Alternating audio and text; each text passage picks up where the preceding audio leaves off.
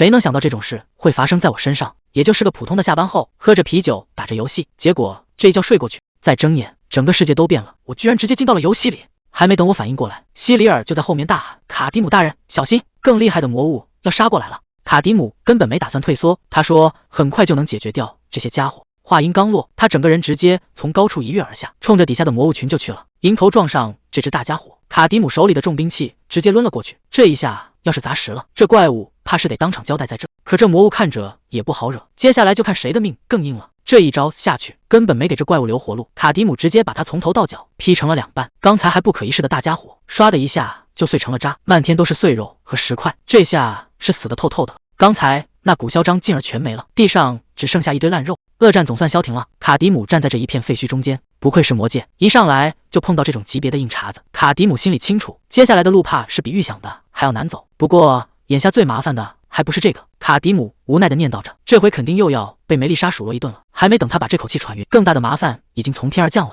果然不出所料，梅丽莎这嗓门隔着老远就传过来了，她气得不行，说早就告诉过卡迪姆，别一个人就这么冒冒失失冲出去。就在这时候，盖尔把剑拔了出来，叫住了还在发火的梅丽莎。现在可不是吵架的时候，盖尔直接冲进怪堆里，刷刷几下就把剩下的魔物全给收拾了。他头也不回地提醒梅丽莎，要训卡迪姆也得等打完再说，眼下先把这些杂兵清理干净才是正事。盖尔这人就是这样，话不多说，剑先到位。他觉得现在吵架没用，先把这些怪物清理干净才是正事。梅丽莎虽然嘴上还在抱怨，说盖尔这英雄主义真让人头大，但手里的火球可没闲着，该出手时一点都不含糊。希里尔在一旁默默祈祷，他心里全是卡迪姆的安危，总觉得卡迪姆为了大家实在是太拼命了。就在怪物要偷袭的一下子，戈登及时赶到了，这下后顾之忧也没了。他还顺便安慰了希里尔一句，让他别太担心。戈登倒是看得开，他说卡迪姆这么做肯定有他的理由。希里尔听完也觉得自己是不是操心过头了，既然大家都这么想，那就先把眼前的怪物清理干净，剩下的事打完再说。话音刚落，卡迪姆那边已经打疯了，这爆发力简直没谁了，挡在前面的怪物全被他轰成了渣。这就是卡迪姆作为讨伐魔王的勇者小队先锋，他可不是一个人在战斗。盖尔、戈登、梅丽莎还有希里尔这帮人聚在一起，就是为了彻底终结那个大魔头。卡迪姆现在的名号确实响当当，荒野之神阿塔拉麾下的最强战士，但这只是他这辈子的身份。其实他身上藏着一个谁都不知道的秘密，就在他的眼睛里藏着另一个人的影子。谁能想到呢？这个在战场上杀疯了的狂战士，以前竟然是个卑微的打工人。说白了，他这就是穿越进游戏里了，在这个到处是岩浆的鬼地方，他得想办法活下去。剧本其实挺简单的，无非就是勇者拿了神器，找齐了伙伴，最后去把大魔王给干掉。看看这些密密麻麻的怪物，长得一个比一个恶心，这要是换成普通人，估计连站都站不稳。可能有人觉得能跟这些厉害角色一起冒险，那是挺带劲的一件事，但对卡迪姆来说，这可不是闹着玩的。对于一个连鸡都没杀过的现代人来，在这个鬼地方生存，简直就是一种折磨。卡迪姆仰头灌下一大口魔物血，这味道肯定好不到哪去，但为了活命，他没得选。这个世界实在是太残酷了，到处都是这种长相狰狞的怪物，稍微慢一点就会被撕成碎片。就在这时，卡迪姆触发了是血狂战士的特质，只要喝下魔血，就能在短时间内获得爆发性的力量。现在的他已经彻底进入了战斗状态，这股力量一旦释放出来，谁都拦不住。再坚持一下，只要把眼前这些杂碎全清理掉，这苦日子就算到头了。卡迪姆现在只有一个念头，就是彻底离开这个鬼地方，哪怕代价是把自己变成怪物。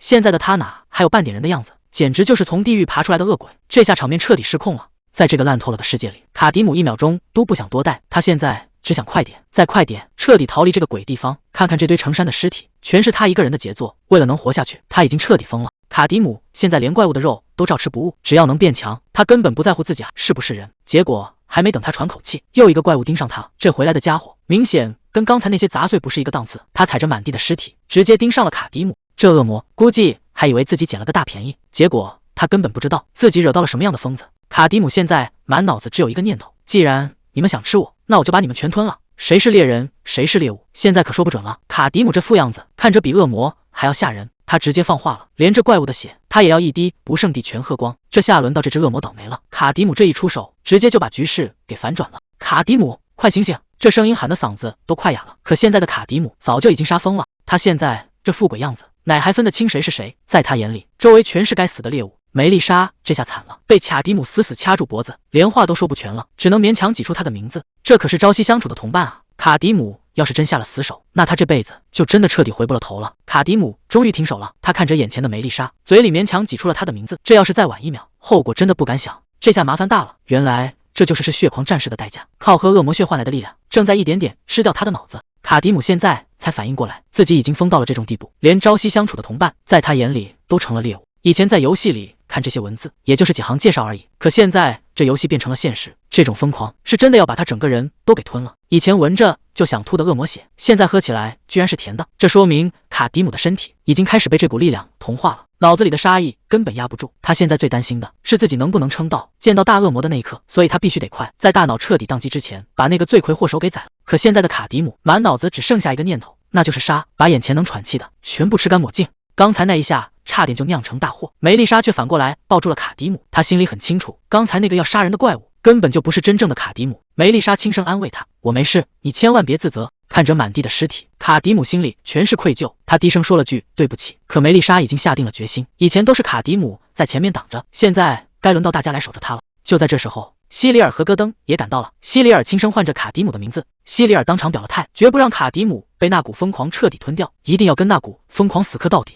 戈登更是直接放了狠话，要是卡迪姆真敢彻底失控，他就算动手也要把人给做清醒。就在这时候，盖尔也迈着步子走了过来。既然大家已经缓过劲了，那就没理由再继续耽搁，毕竟要对付那个大恶魔，光靠一个人肯定没戏。盖尔直接伸出了手，这下大家总算重新拧成了一股绳。看着盖尔伸过来的手，卡迪姆终于不再是一个人硬扛，这只手一握，代表大家正式把命交到了对方手里。虽然每个人都快到了极限，身体和精神都快散架了，但为了那个最终的目标，这支队伍还是咬着牙继续往前走。日子一天天过去，谁也没想到这一路走得比想象中还要惨烈。就在大家以为快到头的时候，盖尔突然大喊一声：“卡迪姆！”这声音听着就不对劲，顺着他的视线看过去，卡迪姆整个人已经彻底变了样。他高高举起手里的武器，难道最担心的事还是发生了？谁也没想到，卡迪姆这一刀竟然是冲着那个怪物去的。这一击威力大的惊人，直接把那家伙给劈成了两半。看来卡迪姆还没丢掉理智，他知道自己该砍谁。看着眼前的怪物倒下，盖尔总算松了一口气，他感叹了一句：“啊，终于结束了。”可这真的就是终点吗？还没等大家反应过来，那巨大的身躯就带着排山倒海的气势，直接砸向了地面。这一下，整片大地都跟着晃个不停，漫天的烟尘瞬间把一切都给盖住了。等风沙稍微散去一点，梅丽莎一个人站在废墟前，看着眼前这腐烂摊子，梅丽莎紧紧抱着怀里的书，小声问了一句：“真的结束了吗？”就在这时候，一只手稳稳地搭在了她肩膀上。戈登看着这一片狼藉，总算松了口气，说：“托神灵的福，看来是结束了。”梅丽莎刚想跟卓重复一遍，可话还没说完，眼前的景象就全变了。一道刺眼的白光唰的一下从废墟里冲了出来，这白光晃得人根本看不清路。希里尔在地上挣扎着，急得大喊：“到底出什么事了？”他现在满脑子只有一个念头：卡迪姆大人呢？他在哪？就在这一片混乱里，一阵沉重的脚步声响了起来。卡迪姆连头都没回，就这么一个人直勾勾地走进了那团光里。盖尔在后面嗓子都喊哑了：“快停下！卡迪姆，里面到底有什么？谁也说不准。你疯了吗？就这么硬闯进去？”卡迪姆突然停下了脚步，就这么背对着大家，一句话也没说。他慢慢侧过头，看着身后这群并肩作战的伙伴，这眼神就像是在做最后的告别。卡迪姆轻声说了一句：“能和你们一起战斗，而不是隔着屏幕看着，是我的荣幸。我的战友们再见了。”说完这句话，他头也不回的彻底消失在了那片白光里。盖尔拼了命地伸出手，想把卡迪姆拽回来，可这只手终究还是慢了一步。盖尔绝望的大喊：“卡迪姆，快停下！”可回应他的只有那团越来越亮的白光，唰的一下，光芒彻底炸开了。等这阵强光散去，周围的一切都变了样，原本的废墟不见了，取而代之的是一片荒凉的山脊。希里尔这下是彻底撑不住了，整个人瘫在这一片荒凉里，连站起来的力气都没了。看着这满天的光柱，他只能一遍又一遍地喊着那个名字：卡迪姆。可那个男人再也不会回头了，他就这么踩着光，一步步走向了未知的深处。这串脚印留下的不只是离别的背影，更是要把过去的一切都彻底甩在身后的决绝。卡迪姆又回到了这片黑暗里，和当初穿越过来的时候一模一样，一点都没变。他已经在盘算回去之后的生活了，先喝一罐冰啤酒，再回床上踏实睡一觉。至于这种中世纪奇幻游戏，他这辈子都不想再碰了。虽然没能和盖尔他们好好告别，心里确实有点不是滋味，但这就是现实。那些并肩作战的伙伴，以后再也见不到了。从这一刻开始，那个阿塔拉的伟大战士卡迪姆就要彻底消失了。只要跨过这道光，就能回到现实世界了。卡迪姆等这一刻等了太久，只要走过去，这该死的游戏就彻底结束了。可就在这时候，情况突然不对劲了，这一定是梦吧？这种事怎么可能发生呢？结果呢？现实给了他最狠的一巴掌，这根本不是什么出口，而是另一个深渊的开始。卡迪姆直接笑出了声，这哪是解脱啊？这简直就是老天爷在当面抽他的大嘴巴子。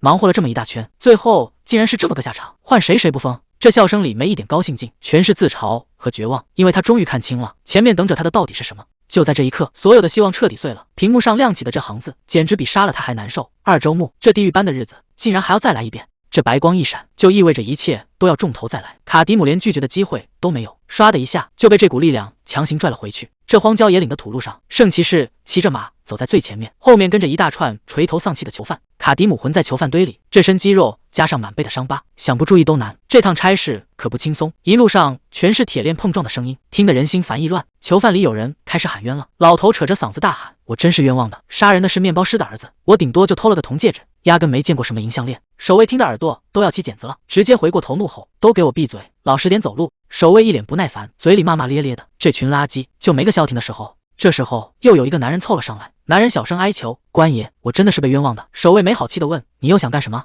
男人赶紧解释：“我从来没卖过恶魔副产品，肯定是有人故意栽赃我，求求您了，让我见见那个搜我包的人吧。”守卫盯着他，一句话没说。男人心里其实很清楚，有些人为了凑业绩，什么缺德事都干得出来，这下恐怕是凶多吉少了。圣骑士心里直犯嘀咕，年纪轻轻就干这种事，真是没谁了。不过再年轻那也是圣骑士，稍微出点差错，自己这颗脑袋就保不住了。守卫这下火了，直接冲着商人吼：“你胆子不小啊，连圣骑士大人的话都敢怀疑！”商人吓得赶紧摆手，连声说不敢。守卫摆摆手，让他滚回去，还假惺惺的安慰：“只要你是清白的，到时候自然会放了你。”可等商人一转身，守卫心里全是不屑，既然是圣骑士亲手抓的人，这倒霉蛋肯定活不成了，下辈子投个好胎吧。商人的试算是翻篇了，但守卫的目光又落在了另一个人身上。看看这体型差，前面的囚犯跟卡迪姆一比，简直就像个没发育的小鸡仔。周围的人都在纳闷，这种怪物级别的野蛮人到底是怎么被抓回来的？卡迪姆这会儿也一脸懵，完全搞不清楚现在的状况。这具身体虽然感觉很熟悉，但以前练出来的力量全不见了。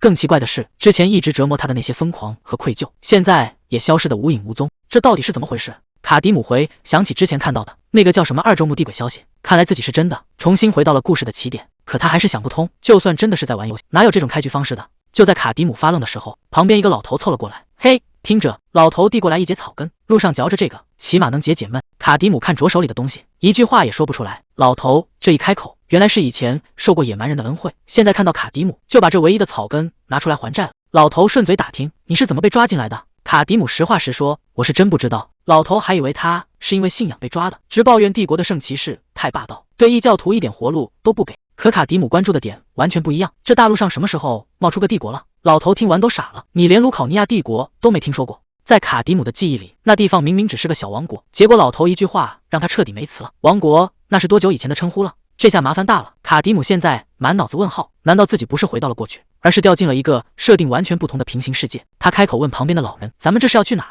老人叹了口气，估计是去帝国的首都卢考尼亚。到了那儿，我们这些人得去见审判官，但你这种异教徒，恐怕直接就被送进异端审问局了。卡迪姆倒挺乐观，要不立马掉脑袋，那就算运气不错了。这话差点没把老人给噎死，这算哪门子运气？那帮审问官全是疯子，最喜欢的就是折磨人。像你这种野蛮人落到他们手里，那就是个活玩具，他们会变着花样让你求生不得，求死不能。这下卡迪姆才意识到自己把事情想得太简单了，接下来的路恐怕比死还要难受。刚才还在说话的老头，这下是彻底没命了。圣骑士这一枪就是为了杀鸡儆猴，他举着长枪大喊：“都给我听好了，敢侮辱代理人的人，只能用死来赎罪！”处理完老头，圣骑士骑着马慢悠悠地晃到卡迪姆面前，他冷冷地问：“喂，那个野蛮人，刚才的骚乱是你搞出来的？”圣骑士指了指地上的尸体，不想死就赶紧跪下求饶，只要你肯低头，我就留你一条狗命。看着刚才还跟自己说话的人，就这么死在面前。面对这种威胁，卡迪姆不仅没跪，反而露出了这种表情，这下彻底把对方惹毛了。圣骑士哪受过这种气？一个异教徒竟敢嘲笑圣骑士，这在他眼里就是赤裸裸的亵渎。他二话不说，骑着马直接一剑刺了过去，这摆明了是要卡迪姆的命。可接下来的发展，谁都没料到，卡迪姆连躲都没躲，就这么空手接住了白刃。圣骑士使劲想把剑拔出来，结果那把剑就像长在卡迪姆手里一样，根本动弹不得。圣骑士大喊着让他放手，卡迪姆倒是挺听劝，既然你这么想要，那就还给你。卡迪姆这一松手，圣骑士整个人差点从马上栽下来。圣骑士气急败坏的大吼：“你这该死的异教徒，我现在就送你去见上帝！”还没等他把话说完，卡迪姆已经跳到了半空中，这一拳砸下去，方圆几里的地皮都跟着颤了三颤。刚才还威风凛凛的圣骑士，现在连人带马全趴下了。圣骑士这下是彻底踢到了铁板，连站都站不起来了。谁能想到，一个手无寸铁的野蛮人，竟然能把圣骑士打成这副德行？卡迪姆就这么站在原地，看折倒在地上的对手，一句话也没说。圣骑士挣扎着爬起来，嘴里还在骂骂咧咧。那个肮脏的异教徒竟然敢伤害神的代理人！他摇摇晃晃地站稳，重新抓起了长枪。卡迪姆心里很清楚，圣骑士毕竟是圣骑士，就算是个新人，刚才那一拳也要不了他的命。就在这时，圣骑士突然把长枪高高举起，这架势明显不对劲。卡迪姆也察觉到了对方身上散发出的气息跟刚才完全不是一个量级。圣骑士大声呼唤着：“永恒之光的主人埃尔加大人！”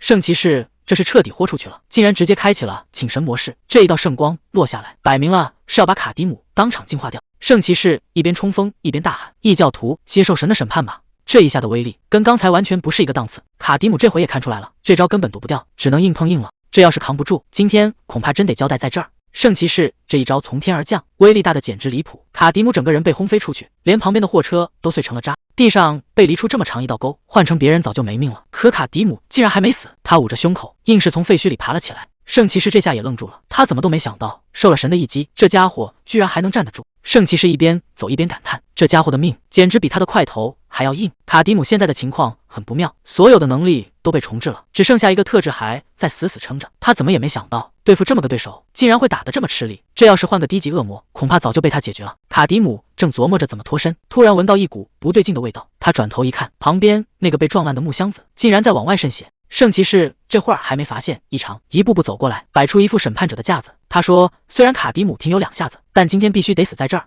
就在圣骑士准备动手的时候，那股味道终于飘到了他面前，这下可把他恶心得够呛，连话都说不全了。看着圣骑士这副狼狈样，卡迪姆反倒笑了起来。谁能想到这破箱子里藏着的东西，竟然成了最后的变数。卡迪姆突然放声大笑，这笑声听得圣骑士心里直发毛。圣骑士气急败坏的吼道：“死到临头了，你到底在笑什么？”卡迪姆冷笑一声：“你口口声声信仰的神，看来选的是我，而不是你这个菜鸟圣骑士。”话音刚落，卡迪姆一把抓向那堆废墟，直接从烂掉的箱子里拎出了一个血淋淋的怪物脑袋。这血腥的一幕把自诩高贵的圣骑士恶心得够呛，可对卡迪姆来说，这才是他翻盘的本钱。随着这颗脑袋露面，卡迪姆身上的伤疤竟然有了反应。卡迪姆的眼神全变了，这可不是什么普通的战利品，而是他绝地反击的最后底牌。看着这颗还在滴血的脑袋，卡迪姆笑得异常灿烂。圣骑士恐怕做梦都想不到，这原本要运走的货物，竟然成了卡迪姆的救命稻草。谁能想到，卡迪姆竟然直接把怪物的脑袋当成了水壶，这恶魔的血喝下去，正常人早就没命了。可他不仅没倒下，反而更像个怪物了。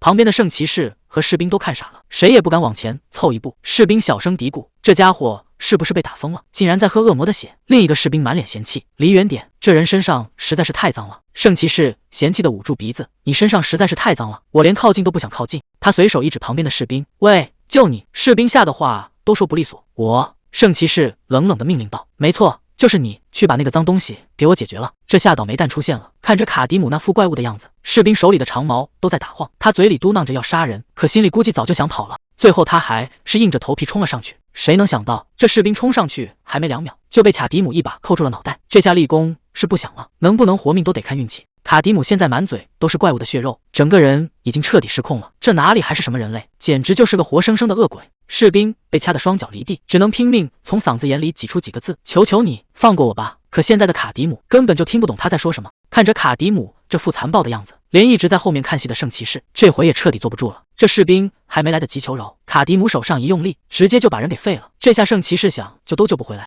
看来刚才那只恶魔等级不高，除了让力气变大点，也没什么特别的加成。不过对现在的卡迪姆来说，这点力量已经足够了，只要能从这支队伍里逃出去，干什么都行。何止是够了，简直是绰绰有余。卡迪姆仰天发出一声咆哮，这下他是彻底不装了，体内的恶魔血已经完全烧了起来。谁要是现在敢拦在他面前，下场估计比那个士兵还要惨。这帮当兵的哪见过这种阵仗，一个个吓得魂都没了，嘴里嘟囔着怪物，连手里的家伙石都拿不稳了。带头的士兵把枪一扔，扭头就开始逃命。原本整齐的队伍一下子全乱套了。圣骑士在后面看得火冒三丈，他扯着嗓子大喊：“不许退，都给我围上去！”卡迪姆现在没武器，还带着伤，这可是立功的好机会。为了稳住军心，圣骑士甚至搬出了军法，谁要是敢当逃兵，回去就等着掉脑袋吧。在他看来，卡迪姆已经是强弩之末了。圣骑士大声指挥着，只要再多捅他几下，这小子肯定死定了。可谁能想到，卡迪姆反手就扔过来一个怪物头，圣骑士连躲的机会都没有，直接被砸飞了出去。这一下摔得可不轻，圣骑士挣扎着爬起来，等他看清地上的东西，整个人都懵了。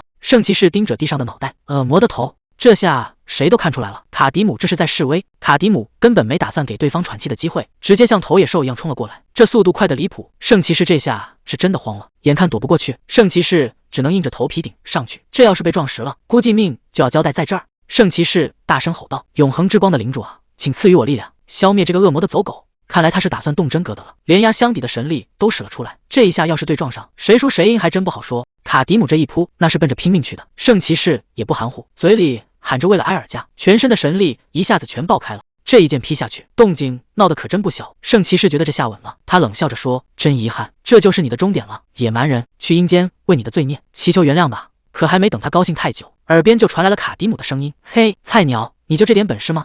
圣骑士这下彻底没招了，他怎么也没想到对方竟然强到了这种地步。还没等他反应过来，卡迪姆直接徒手抓住了剑刃，这把神力加持的武器，现在连拔都拔不出来。既然你打完了，那现在该轮到我了。卡迪姆这一拳下去，圣骑士整个人直接飞了出去。这下别说还手了，能不能保住命都得看运气。卡迪姆这拳头跟雨点一样砸在圣骑士身上，圣骑士这下彻底怂了，他求饶说：“住手，我错了，求你饶了我这次吧。”卡迪姆这回算是收手了，他一句话没说，直接转身就走。圣骑士还在那儿装可怜，嘴里不停地说着谢谢。可等卡迪姆走远了，这家伙立马就变了脸。愚蠢的蛮族混蛋，看来这教训还是给的不够重啊！圣骑士躺在地上，嘴里还在不干不净地骂着：“你给我等着，这笔账迟早要算清楚。”他这会儿还没意识到问题的严重性，心里还盘算着要替埃尔加报仇。可就在这时候，他突然发现不对劲了，一阵刺耳的金属摩擦声从旁边传了过来，这脚步声越来越近。圣骑士抬头一看，这下麻烦大了，本以为已经走远的人居然又折回来了，这下圣骑士是真的彻底没戏了。卡迪姆这回是真的动了杀心，他一边走一边冷笑：“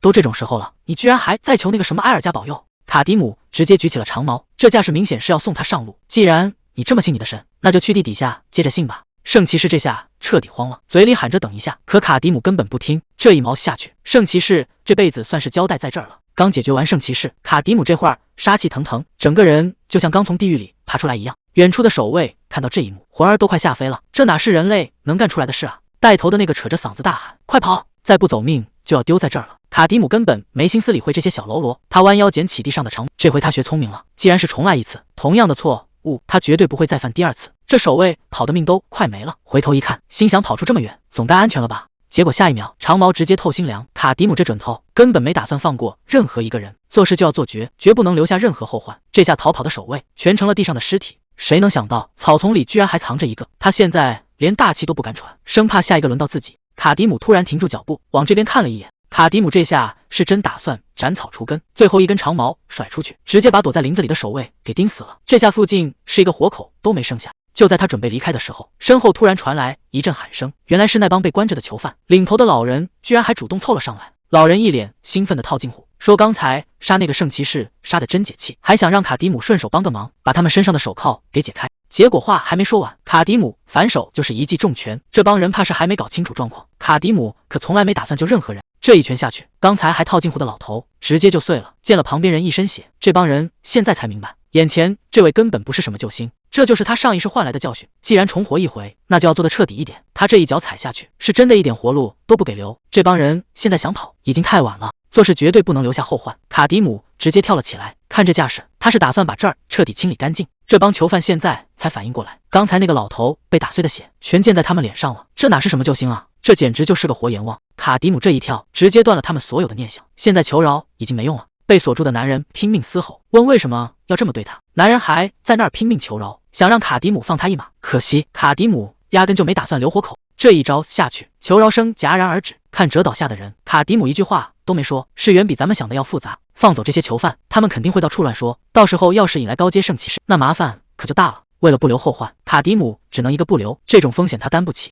就在这时，地上竟然还有个活口，商人死死盯着卡迪姆，你这个异教徒！这已经是最后一个了。商人被吓得语无伦次，只能抱着头大叫。卡迪姆根本没打算废话，手里的长矛沾满了血，只要这一下，所有的秘密就都埋进土里了。商人还在拼命求饶，大喊着自己是无辜的。卡迪姆手里的动作停了一下，看着眼前这个求生欲拉满的人，他到底会怎么选？这男人为了活命，那是真的一点尊严都不要了，拼了命地求饶，说自己真的是被冤枉的。卡迪姆可不吃这一套，直接问他凭什么让你活？商人赶紧把底牌全亮了出来，说家里还有老婆孩子，自己纯粹是倒霉才被抓进来的。卡迪姆也看出来了，这人确实是个无辜的倒霉蛋，但这并不能成为放人的理由。只要他活着，秘密就有可能泄露。就在这生死关头，商人突然吼出了一个词：向导，你难道不需要向导吗？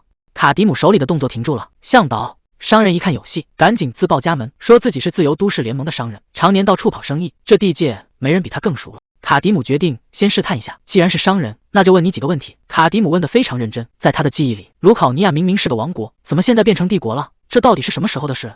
这话一出口，商人整个人都懵了，这种常识居然还要问。他盯着眼前的卡迪姆，心里冒出一个大胆的想法：这个野蛮人难道是从很久以前来的？商人心里直打鼓，要是卡迪姆真从山那边来的，那他可能已经跟外界断绝几百年。卡迪姆看他半天没动静，直接问他怎么不说话。商人吓得赶紧开口说：现在是帝国历248年，自从开国皇帝建立帝国到现在，已经过去200多年了。在那之前，卢考尼亚确实是个王国。卡迪姆听完，接着问了一句：那换成月历又是哪一年？商人这下更懵了，说那都是老黄历了，现在根本没人用。真要算的话，差不多是1130年左右。卡迪姆这下彻底没话了，曾经全大陆通用的历法，现在居然成了没人要的古董。这中间差出来的可不是几十年，而是整整一个时代。卡迪姆没打算停下，接着抛出一连串问题：大陆现在到底什么样？埃尔加教会呢？还有魔戒又是怎么回事？商人这下彻底傻眼了，这些事在现在可是人尽皆知，他只能硬着头皮解释：300年前卢考尼亚确实统一过，但现在整个大陆已经裂成了3块。至于那个埃尔加教会，是靠着当年的大爆发才发了家，一步步爬到了今天这个位置。可一提到魔戒，他的语气都变了，说那地方就是个死地，只要进去了，就没见谁能活着出来。卡迪姆这下是真的坐不住了，没人能从魔戒回来，这和他记忆里的世界简直是天差地别。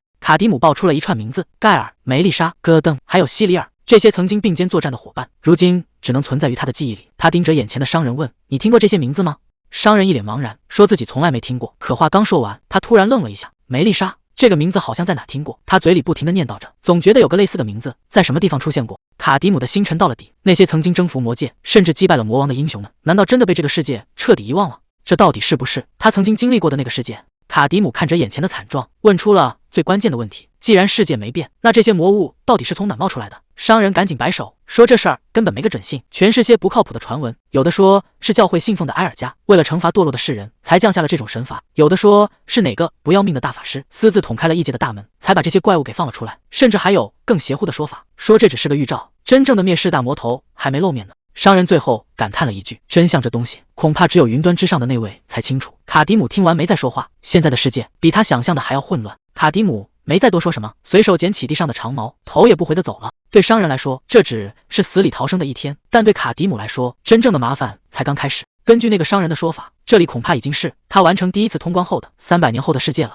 这下事情彻底大条了，他不仅被原本生活的世界抛弃，就连这个好不容易安顿下来的地方也变得陌生的可怕。脑子里的那些情报早就成了几百年前的老古董，而那些不久前才刚分开的战友们，恐怕也早就化成了灰。在这片完全陌生的土地上，卡迪姆成了唯一的幸存者，也是唯一的异类。盖尔、梅丽莎、戈登还有西里尔，这些曾经最可靠的战友，在这个时代早就已经变成了一捧黄土。卡迪姆心里只剩下一个念头：难道还要再经历一次吗？那种没完没了的屠杀，那种靠喝魔物血来压制疯狂的日子，就算拼了命再次打到结局，谁能保证真的能回到现实？结果到头来，那个该死的神又给他开了个2周目假，这还没完，后面可能还有3周目、4周目，这根本就是一个永远逃不出去的死循环。卡迪姆这下是真的累了，既然这日子没个头，那他干脆不玩了。邓肯整个人都傻了，刚才还威风凛凛的人，怎么突然就开始寻短见了？卡迪姆想得很明白，要是再这么稀里糊涂的走下去，除了留下更多遗憾，什么都改变不了。既然横竖都是个死，那不如就在这儿做个了断。邓肯急得大喊：大人，您这是要干什么呀？卡迪姆根本没理他，对他来说，现在就是解脱的最好时机。这一下要是扎进去，这该死的轮回是不是就能彻底结束了？卡迪姆现在只求一件事，希望死后的世界别再是一个写着游戏结束，却根本没有出口的鬼地方。就在这生死关头，一段早就该忘掉的对话突然蹦了出来：等打败了大魔王之后，你打算干点什么？梅丽莎抱着他那本书，语气里全是憧憬。也许我会建一座塔，专门用来培养魔法师。就在卡迪姆准备自我了断的时候，一个名字唰的一下，让他整个人都清醒了。卡迪姆死死盯着商人：你刚才说你听过梅丽莎这个名字？邓肯被吓得够呛，结结巴巴的回答：啊，是的，我不太确定，但第一任塔主好像就叫这个名字。这下卡迪姆死都不想死了，他一把就住邓肯：那座法师塔在哪儿？邓肯赶紧交代：在大陆东边的自由城市联盟，一个叫维斯塔纳的地方。可问题是，他们现在在帝国中部的领地，就算现在立刻出发，最快也要走上2个月。卡迪姆这下是真没脾气了，本来都打算一走了之，结果偏偏听到了那个名字，该死的，为什么要在这个时候提起他？梅丽莎那张笑脸一出现，卡迪姆知道这下想死都死不成了。他转头盯着邓肯：带我去法师塔，走最快的那条路。邓肯一听就妈了：大人，我家里还有老婆孩子呢，这一趟少说的走好几个月，我真耽误不起啊。卡迪姆可没打算跟他商量，他一把揪住商人：既然这样，那我就用我最拿得出手的东西来当你的报酬。邓肯哆哆嗦嗦地问：大人，您说的报酬到底是什么？卡迪姆盯着他，冷冰冰地吐出2个字：你的命。这下邓肯彻底老实了，这哪是给报酬，这分明是最后通牒，要么带路，要么现在就死。卡迪姆根本不给他犹豫的机会，赶紧去找钥匙，把手铐开了，带上你需要的东西，我们马上出发。邓肯哪敢说个不字，只能乖乖照办。卡迪姆顺手从地上捡起一把圣剑，虽然比不上那些受过祝福的神兵利器，但对他来说，这东西已经足够派上用场了。只要配合他的特殊天赋，就算是这种破铜烂铁，也能被他锻造成杀人的利器。虽然他心里最想要的还是那个圣骑士留下的长矛，但眼下这情况，也只能先凑合用了。卡迪姆盯着那把长矛，心里别提多遗憾了。这种被祭司祝福过的玩意儿，除了圣骑士本人，谁拿谁倒霉。要是能把以前那把斧头带过来，哪至于像现在这么寒酸。不过眼下也没得挑了。邓肯倒是想得开，背起行囊，觉得只要能活命，当个向导也没什么大不了的。可他一回头，整个人都愣住了。卡迪姆竟然在收集怪物的黑血。卡迪姆可没心思解释，把水壶往腰上一挂，长剑入鞘。既然准备好了，那就出发吧。目标只有一个，那就是法师塔。邓肯背着沉重的行囊，深一脚前一脚的往前挪。卡迪姆倒是走得稳当，这一趟远门注定不会太平。两人就这么一路向西，把那些烂摊子全甩在了脑后。可这荒郊野岭的，总让人觉得没那么简单。成群的乌鸦在头顶乱飞，像是在给谁送终一样。那把圣骑士留下的长矛还孤零零地立在原地，这地方怕是再也没人敢回来了。几天时间一晃而过，这地方除了乌鸦，连个活气儿都没了。原本该回去的人迟迟没露面，搜救队终于是找过来了。可眼前的景象让所有人都心里一凉。埃达看着这一地的狼藉，语气沉重的汇报：不管是守卫还是囚犯，全都被灭口了。赫利亚盯着这片废墟，直接给埃达下了死命令，哪怕是掘地3尺，也得把线索给我找出来。赫利亚心里清楚，这事儿要是只回一句全部死了，大主教那边根本没法交代。埃达赶紧领命，这烂摊子必须得查个水落石出。看着地上的惨状，赫利亚忍不住骂了一句：到底是哪来的疯子，连圣骑士都敢动？关键这死的还是大主教的心腹，不管这帮垃圾是谁，这笔账他们是还定了。夜深人静，卡迪姆一个人在荒郊野外扎营，这胆子也是够大的。火堆都快灭了，他倒是一点防备都没有，就这么大喇喇的躺在地上，看着满身的伤疤，就知道他以前没少遭罪，现在好不容易能歇口气。这大半夜的，邓肯在林子里拼了命地跑，邓肯嘴里还念叨着，总算逃出来了，得跑得越远越好。可这荒郊野岭的，他真以为自己能跑得掉吗？就在他以为安全的时候，有些事恐怕早就注定好了。邓肯心里清楚，一个人在外面晃荡太危险，能找个伴儿确实不错。可问题是，这个叫卡迪姆的男人根本就不是个正常人，他可是个生吞恶魔的野蛮人，一个人就能解决几十个壮汉。邓肯现在卑微到了极点，又是送吃的，又是要生火，就差把卡迪姆当祖宗供起来了。可不管他怎么献殷勤，卡迪姆始终一言不发，这气氛尴尬到了极点。这个野蛮人从头到尾一句话都没有，谁也不知道他到底在想什么。卡迪姆这人话少得可怜，除了必要的交流，他根本不让别人多问一句。邓肯在一旁观察了半天，却发现自己根本看不透这个男人。在他眼里，卡迪姆根本不像个人，更像是一头随时会暴起的野兽。这种日子简直就是煎熬。邓肯觉得自己每天都像是在狮子嘴里表演杂技，随时可能丢了性命。如果只是脾气古怪也就算了，邓肯咬牙还能忍，可接下来的事才真的让他彻底崩溃。卡迪姆这身体素质简直不是人，他在前面走得飞快，邓肯在后面背着大包，累得气都要喘不匀了。结果卡迪姆回头看了一眼，语气冷得像冰块：太慢了，这个野蛮人的行军速度根本就不是普通人能跟上的。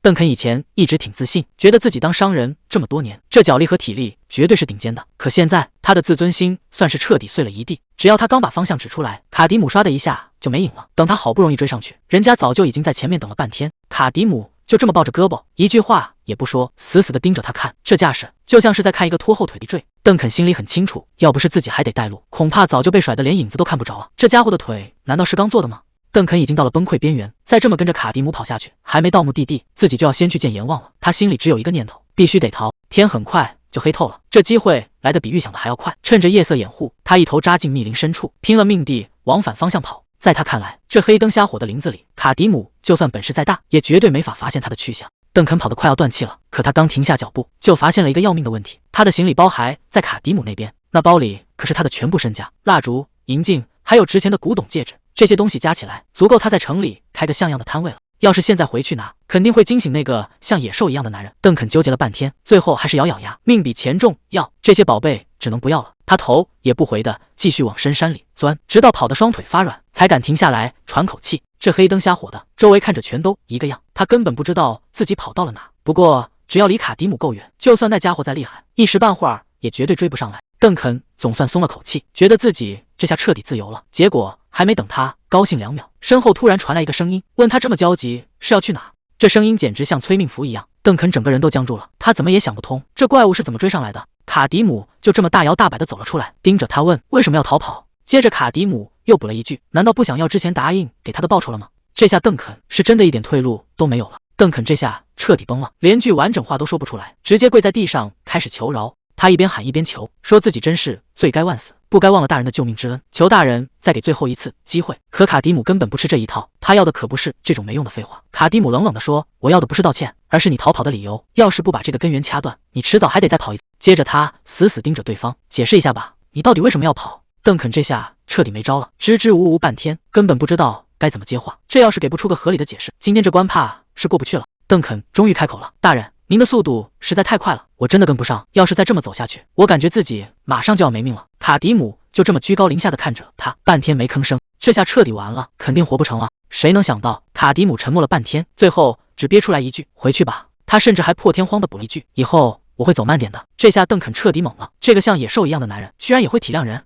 邓肯站在原地半天没动弹，他怎么也想不到，这尊杀神居然真的转头就走，还说以后会等他。天很快就黑了，两人在林子里升起了火堆。邓肯这会儿倒是睡熟了，可这觉睡得一点都不安稳。他在梦里还在不停的求饶：“大人饶命，我真的错了，求求您放过我吧。”看来这一路上的折磨真把他吓得不轻，连做梦都在想怎么活命。卡迪姆坐在一旁听着这些胡话，心里也开始反思，原来赶路太快全是第一周目留下的老习惯，这下可好，把人给吓成这样，接下来的路怕是更不好走了。卡迪姆盯起火堆，想起了以前在魔界玩命的日子，那时候每一秒都像是在被死神追着跑，根本不敢有半点耽搁。在那片荒凉的鬼地方，别说安稳觉了，连口干净水都是奢侈品，生存环境简直恶劣到了极点。当时梅丽莎和希里尔也一直跟着他，为了活下去，卡迪姆只能靠喝魔兽的血来换取力量。可这种力量是有代价的，他随时都可能被体内的疯狂彻底吞噬。为了在发疯前完成任务，他们只能没日没夜地赶路，连吃饭睡觉的时间都得省出来，就怕慢一步，一切就全毁了。卡迪姆长舒了一口气，看看现在周围既安静又安全，吃的喝的也都不缺。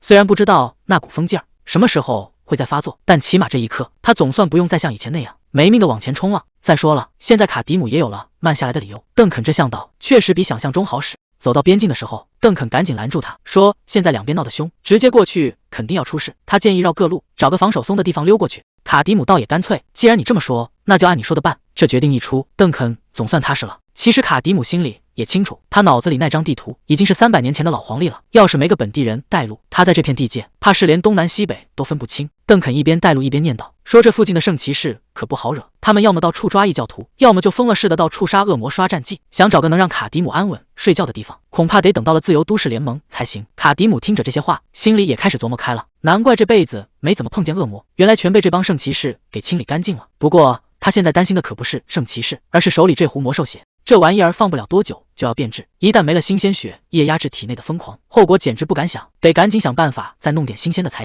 天色渐渐暗了下来，两人正走着，卡迪姆突然察觉到不对劲。邓肯抬头一看，前面竟然冒出来个村子，这地方看着挺简陋，估计就是个靠天吃饭的穷山村。邓肯赶紧提议：“大人，咱们今晚就在这儿歇脚吧，顺便还能弄点吃的。”可卡迪姆却没急着迈步，他盯着远处的村子，语气一下子沉了下来。不对劲，这大晚上的怎么一点灯火都没有？邓肯还没反应过来，卡迪姆又补了一句：“现在可是傍晚，村子里竟然死气沉沉的，大门就这么敞着，里面黑漆漆一片，这哪像是住人的地方，简直就像个张着大嘴的陷阱。”邓肯看着那敞开的大门，心里直打鼓，这地方该不会是个荒村吧？卡迪姆可没心思在这儿瞎猜，不进去看看怎么知道？这话可把邓肯吓坏了，他赶紧拦着，万一里面有恶魔或者怪物，把村民全吓跑了怎么办？可卡迪姆根本没打算停下，这村子安静的确实有点过头了。邓肯还在后头犹豫，卡迪姆已经把手搭在了剑柄上，要是真有恶魔或者怪物，那正好，他正愁没地方弄新鲜血液呢。卡迪姆这下可不困了，既然可能有恶魔出没，那这把剑就没理由继续收着。对他来说，这简直是再好不过的消息。这村子里要是真藏着什么怪物，那今晚谁才是真正的噩梦，可就不好说了。大半夜的，卡迪姆带着邓肯进了一个村子，可这地方安静的有点过头了。邓肯忍不住开口问：“大人，这地方怎么连个人影都没有？到底出啥事了？看着也不像是荒废很久的样子，怎么就一点动静都没有呢？”就在这时，卡迪姆突然停下了脚步，他盯着前面的黑屋子，半天没吭声。邓肯还没搞清楚状况，小声问卡迪姆：“大人，怎么突然停下了？”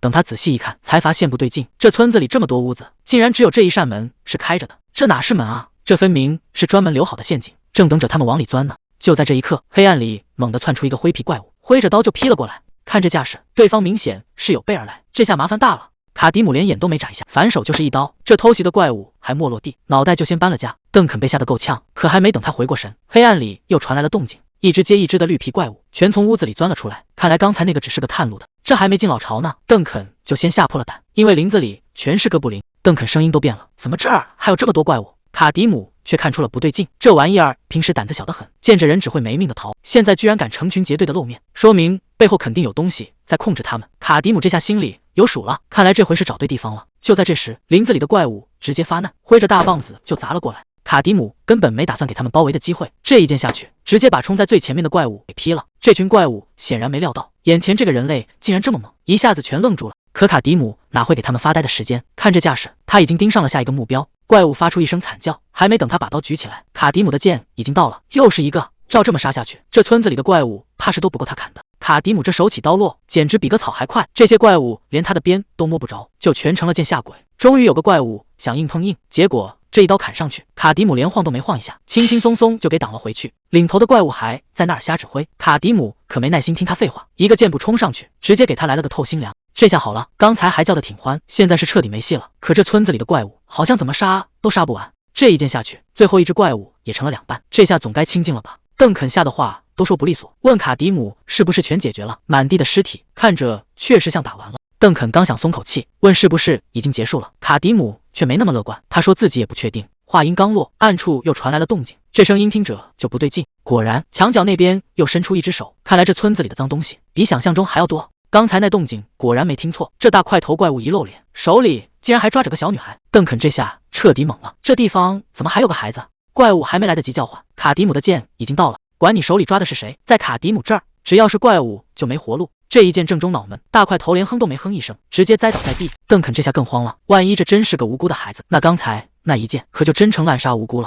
卡迪姆冷冷地回了一句：“不可能。”他走上前，一把扯掉了那孩子的绳子。他说：“只要老实回答，就不会伤着对方。”可话还没说完，这孩子突然变了脸。邓肯还在那儿卖力地哄着，又是拿玩偶又是糖吃，生怕吓着这孩子。这干草片一递过去，小姑娘倒是真不客气，直接就往嘴里塞。邓肯一个劲儿的安慰，说这儿已经安全了。卡迪姆在旁边冷眼瞧着，随口回了一句，说你还挺招小孩喜欢呢。邓肯这会儿也放下了戒备，说想起家里那个淘气儿子了，当爹的心肠都软。可这温馨的气氛还没维持多久，孩子嘴里突然蹦出两个字：妈妈。邓肯这下愣住了，这荒郊野岭的，他上哪儿找妈去？邓肯还在那儿充好人，说叔叔一定帮你找妈。结果这孩子一开口，说自己是被爹妈给扔了。邓肯这下更坐不住了，既然是被爹妈扔的，那刚才把他绑在这儿的到底又是谁？卡迪姆在旁边一句话没说，他心里肯定已经有数了，这事儿绝对没那么简单。就在这时候，远处突然传来一阵急促的喊声，听着像是在找孩子。一个女人举起火把，火急火燎地冲了过来，嘴里还喊着莱尼的名字。邓肯这下彻底懵了，难道这找上门来的真是这孩子的亲妈？这女人冲上来一把抱住孩子，嘴里不停的谢天谢地，看他哭成这副模样，真以为是死里逃生了。可跟着过来的村民们一看到地上的动静，全都当场愣住了。这满地的哥布林尸体，简直像个修罗场。带头的村民举起火把，声音都在发飘。他问：“这全是你们干的？”卡迪姆这会儿正拎着个活口，他连眼皮都没抬一下，直接回了一句：“不是我，是我的剑干的。”这话说得轻巧，可这满地的血腥气已经说明了一切。卡迪姆直接把话挑明了，说这种老掉牙的故事听多了，但还是想听听你们为什么要拿亲生骨肉去喂恶魔。这话一出，这帮村民全都没了动静，一个个低着头，连个屁都不敢放。原来这片林子以前全是哥布林，这帮人因为老家的不行了，一把火烧了林子，硬是在这儿扎了根。当时那些哥布林确实被吓跑了不少。可好景不长，卡迪姆坐在屋里听着，村长说就在前阵子，那些没跑掉的哥布林突然变得不太对劲了。这些哥布林像疯了一样，见人就下死手，村里的人一个接一个倒下，这日子彻底没法过了。大家伙儿最后实在憋不住了，村里的壮丁全拿上家伙，打算去老巢把这帮祸害一窝端了。结果这一去，反而进了鬼门关。谁能想到，洞穴深处竟然守着个大家伙，那根本不是普通的哥布林，而是一个浑身通红的恶魔。这下别说报仇了，连还手的念头都不敢有。为了能活命，这帮人最后只能跪地求饶。可这恶魔并没打算杀他们，反而提出了一个更让人绝望的要求。他下周就要进村，让每家每户都交出一个最没用的孩子当祭品。这话一出，旁边的邓肯彻底听不下去了，他大声质问这帮村民：难道之前的孩子全被带走了？那可都是不到10岁的娃啊！可村长不但没觉得羞愧，反而扯着嗓子吼了回来，说不教这些小的，难道要教家里的壮劳力，或者是快出嫁的闺女吗？邓肯提议大不了搬走，可村长根本不听，在他眼里，这块好地比人命更值钱，要是现在走了，全村人都得跟着饿死。卡迪姆这暴脾气，一下子就把桌子给掀了。这帮人为了保住地，连亲骨肉都能豁出去，简直没法沟通。他盯着眼前的村长，冷不丁问了一句：“那个恶魔长了几只脚？”村长被问得一激灵，说：“那恶魔头上根本没脚。”卡迪姆一听就心里有数了，没脚说明等级不高，就是个普通货色，收拾起来应该不费劲。既然这样，那就没什么好犹豫的了。卡迪姆直接拿上家伙，让男人在前面带路。这话把几个村民给问住了，带路带去哪儿啊？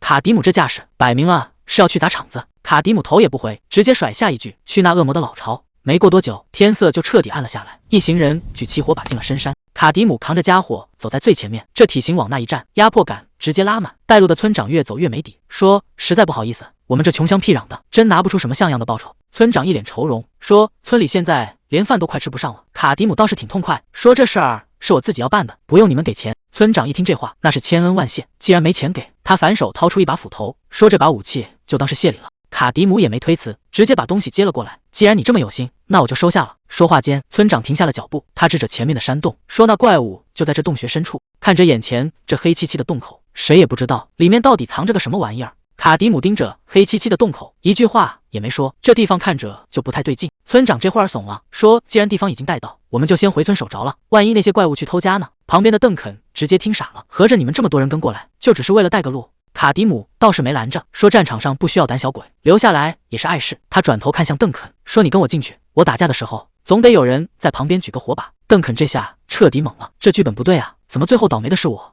两人就这么一前一后进了山洞，卡迪姆这身板在火光下看着就让人心里踏实。邓肯一边走一边纳闷，问卡迪姆说：“大人，你为什么不骂那些村民？他们为了活命，连亲生孩子都能拿去喂恶魔，刚才还像缩头乌龟一样跑。”卡迪姆没接这茬，反而问了他一个问题：“你见过活着的恶魔吗？”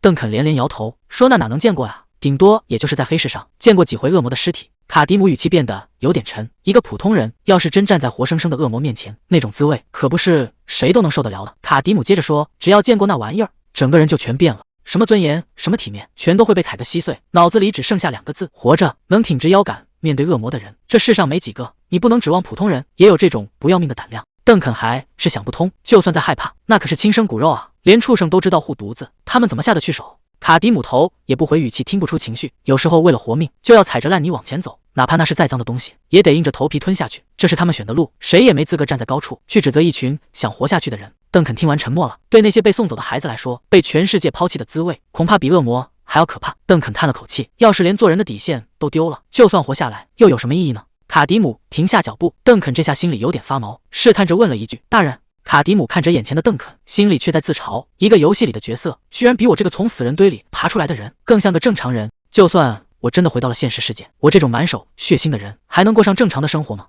邓肯看卡迪姆半天没动静，还以为自己说错话了，赶紧换了个话题：“大人，您觉得那些孩子还活着吗？”卡迪姆沉默了一会儿，给出了一个让人后脊梁发凉的回答：“如果那个恶魔没那么狡猾，也没那么坏的话，那些孩子可能早就没命了。”卡迪姆语气冰冷，要是那恶魔真够阴狠，他绝对会留着那些孩子的命。这话听得邓肯一头雾水，活着难道不是好事吗？还没等他想明白，卡迪姆突然抄起旁边的斧头，这一下直接奔着邓肯的脑袋就去了。邓肯这下彻底吓傻了，连着几声大人喊得变了调。这一斧子下去，邓肯的魂儿都快飞了，结果斧头擦着他的头皮，直接扎进了后面的暗处。邓肯还没反应过来是怎么回事，就听见后面传来一声惨叫。原来卡迪姆早就发现了，这黑影里一直藏着，这下真相大白了，被斧头劈中的居然是一只哥布林。可还没等邓肯松口气，黑暗里又冒出好几双红眼睛，这下麻烦大了，他们这是捅了怪物窝了。这群哥布林一下子全冒出来了，密密麻麻的，根本数不清，看这架势是要把两人给生吞了。邓肯这下真麻了，连声问这些怪物到底是从哪钻出来的。卡迪姆倒是稳得很，他反手拔出长剑，冷冷的交代了一句：“把灯拿稳了，照亮他们就行。”话音刚落，卡迪姆脚下一蹬，整个人直接迎着怪物冲了上去。冲在最前面，的哥布林还没看清人影，就被卡迪姆一剑贯穿了脑袋，连惨叫都没来得及发拳，就彻底没气了。卡迪姆这手劲儿大得惊人，一把就死死扣住了哥布林的胳膊，这一下下去，那骨头估计当场就废了。他根本没打算停手，顺势就把这怪物给抡了出去。可就在他准备大干一场的时候，手里的长剑却被挡住了。卡迪姆这才反应过来，这地方全是密密麻麻的石笋，在这种鬼地方根本没法大开大合的挥剑，这下麻烦大了，地形对他完全不利，而对面的哥布林可不会给他喘气的机会，又一波围了上来。在这种窄地方，他该怎么打？既然长剑施展不开，卡迪姆干脆把布条缠在手上，把剑柄和手心死锁在一起。这下除非手断了，否则谁也别想让他缴械。对面的哥布林还在乱叫，觉得人多就能稳赢，结果卡迪姆根本没打算退，既然没地方大开大合，那就直接硬碰硬。这一剑下去，连骨头带脑壳全给削了。卡迪姆就像进了无人之境，在这种窄得要命的地方，他反而成了最恐怖的屠夫。这哪是在打架啊，这简直就是单方面的收割。这群哥布林今天算是彻底踢到铁板了。卡迪姆一眼就瞄到了那把插在尸体上的斧头，既然长剑容易掐住，那就换个更狠的打法，看来这把斧头也得派上用场了。他顺手一拽，直接把斧头拎在手里，这下左手剑右手斧，两边一起开弓，这一斧子下去，哥布林的脑壳当场就裂了。卡迪姆现在是彻底杀疯了，长剑捅穿一个，短斧顺势再劈一个。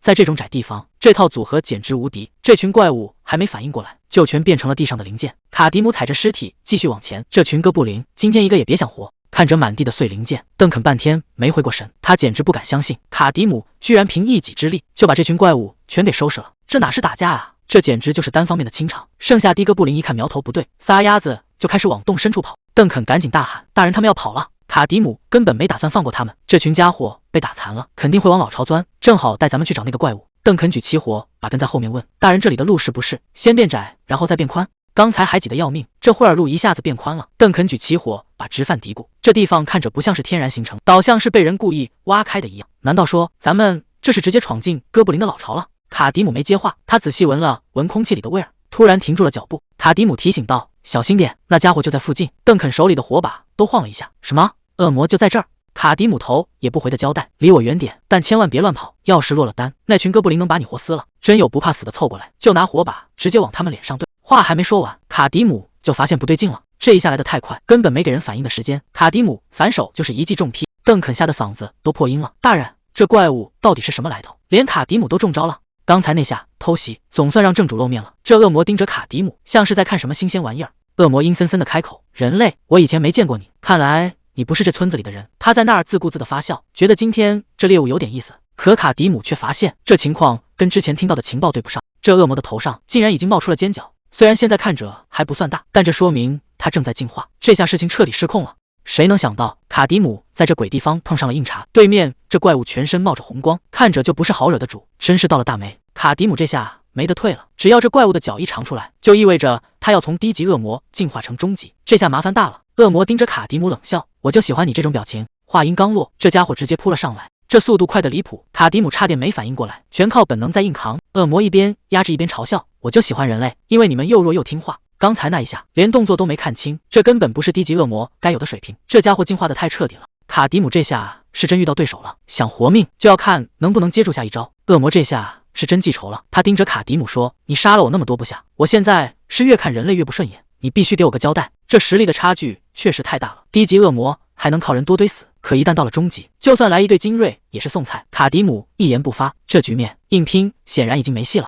结果这恶魔突然变了主意，他指着卡迪姆的胳膊说：“我给你个活命的机会，你自己动手把这只手砍了，再把肉和骨头全吞进肚子里，只要吃得干净，我就饶你一命。”这哪是给机会，这分明是在杀人诛心。卡迪姆心里很清楚，以现在的状态，确实没法跟真正的终极恶魔硬碰硬，但只要他的脚还没长全，这事儿就还有转机。恶魔这会儿等得不耐烦了，在那儿疯狂叫嚣：“你怎么还不动手？是不是没听见我说话？”卡迪姆冷冷地回了一句：“你从刚才开始就吵个不停。”他压根没打算按恶魔说的做，像你这种血包说的话，我一个字都不会听。说完，卡迪姆直接划开了手里的皮带，大量的鲜血一下子涌了出来。这股味道一出来，恶魔当场就慌了，他怎么也想不通，这种东西怎么会出现在人类手里。卡迪姆压根没打算解释，仰起头把那袋血喝了个精光，空袋子随手一扔，这下是真的没退路了。紧接着，一股狂暴的力量直接炸开，现在的卡迪姆已经完全超出了人类的范畴。这股气息一出来，对面的恶魔直接被镇住了。他怎么也没想到，一个人类身上竟然能爆发这种力量。卡迪姆已经做好了准备，虽然这血放的有点久，但好在还能派上用场。不过这种状态撑不了多久，必须在药效消失前解决战斗。恶魔这下是真的慌了，他活了这么久，居然在一个人类面前感到了害怕。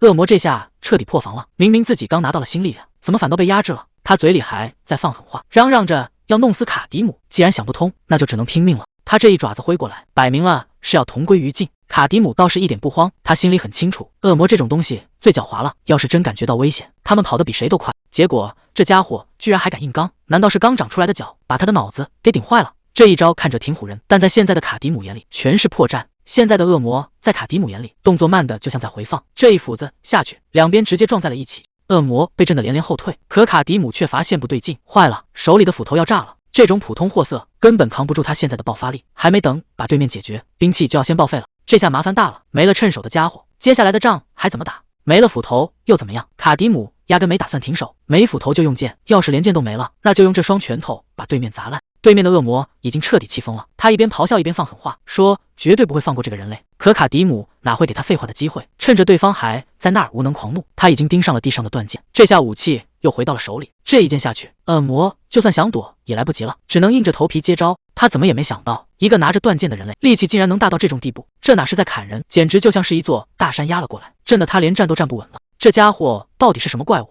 这股蛮力根本就不正常，再这么耗下去，自己的骨头都要被压碎了。卡迪姆可没打算给他喘气的机会，断剑不够，那就连断掉的斧头也一起上。这下看他还能撑多久？这一招下去，威力大的简直离谱，对面的恶魔整个人都傻了，他怎么也想不通，一个普通人类怎么可能爆发这种破坏力？眼看就要被压死，恶魔发了疯一样扑过来，想靠这最后一波翻盘。结果卡迪姆根本不吃这一套，直接正面硬刚，这一拳砸得结结实实，恶魔连惨叫都变了调，整个人像断了线的风筝，直接被轰飞了出去。卡迪姆压根没打算收手，手里的断刃带起大片红光，这一招要是接不住，这恶魔今天就要交代在这儿。对面的家伙这回是真的怕了，他怎么也没想到这个人类竟然越打越疯，连喘口气的机会都不给。卡迪姆猛地一个转身，全身力气都灌在了这一击上，这下子攻守势头彻底反过来了，危险！恶魔这下是真的慌了，现在想跑恐怕已经太晚了。这一招威力实在太大，震得四周全是碎石。卡迪姆这股狠劲简直要把这怪物给活拆了。等烟雾散去，恶魔已经彻底瘫在地上，他怎么也想不通自己竟然会被一个人类逼到这份上。恶魔声音都在发抖，你到底是个什么怪物？这根本不是人类能使出来的招数，你绝对不是人。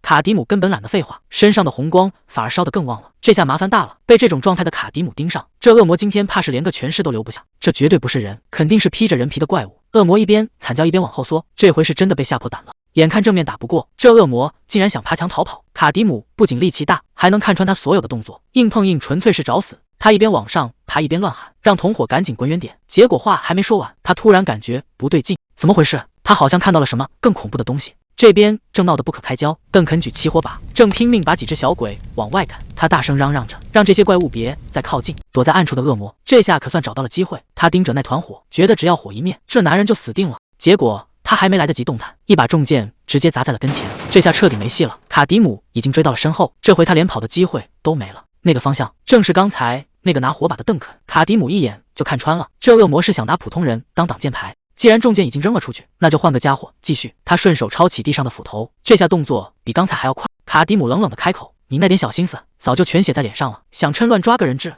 门都没有。今天只要有他在，这恶魔哪也别想去。”这下是真的没退路了。卡迪姆已经彻底动了杀心，接下来的这一招估计就是要他的命了。这回遇到的对手可不是一般的难缠，卡迪姆被这大家伙逼得根本没法近身。这家伙动作太快了，要是直接把武器扔过去，肯定会被他躲开，到时候手里没了家伙，那可就真麻烦了。既然这样，那就只能换个打法了。看卡迪姆这架势，这把斧头怕是要派上大用场了。既然抓不住你，那就干脆把这个给掀了。卡迪姆这一下是奔着地板去的，这一斧头下去，整片地面直接炸开了。这小怪物还没反应过来，脚下就彻底空了。这下看你还怎么躲！卡迪姆这一斧头威力比想象中还要猛，整层地板直接被砸穿了。谁能想到这下面竟然还藏着一层？邓肯正带着怪呢，就被这阵仗吓得够呛。刚才还上蹿下跳的恶魔，这下摔得可不轻，漫天的灰尘全进了他眼睛里。他在那儿骂骂咧咧，说灰尘迷了眼。这下他引以为傲的速度算是彻底废了。趁着这恶魔还没缓过劲，卡迪姆直接从天而降，这下他是真的跑不了了。这一剑扎的那叫一个准，直接把那张臭嘴给堵上了。恶魔疼得在那儿鬼哭狼嚎，可卡迪姆根本没打算松手，反而把剑又往里送了几分。卡迪姆冷笑一声：“你现在这富贵样子，看着可比刚才顺眼多了。”这恶魔命是真硬，脑袋都被捅穿了，竟然还在这儿叫嚣着要杀人。卡迪姆也有点意外，脑袋开花还能喘气，这生命力确实有点离谱。既然一下弄不死，那就再加把劲。卡迪姆手上的力道又重了几分，他可没耐心陪这玩意儿在这儿耗着。这下恶魔是真的怕了，在那儿鬼哭狼嚎的求饶。可惜卡迪姆根本不吃这一套，随着他猛地一发力，这麻烦总算是彻底解决了。卡迪姆这一刀下去，那是真的一点活路没给留。这恶魔刚才还挺嚣张，现在直接被劈成了两半。就算他生命力再强，这下也彻底凉透了，连句像样的遗言都没留下，就这么变成了一滩烂泥。卡迪姆收起武器，这架打得确实不轻松，要是再晚那么一丁点，这增益效果可就到头。他看着地上的尸体，心里也是一阵后怕，要是没这状态加持，对付这种终极恶魔，恐怕真得脱层皮。不过好在这麻烦总算是解决了，接下来的路恐怕只会越来越难走。这口气还没喘匀，耳边突然传来一阵动静，卡迪姆立马警觉起来，结果一看，原来是这群小怪物，刚才还凶神恶煞的，现在一个个抖得跟筛糠一样。看来恶魔一死，他们身上的那股疯劲儿也跟着一块儿散了，没了魔气的加持，这帮家伙也就是群怂包。卡迪姆可没打算放过他们，既然来了，那就顺手全给收拾了。他拎起重剑，这下是真的要清场了。卡迪姆下手那是真的一点不留情，这些玩意儿已经彻底没救了。既然都变成了半兽，那就只能送他们上路了。卡迪姆心里很清楚，今天不把他们清理干净，以后肯定还是个大祸害，所以他决定一个都不留。这帮小怪物刚才还挺横，现在想跑那是门儿都没有。卡迪姆就像个收割机一样，在怪堆里杀了个对穿，等着最后一波清理完，这地方总算是安静了。卡迪姆这回是真打算斩草除根，跑掉的那个先不管，眼前这个举起火把的就是最后一个目标。这小东西还没反应过来，卡迪姆的重剑已经抡起来了，只要这一剑下去，这场屠杀就算彻底收尾了。谁能想到，就在这要命的时候，耳边突然传来一阵嘶吼，这声音听着可太耳熟了。邓肯扯着嗓子大喊：“大人，快住手！”这下全乱套了。卡迪姆这一剑要是真劈下去，怕是连自己人都得交代在这儿。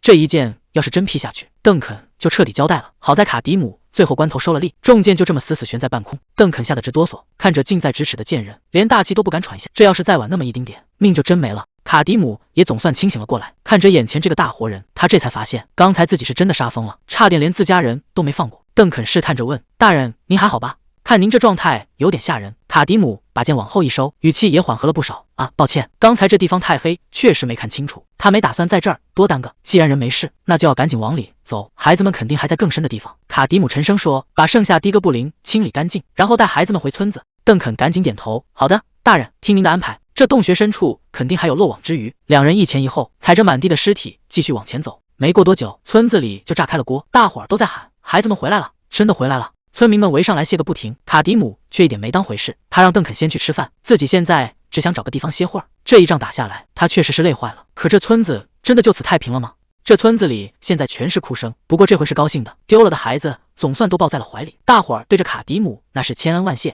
有人赶紧端上刚出锅的炖肉，想让这位大英雄补补身子。可卡迪姆这副打扮，肩膀上还扛着个血淋淋的怪物，确实把不少人给吓着了。老太太拉着他的手谢个不停。就在大伙儿都想请他回家吃饭的时候，卡迪姆却把这好事给推了。卡迪姆头也不回的说：“把吃的都给孩子们送去，他们在洞里折腾了一宿，现在最需要这些。”这话说的让旁边的邓肯都愣住了。谁能想到这个看着像怪物的男人，心思竟然这么细？卡迪姆正准备离开，邓肯却突然愣住了。他看着卡迪姆那满是伤疤的背影，再看看怀里刚救出来的孩子，整个人像是被雷劈了一样。这孩子虽然被救回来了，可状态明显不对劲，那眼神直勾勾的，根本不像个正常的活人。邓肯结结巴巴地问：“这到底是怎么回事？这孩子怎么变成这样了？”他突然想起在洞穴深处看到的那些恐怖画面，那根本不是什么普通的哥布林巢穴，而是一场活生生的噩梦。那些被救出来的村民，一个个都在疯狂的胡言乱语，嘴里念叨着什么死亡和废墟，还有什么啄食眼球的怪鸟。有人跪在地上拼命求饶，喊着别抛弃他，这哪像是死里逃生，简直像是刚从地狱里爬出来。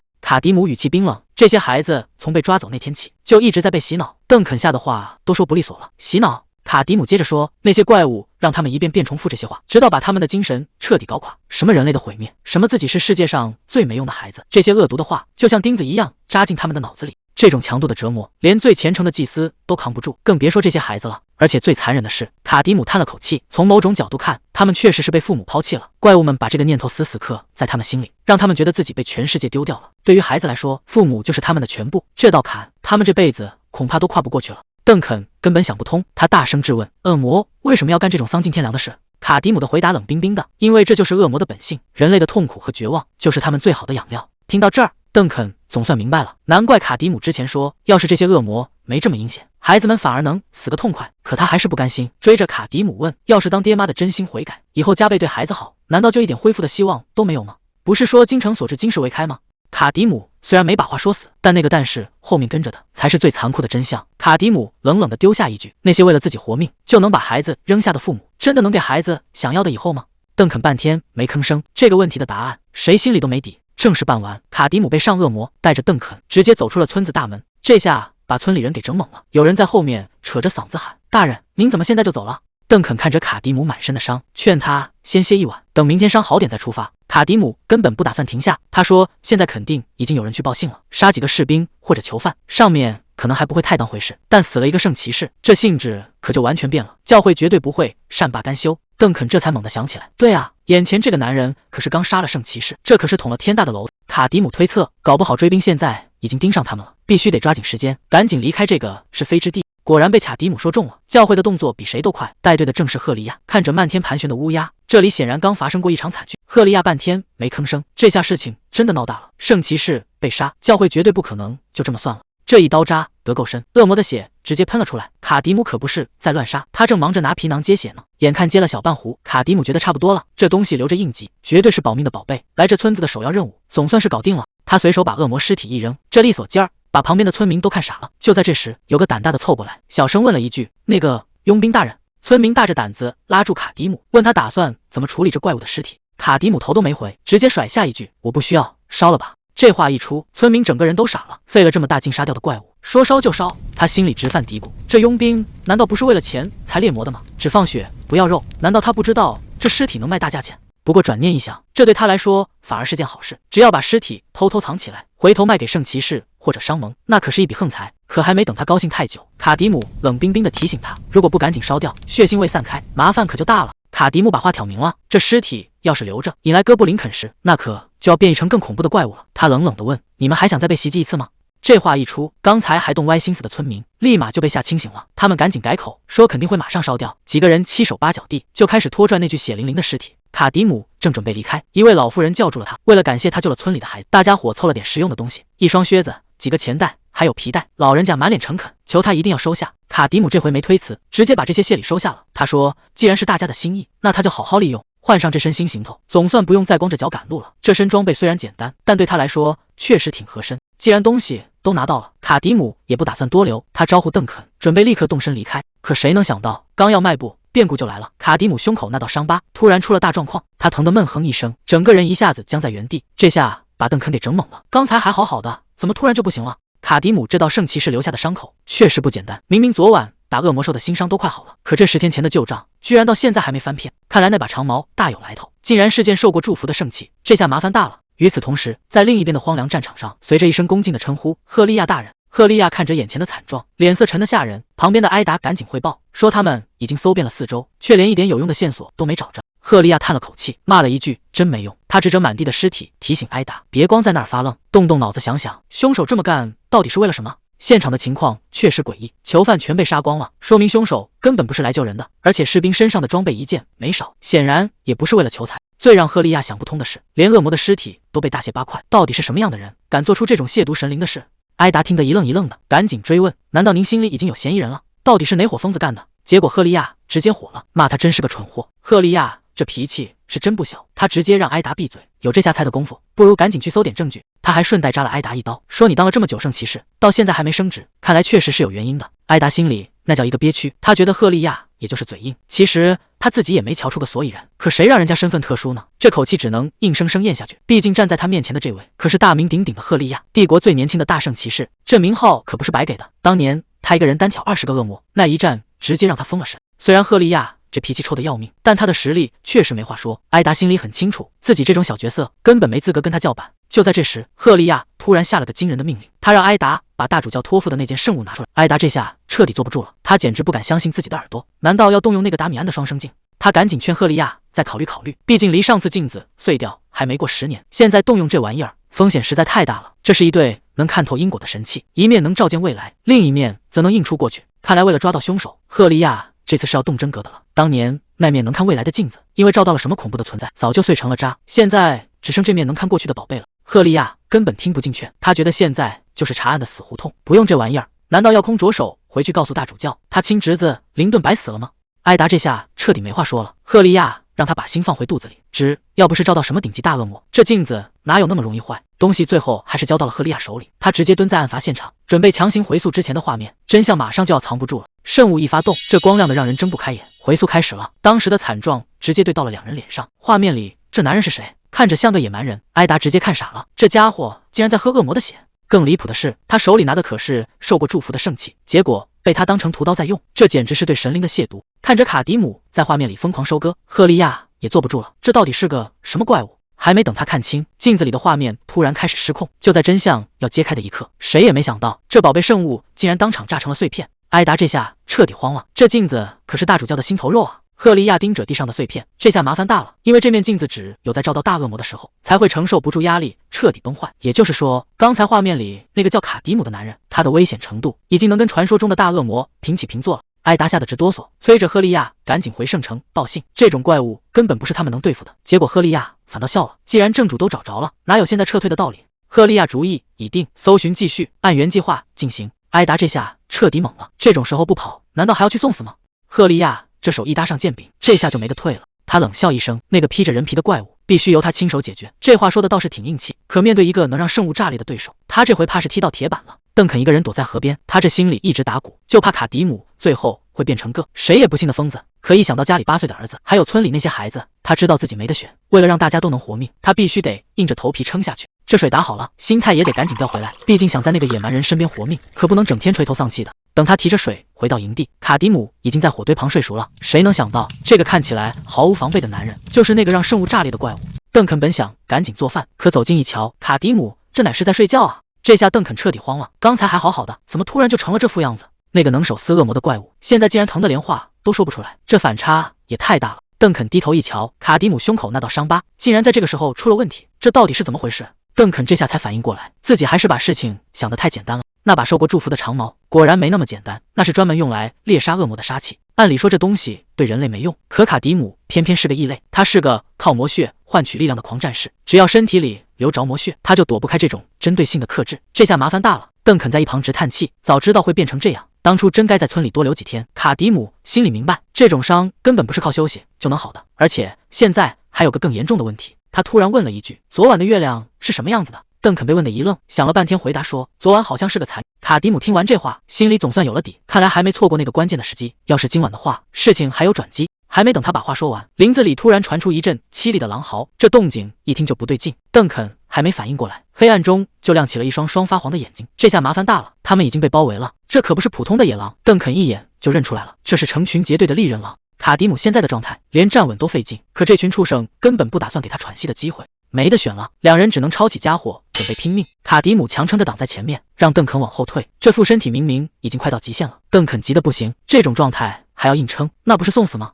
卡迪姆心里也是一肚子火，这该死的世界真是一点安生日子都不让他过啊！卡迪姆忍不住骂了一句：“这些畜生真会挑时间，看这架势，他们是真打算趁火打劫了。”卡迪姆自嘲地笑了笑，要是真想来探病，起码也得等他伤好点再说吧。既然这群狼等不及要开饭，那他也只能先下手为强。卡迪姆现在的状态可不太妙，刚才那场仗消耗太大了，现在还没缓过劲来，可身后的邓肯还得靠他护着，哪怕手再沉，他也得把这把斧头抡起来。狼群已经开始缩紧包围圈，这下麻烦大了，这群畜生终于按捺不住了，只要防线开个口子，所有人都要交代在这。卡迪姆这一招虽然中了，但结果却没他想的那么顺利。卡迪姆骂了一句：“该死，明明是冲着没心去的。”现在的体力已经不允许他再失手第二次了，可周围的狼群已经全围上来了。现在的卡迪姆连看东西都重影了，根本没法瞄准，这要是再不出手，就真的没机会了。狼群可不会等他恢复，这帮畜生看准了时机，直接扑了上来。既然看不清，那就干脆不看了。卡迪姆凭着直觉，抡起手里的家伙就是一记横扫。这一刀下去，总算杀出了一条血路。可这仅仅是个开始，更多的狼影已经围了上来。这帮畜生真是一点机会都不给。卡迪姆一个没留神，胳膊直接被死死咬住。这下麻烦了，手里的家伙根本使不上劲。卡迪姆也是个狠人，硬是顶着这股劲把狼给甩开了。他心里清楚，现在绝对不能退，退一步就是死。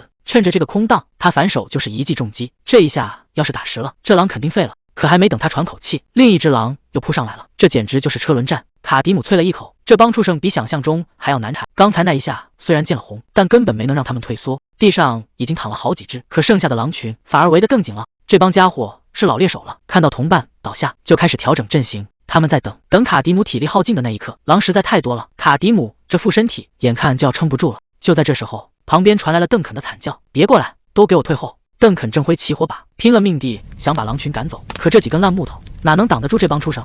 卡迪姆知道现在这情况和这玩意儿跟服毒没区别，可已经没得选了，再不拼一把，今天谁都走不掉。他一把扯开瓶塞，仰头就灌了下去。这药一下肚，命能不能保住就看天了。药瓶子一落地，这下是真没退路了。这药劲儿上得够猛，现在的卡迪姆简直就像变了个人，连这帮不怕死的畜生都知道现在谁才是真正的怪物。这下局势彻底反过来了，刚才还嚣张的狼群，现在全成了待宰的羔羊。那边拿火把的邓肯还没反应过来，卡迪姆已经杀到了跟前，这速度根本不是人类能有的。这帮畜生可不管你手里有没有火，眼看就要把邓肯给撕了。就在这节骨眼上，卡迪姆杀回来了，这一刀下去，刚才还嚣张的狼群一下子就成了满地的碎肉。现在的他简直比这些野兽还要吓人。原来这药的尽头全看喝的是哪种魔血。现在的卡迪姆已经彻底杀红了眼，这次的药效比刚才还要猛。卡迪姆整个人唰的一下就消失在了狼群里，这速度快得离谱，简直就是单方面的屠杀。刚才还围攻他的狼群，现在连他的衣角都摸不着。原来是那怪物的血起了作用，当初那家伙就快得让人头疼，现在这股劲儿全到了卡迪姆身上，这下麻烦可大了。这种力量真的能随便用吗？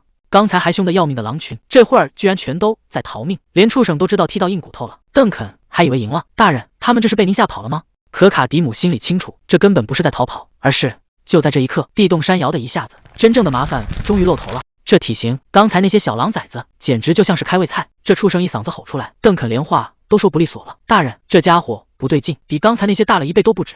卡迪姆这下也看清了，该死，居然是狼王！更糟糕的是，偏偏在这个时候，身上的药效快到头了，还没等他缓过劲来，狼王直接扑了上来，这一爪子下去，卡迪姆差点没顶住，好大的力气！这下真的麻烦了，这家伙是打算直接用体重把我压死吗？卡迪姆这下真有点扛不住了，药效一过，副作用比想象中来的还要快，这下连手里的家伙都握不住了，身体已经到了极限。邓肯彻底吓傻了，大人，您快醒醒啊！那头狼又要过来了。可现在的卡迪姆连站起来的力气都没了，狼王就在跟前盯着，这要是再没点反应，今天2个人都得交代在这儿。卡迪姆现在已经到了极限，胸口疼得像要炸开一样，那头狼王可不会等他休息，直接就逼到了跟前。邓肯都快吓尿了，大人，您倒是动一下呀！谁能想到这种命悬一线的时刻，卡迪姆居然还在等一个时机，条件明明已经够了，怎么还没动静？他这突然往天上一看，把邓肯彻底整懵了。大人，狼都在脸上了，您看天单吗？就在这一刻，那种感觉终于来了，等了这么久，真正的转机总算到了，这下攻守要一行了。等的就是这一刻，月亮彻底消失的午夜，这才是真正的杀招。这把剑一落地，周围的气氛全变了。卡迪姆这是在请神啊！万刃之主阿塔拉，把你的力量借给我！邓肯直接看傻了，这又是唱的哪一出？现在的卡迪姆简直像变了个人，用敌人的鲜血来祭奠，在这没人能看见的黑夜里，狼王的死期到了。这一剑下去，名字已经刻死在里头了。这股劲儿一上来，整个林子都被照亮了。狼王这下彻底懵了，他估计也没见过这种场面。邓肯更是吓得够呛，这哪是请神啊，这简直是换了个活法。卡迪姆正处在能量爆发的中心，这股气势摆明了是要动真格的了。就在这时候，一个声音突然响了起来，问他打算给这把剑起个什么名。谁能想到卡迪姆居然给他取名叫蚊子，这名字听着虽然有点奇怪，但杀气可是一点都没减。名字一定，这把剑就算是彻底认主了。看来接下来的场面是真的要见血了。这把叫蚊子的剑刚起完名就起了反应，居然还触发了个稀有属性，叫什么启明之人。还没等大家反应过来，一只巨大的狼王就扑到了跟前，这体型摆明了是要把人活吞了。邓肯吓得魂都没了，在那儿扯着嗓子喊大人，看这架势，他是真觉得这回死定了。可卡迪姆根本没打算退，长剑直接出手，这一战到底谁才是猎物？面对这头庞然大物，卡迪姆根本没打算躲，这体型差距看着就像是去送死。谁能想到这把叫蚊子的剑还真不是白叫的，特殊效果直接触发，居然是吸血，只要能伤到对方就能把命给补回来。卡迪姆身上的伤口竟然开始愈合了，卡迪姆这下稳了，他淡淡的说，现在感觉好多了。可对面的狼王显然还没意识到自己已经成了移动血库，这仗才刚刚开始。卡迪姆冷笑一声，虽然这点血还不够塞牙缝的，但他已经等不及要进行下一轮了。这挑衅一出，两边是彻底不死不休了。还没等狼王反应过来，卡迪姆的剑已经到了，这一招下去，胜负基本上就定了。看来这把蚊子是真的要把对方吸干才肯罢休，这回狼王还能翻身吗？卡迪姆手里的这把剑吸饱了血之后，红光闪得越来越厉害，这效果简直离谱。系统的提示刷个不停，不光是刚才受的小伤，就连之前被圣矛刺穿的致命伤，这下也全好了。卡迪姆看着自己恢复如初的身体，这把蚊子的威力比他预想的还要强。看着满地的狼王尸体，他反倒觉得这些畜生来的正是时候，简直就是送上门的血包。危机是解除了，但这把剑上的古代蚊子到底还藏着什么秘密？这把剑上的古代蚊子翻译过来就是蚊子，虽然名字听着不咋地，但吸血这个特殊效果刚才确实救了卡迪姆的命。不过这把剑等级还是太低，吸血效率确实一般，要是真伤得太重，得砍翻几十头魔物才能补回来。万一遇到没血的怪物，这招可就彻底废了。卡迪姆倒是想得开，现在这样也足够了，不用材料就能白嫖特殊效果，这买卖怎么看都不亏。而且这还只是个开始，只要达成特定条件，以后还能搞到更多带特效的神兵。这要是让他凑齐一套，那以后谁还拦得住他？贪心不足蛇吞象，上辈子的教训卡迪姆可没忘，现在这样稳扎稳打才是正道。躲在树后的邓肯总算敢露头了，看着满地的狼王尸体，他整个人都懵了。刚才还半死不活的野蛮人，竟然真把狼群给团灭了。邓肯赶紧跑过去想献殷勤，结果刚走近，他就发现不对劲了。这哪是死里逃生，这简直是脱胎换骨。刚才那些深可见骨的伤口竟然全都不见了，连圣殿骑士留下的致命伤都消失了，这根本不是人类能办到的事。卡迪姆冷冷地开了口，邓肯，这下该轮到我们谈谈了。卡迪姆盯着眼前的邓肯，突然问了一句，你刚才怎么不跑？这话问得很有深意，毕竟刚才卡迪姆半死不活，要是这邓肯真想溜，那是最好的机会。卡迪姆接着说，那时候我要是没恢复，你跑了我也追不上。邓肯愣了一下，开始琢磨这事儿，结果他一拍大腿，哎呀，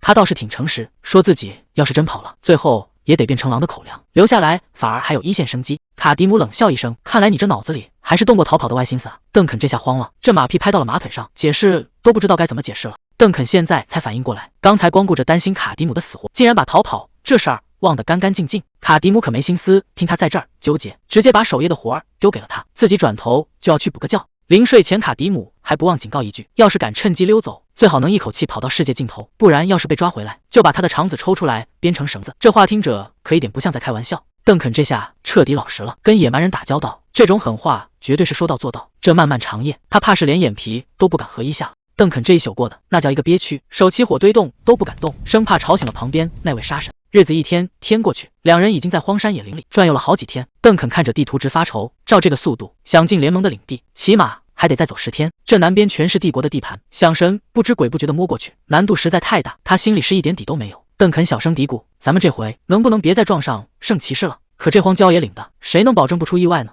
邓肯拿着地图解释说，咱们选这条路就是因为这边守卫最稀松，虽然圣骑士碰不着，但路上可能会有强盗出没。不过他转念一想，就凭卡迪姆这身板，普通强盗来多少都是送菜。在他眼里，卡迪姆这种级别的野蛮人根本就不是普通人类能对付的。邓肯指着地图说，前面有个叫莫尔登的小堡垒，咱们可以在那儿补给一下，那地方偏僻的很，教会的手还伸不到那么远，只要穿过这条小路，就能上那条著名的黄金大道了。到了联盟的领地，路好走，生意也多，这趟逃亡总算看到点希望了。邓肯还在那儿画大饼，说只要上了这条路，去东边的海边城市就是分分钟的事。卡迪姆倒没觉得这路有多好走，不过比起以前那些日子，这点麻烦确实不算什么。300年前的东部大陆到处都在打仗，那时候的人看谁都像敌人，根本没人欢迎外地人，更别说像卡迪姆这种块头大的吓人的野蛮人，走到哪儿都是焦点。就连梅丽莎第一次见面的时候，看他的眼神也跟看虫子没两样。梅丽莎一脸嫌弃，说谁要跟这种人一起旅行啊？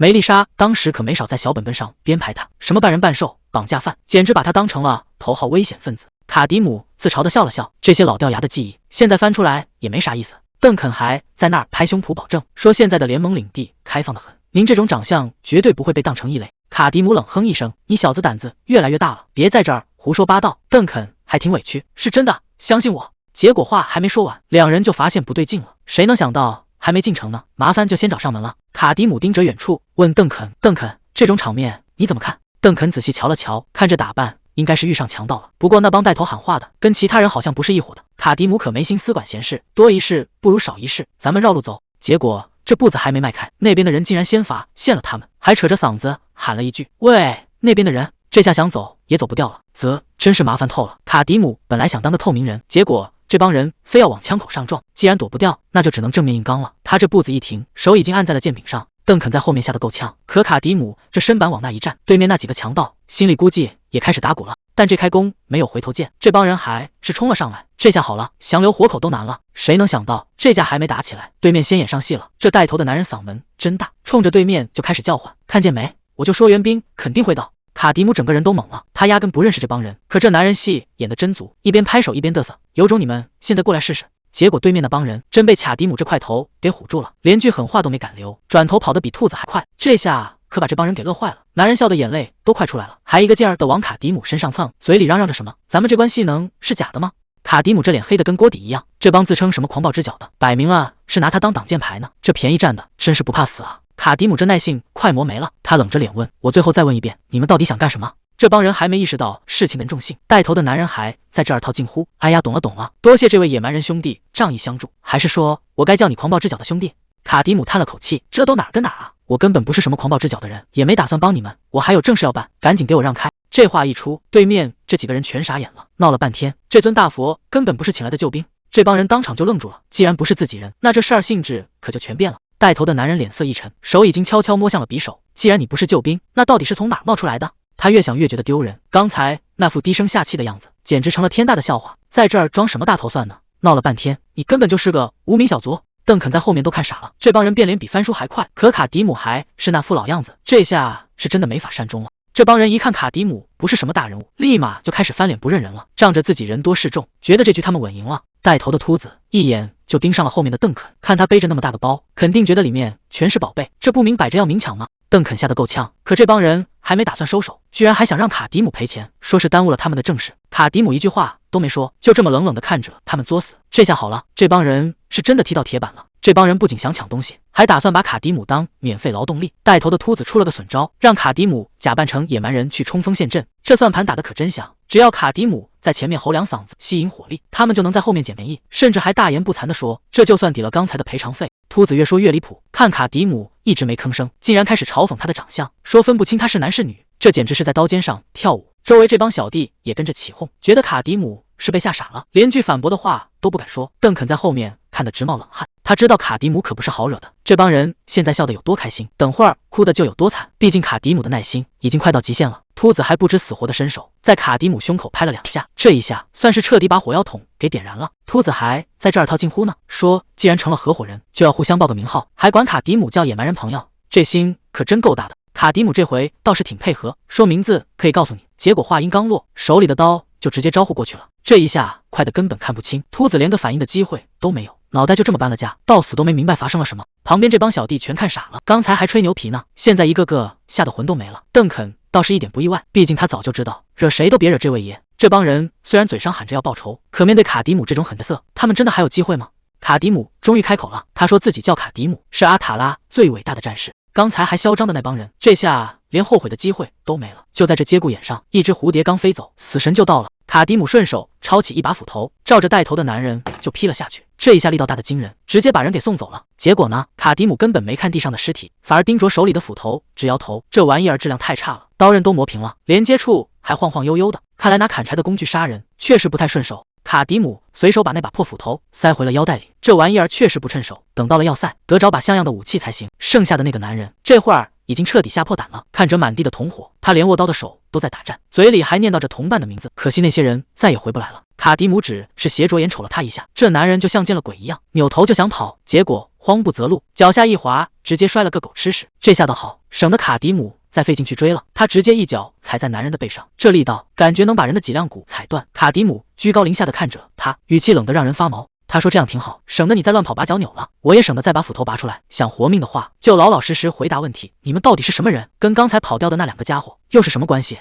最关键的是，那个叫阿贡的狂暴之脚到底是谁？被卡迪姆踩在脚下的男人为了保命赶紧交代，原来阿贡不是个人名，而是自由都市联盟中心的一座城。那地方有全大陆最大的竞技场，无数雇佣兵和决斗士都去那里博个名声和富贵。而那个所谓的狂暴之脚，其实是竞技场的传奇佣兵，在那儿拿过好几次冠军了。卡迪姆听完总算明白了，合着这帮蠢货是把自己当成那个冠军了。邓肯在一旁直摇头，说这事儿根本不合逻辑，那种大人物连议员想见一面都难，怎么可能跑这种穷乡僻壤来？地上的男人一听这话急了，扯着嗓子喊，说他们老大跟冠军是铁哥们，只要老大一句话，人家肯定随叫随到。他一边放狠话一边挣扎，说等狂暴之脚到了，你们这帮人全得死。原来这片地盘本来是他们血血帮的，结果被黑锤帮给抢了，他们老大这才搬救兵，想请那位传奇冠军回来撑场子，结果倒好，救兵还没见着，先踢到了卡迪姆这块铁板上。邓肯听完直撇嘴，说哥们儿，你可真是被忽悠瘸了，要是你们老大真认识那种大人物，怎么可能还在这儿当土匪头子，随便给2块金条去大城市开个像样的店不香吗？非要在这穷山沟里遭罪。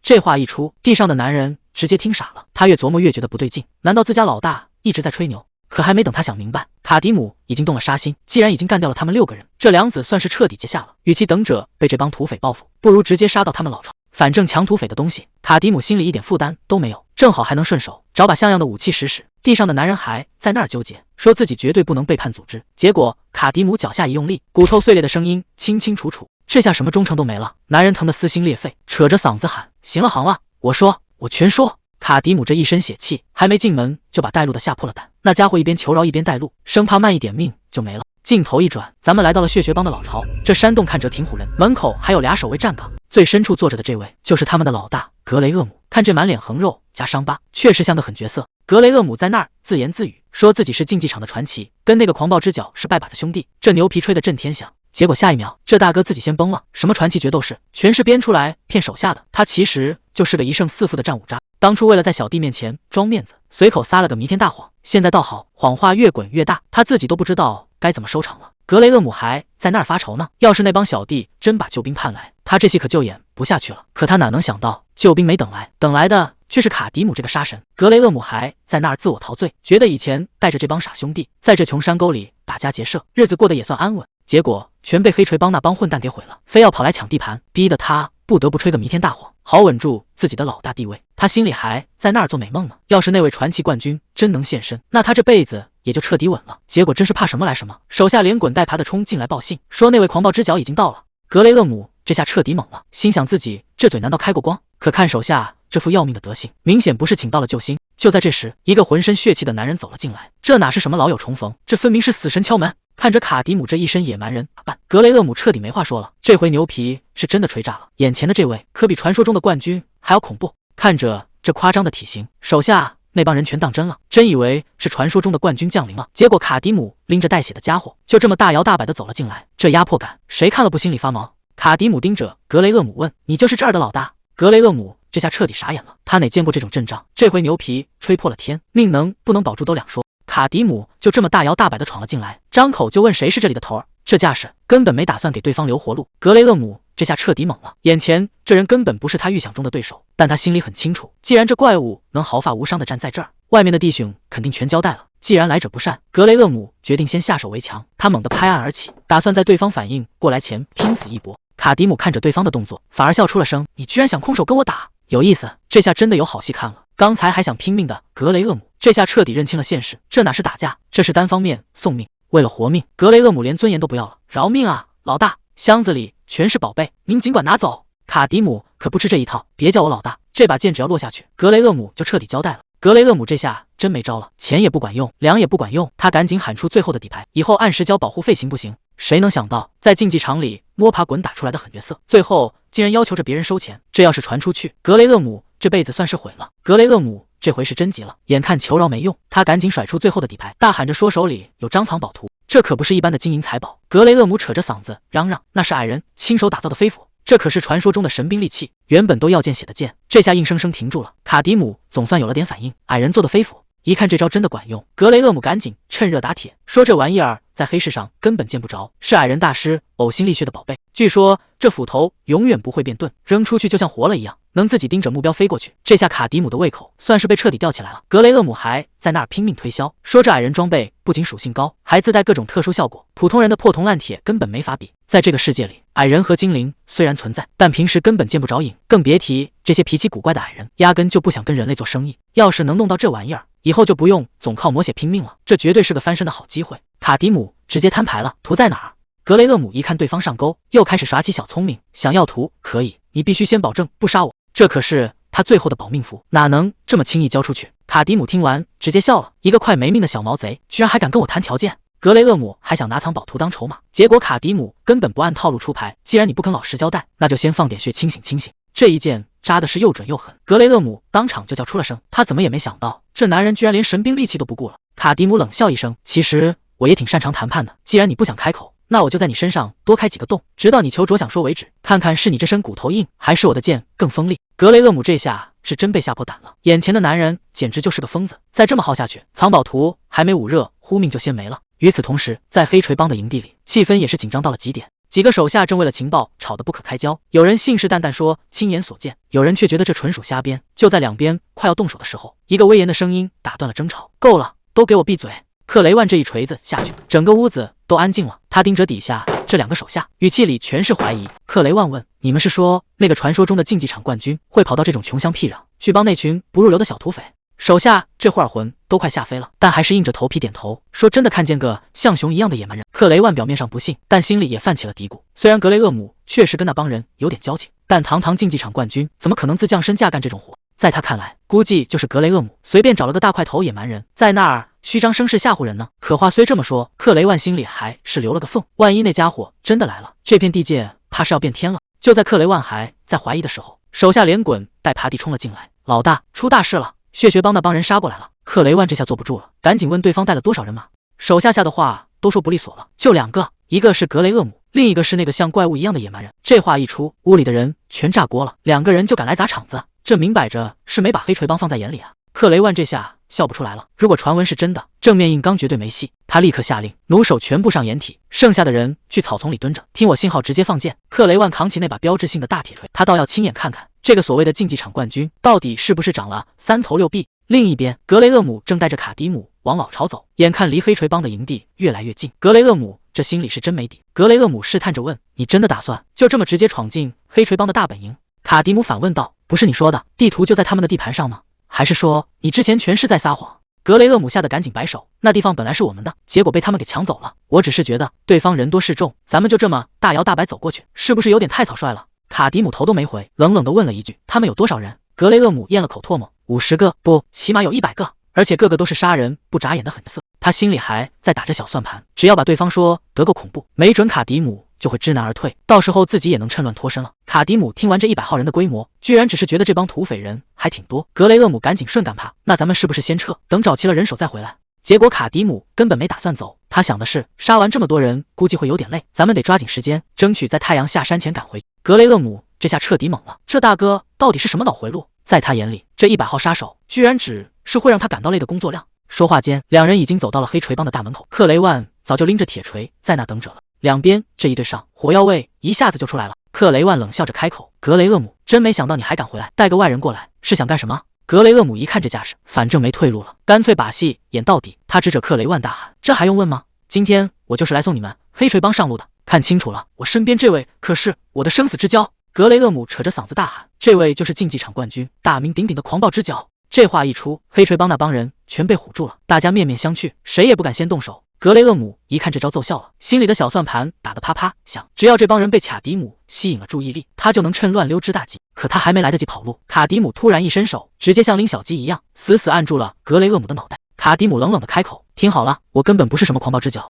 只要能拿到想要的东西，他压根不想跟这帮人拼命。在他看来，现在收手还来得及，没必要为了个骗子让两边都血流成河。”克雷万在旁边看得真切，他断定卡迪姆就是格雷厄姆雇来的，现在发现被雇主坑进了死痛，这是打算当场反水了。克雷万心里直犯嘀咕，既然卡迪姆已经承认自己是个冒牌货，怎么还敢在这儿摆谱？他是不是还没搞清楚现在的状况？克雷万这帮手下可不打算讲道理，重锤落地，弩箭上弦，这帮人已经把家伙全亮出来了。看着周围这阵仗，格雷厄姆心里彻底没底了，这回是真的踢到了铁板。卡迪姆想走，可这帮土匪显然没打算放人。克雷万这老狐狸变脸比翻书还快，他冷笑一声：“既然这样，咱们不如合作。佣兵，你到底在找什么？我的人可以帮你。”卡迪姆根本不吃这一套，他直接摊牌：“一张地图，旁边这家伙知道在哪，所以我不需要你们帮忙，只要你们把路让开就行。”听到地图2个字，克雷万心里就有数了，他反问一句：“地图？”谁能想到，克雷万随手就掏出了一张旧羊皮纸。“你说的难道是这个？”看到这东西，格雷厄姆当场就傻眼了，他失声喊道：“就是他！”格雷厄姆这下彻底傻眼了，他怎么也想不通，自己藏的那么隐秘的地图怎么会落到克雷万手里。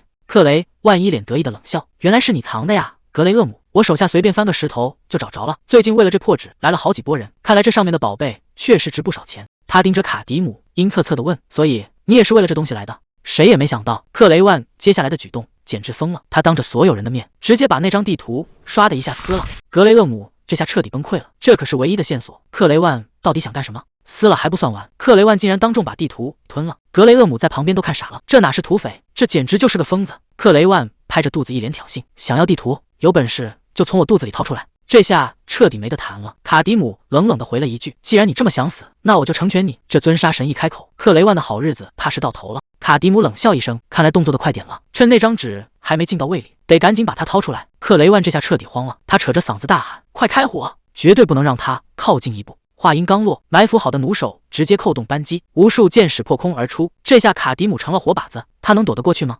面对漫天飞来的箭雨，卡迪姆连躲都没躲，谁能想到他反手就把旁边的格雷厄姆给拎了起来。格雷厄姆还没反应过来是怎么回事，整个身体就被举到了半空。这一招简直太狠了，这是要拿他当挡箭牌啊！唰的一下，那些原本奔着卡迪姆去的利箭全都扎在了格雷厄姆身上，惨叫声一下子传遍了四周。看来在卡迪姆眼里，只要能达成目的，谁的命都不值钱。这下格雷厄姆是真的到了大霉了。克雷万这下彻底看傻了，这小子简直就是个疯子。格雷厄姆疼得撕心裂肺，可卡迪姆连眼皮都没抬一下。就算格雷厄姆之前不地道，可卡迪姆这下手也太果断了，拿活人当肉盾，真是1秒钟都没犹豫。克雷万反应也快，他扯着嗓子大喊：“往旁边射！”他那身板挡不住所有人，手底下的弩手们手忙脚乱，拼了命地重新上弦，准备再来一轮齐射。这下卡迪姆还能顶得住吗？就在这乱成一团的时候，卡迪姆反击了，他随手抓起一把重斧，直接甩了出去，那速度快得离谱，对面的守卫还没看清是怎么回事，斧头就已经到了跟前。这一下力道大的惊人，直接把人给劈翻在地。紧接着又是第二个，这哪是打架啊，简直就是单方面的收割。看着卡迪姆这副模样，谁心里不发毛？他这摆明了是要把在场的人全部清理干净。城墙上的守卫全乱了套，眼看着同伴被斧头劈死，这帮人连弩都拿不稳了。格雷厄姆现在想死的心都有，身上插满了剑，还得被卡迪姆拎着往前冲，这哪是当挡箭牌，这简直是在受凌迟。格雷厄姆疼得破口大骂，求卡迪姆干脆杀了他。可卡迪姆连个眼神都没给，他眼里只有前面的敌人。克雷万在后头气得直跺脚，这帮手下简直是废物，乱射一通根本没用，要是再不组织齐射，卡迪姆就要杀到跟前了。克雷万一看这帮废物根本射不中，气得直接让弩手停火。既然远程压不住，那就只能靠人多应对了。随着克雷万一声令下，这帮守卫全冲了出来，打算靠人数优势把卡迪姆淹没。可卡迪姆根本没打算躲，他拎起半死不活的格雷厄姆，直接把人当成了重型武器。这一下撞过去，对面的阵型直接就散了。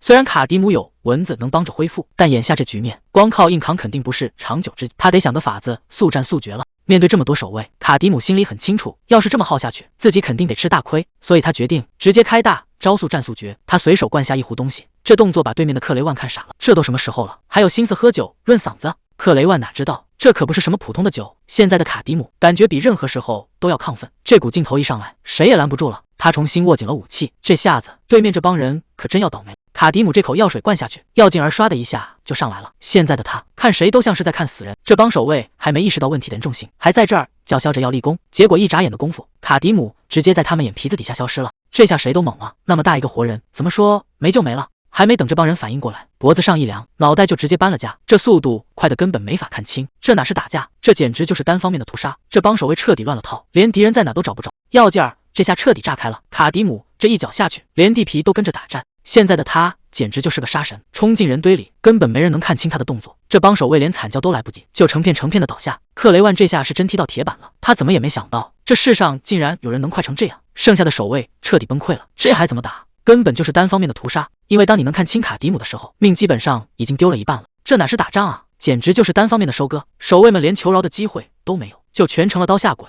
这帮人彻底崩溃了，连敌人在哪都看不清，这仗还怎么打？除了等死，根本没别的招。克雷万在旁边看得心都凉了，他活了这么久，头一回怀疑自己的眼睛，这根本不是人类该有的力量。一个野蛮人怎么可能强到这种地步？看着眼前的卡迪姆，克雷万终于明白自己这回是真招惹了一个怪物。克雷万这下是真急了，眼看手下被切菜一样收拾，他终于坐不住了，大喊着让弩手把家伙射儿递过来，这是打算亲自下场玩命了。别看这光头平时横，关键时刻脑子还挺清醒。他知道卡迪姆快得像鬼，但只要是人，攻击完总得有个停顿。他在等那个能要命的机会。场上的活人越来越少，卡迪姆杀的兴起，根本没注意到远处有一双眼睛正死死盯着他的后脑勺。克雷万手里的弩已经拉满了，这一下要是射中了，局势可就全变了。就在卡迪姆收刀转身的一刹那，克雷万终于等到了那个破绽，他大吼一声：“就是现在！”这老狐狸憋了半天，手里的弩机终于响了，这一箭是奔着要命去的。卡迪姆刚解决完眼前的杂兵，根本没防备背后的冷箭，看着弩箭飞过去，克雷万脸上全是坏笑，他觉得这回稳拿把钻了。谁能想到这冷箭放得这么准，直接奔着卡迪姆的要害就去了，这一下根本没法躲，卡迪姆被扎了个正着。克雷万这下得意了，他大喊一声：“抓到你了！”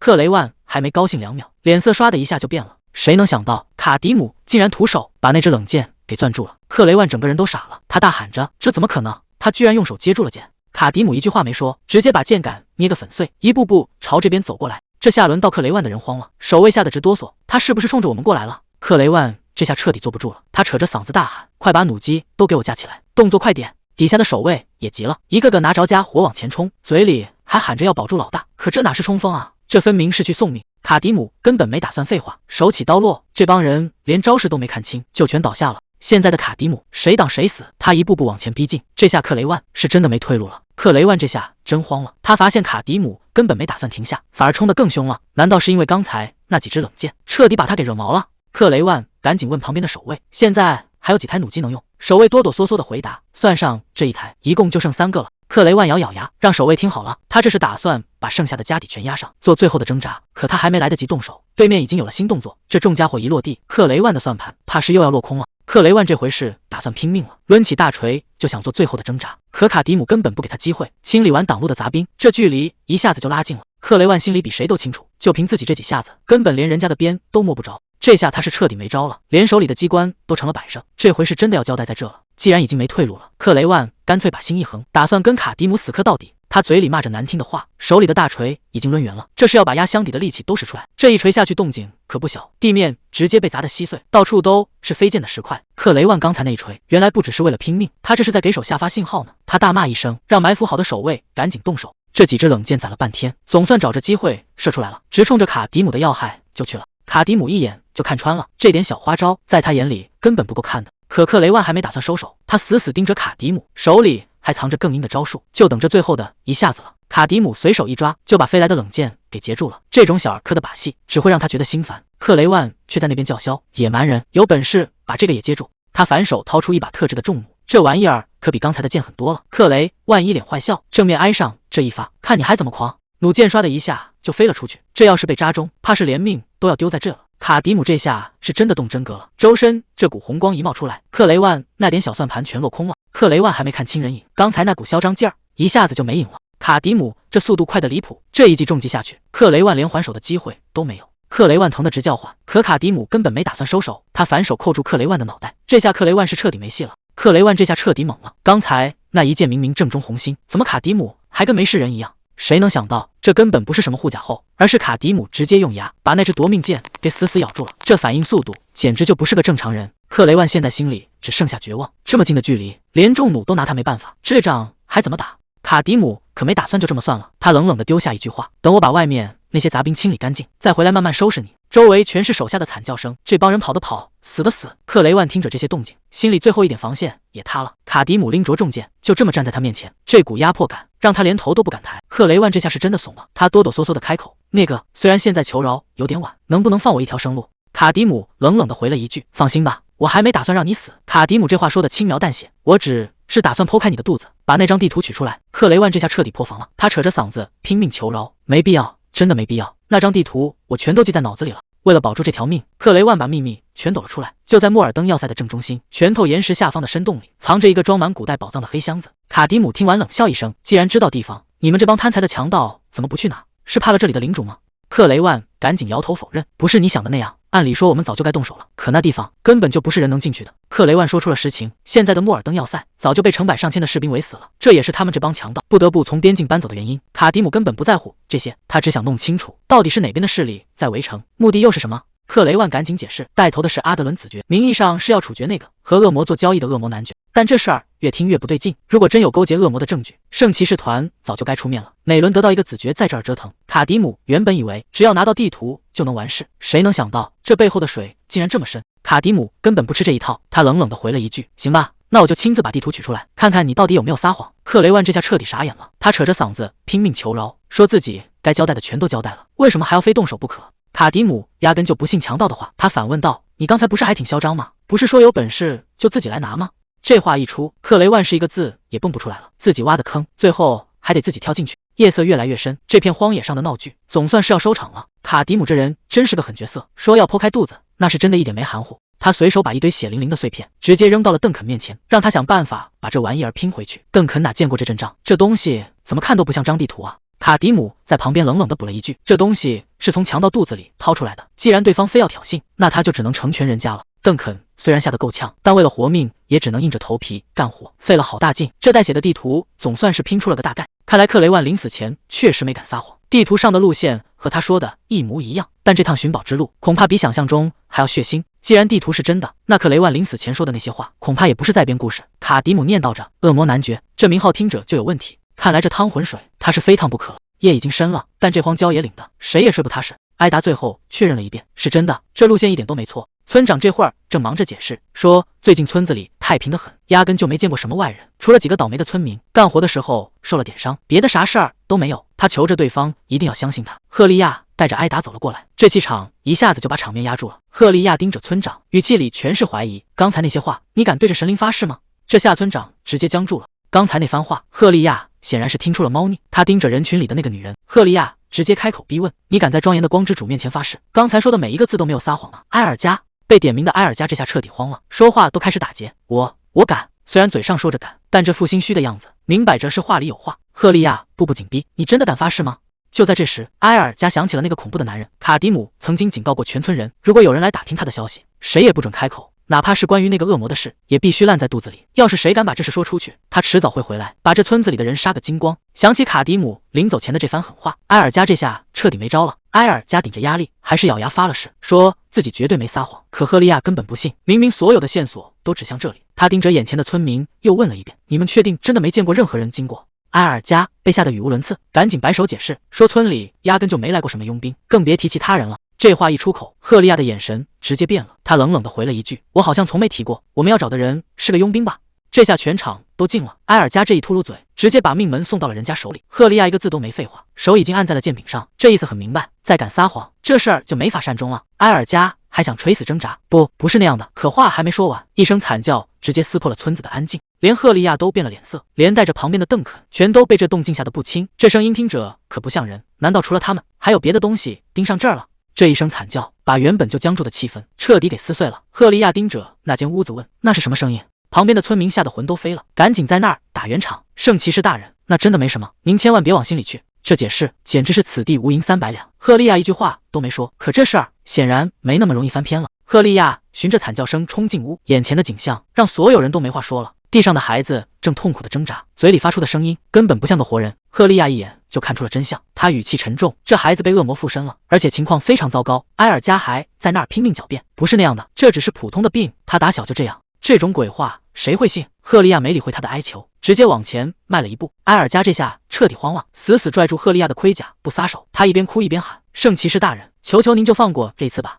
可赫利亚根本没打算停手，他直接开始了圣光祷告：“伟大的光明之主，请怜悯这些在深渊里徘徊的人吧。”埃尔加在后面吓得够呛，可赫利亚的咒语已经到了最后：“我将这头羔羊奉献给您。”这圣光一落下去，这孩子怕是没命活了。圣光一下子炸开了，赫利亚这一手下去，那是真没打算留余地，整个屋子都被这股力量给填满了。埃尔加在后头看得整个人都瘫了，旁边的村民哪见过这阵仗，这股气息又暖又神圣，搞得大家伙儿都愣住了，这到底是什么力量？埃尔加撕心裂肺地喊着：“马罗尼！”可地上的孩子一点反应都没有，这到底是救了命还是送了命？圣光散去，赫利亚语气平静：“这孩子体内的恶魔种子已经被彻底净化了。”埃尔加赶紧把孩子搂进怀里：“我的宝贝。”赫利亚看着他们，从现在开始，他的灵魂再也不会受恶魔折磨了。埃尔加这下是真感激坏了，谢谢，真的太谢谢您了。谁能想到，这圣光刚散去，赫利亚反手就拔了剑，这火光一亮，气氛全变了。赫利亚冷冰冰的开口：“被邪恶玷污过的羔羊就没资格再活在这个世上，在他眼里，只要背叛过光明，就要拿命来洗清罪孽。这乃是救人，这分明是当众行刑。”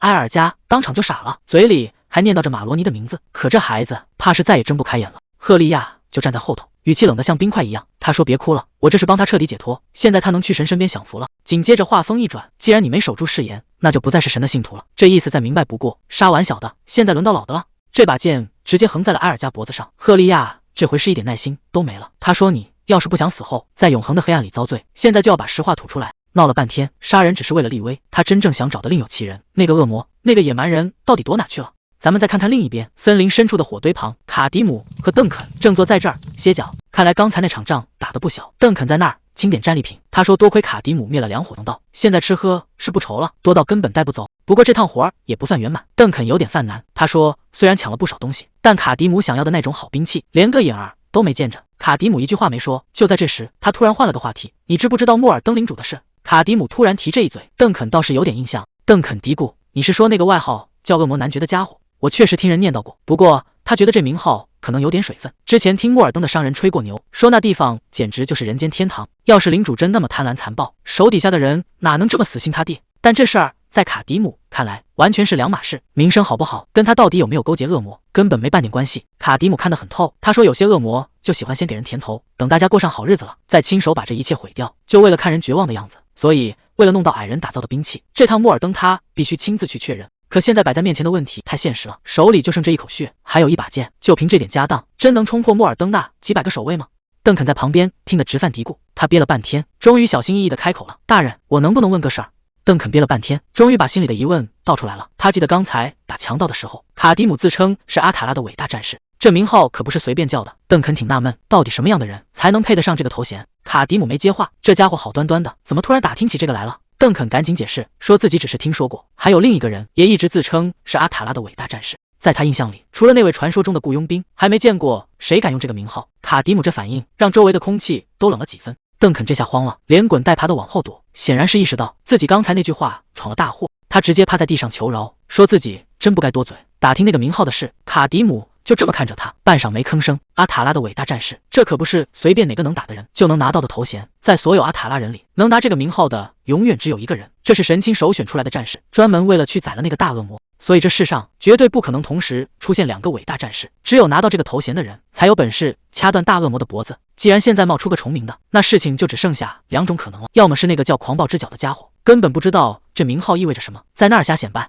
要么就是阿塔拉已经把我忘了，重新选了一个人来顶替我的位置。这下事情可真有意思了。别看卡迪姆表面上没啥反应，可这拳头一攥，说明他心里已经彻底炸了。不过他倒没打算难为邓肯，卡迪姆让他赶紧起来，说他没做错什么，天一亮就要动身去莫尔登，让他趁现在赶紧歇会儿。邓肯哪敢多嘴，只能唯唯诺诺的应着，生怕再惹这位爷不高兴。话说完，卡迪姆直接转身走人。现在的他脑子里全是那个重名的家伙，不管那人是招摇撞骗，还是阿塔拉真的选了接班人，这事儿他必须得亲自去弄个明白。卡迪姆撂下一句狠话，不管怎么样，只要见到他，我一定会把他撕成碎片。咱们这就到了莫尔登要塞，看这天色，这地方怕是真要变天了。城外这阵仗，摆明了是没打算给城里留活路，连守卫都快熬到头了。这种日子，谁也不知道还能撑多久。卡迪姆盯着远处的萤火，这莫尔登要塞被围得死死的，连个落脚的缝隙都没有。卡迪姆嘱咐旁边的邓肯：“你先找个安全的地方躲着，我打算一个人进城。”邓肯吓得够呛，外面几百号人守着，你这是要去送命吗？卡迪姆倒是一点不慌，他说只要趁着天黑，悄悄解决掉几个哨兵，进城就不是难事了。可计划还没开始，营地那边就传来了动静。谁能想到，这大半夜的，莫尔登要塞的城门竟然开了。邓肯吓得话都说不利索了，这城门怎么这时候开了？难道里面的人打算拼死一搏？卡迪姆可没空想这些，既然门开了，那就是老天爷给的机会，现在没时间犹豫了。卡迪姆让邓肯抓稳，邓肯还没反应过来，这荒郊野外的，到底要抓哪呀？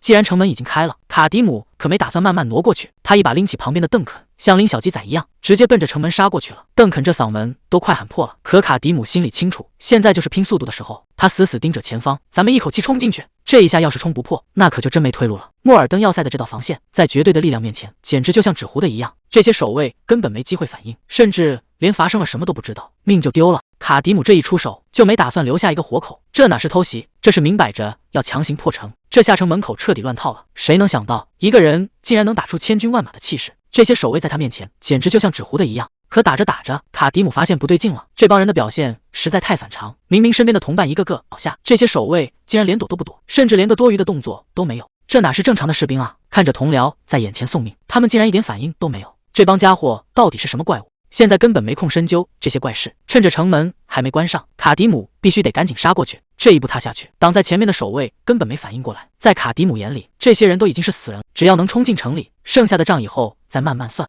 这一刀下去，挡在最前面的守卫连哼都没哼一声，直接就没命了。卡迪姆总算是撕开了这道防线，既然领头的已经到了，剩下的阵型也就彻底散了。可看着满地的狼藉，这事儿怎么想怎么不对劲。这些守卫到死都透着一股邪气，但这会儿已经没退路了，真正的麻烦恐怕还在城门后头等着他。卡迪姆刚杀出重围，迎面就撞上了一个男人，他冷冷地问了一句：“你又是谁？”这男人被吓得够呛，说话都开始结巴了。他说自己是这里的领主莫尔登男爵。卡迪姆盯着他看了一会儿，原来这就是传闻中的恶魔男爵。可堂堂一个领主，怎么会一个人待在城墙外面？莫尔登男爵赶紧摆手解释，说那些关于恶魔的传闻全是假的，自己也是有苦衷的。卡迪姆可没心思听他诉苦，传闻是真是假，他打算亲自去确认一下。这下莫尔登男爵只能乖乖带路了。莫尔登男爵一看卡迪姆要走，赶紧在后面扯着嗓子喊，说这事儿不能就这么算了，他可是抱着必死的决心出来的。卡迪姆根本不吃这一套，头也不回地甩下一句：“闭嘴，要死也等会儿再死。”莫尔登男爵这下彻底没词了，他怎么也想不明白，事情到底是从什么时候开始变得这么离谱的。就在这时候，旁边的守卫也看傻眼了，自家领主大人怎么混成这副德行了？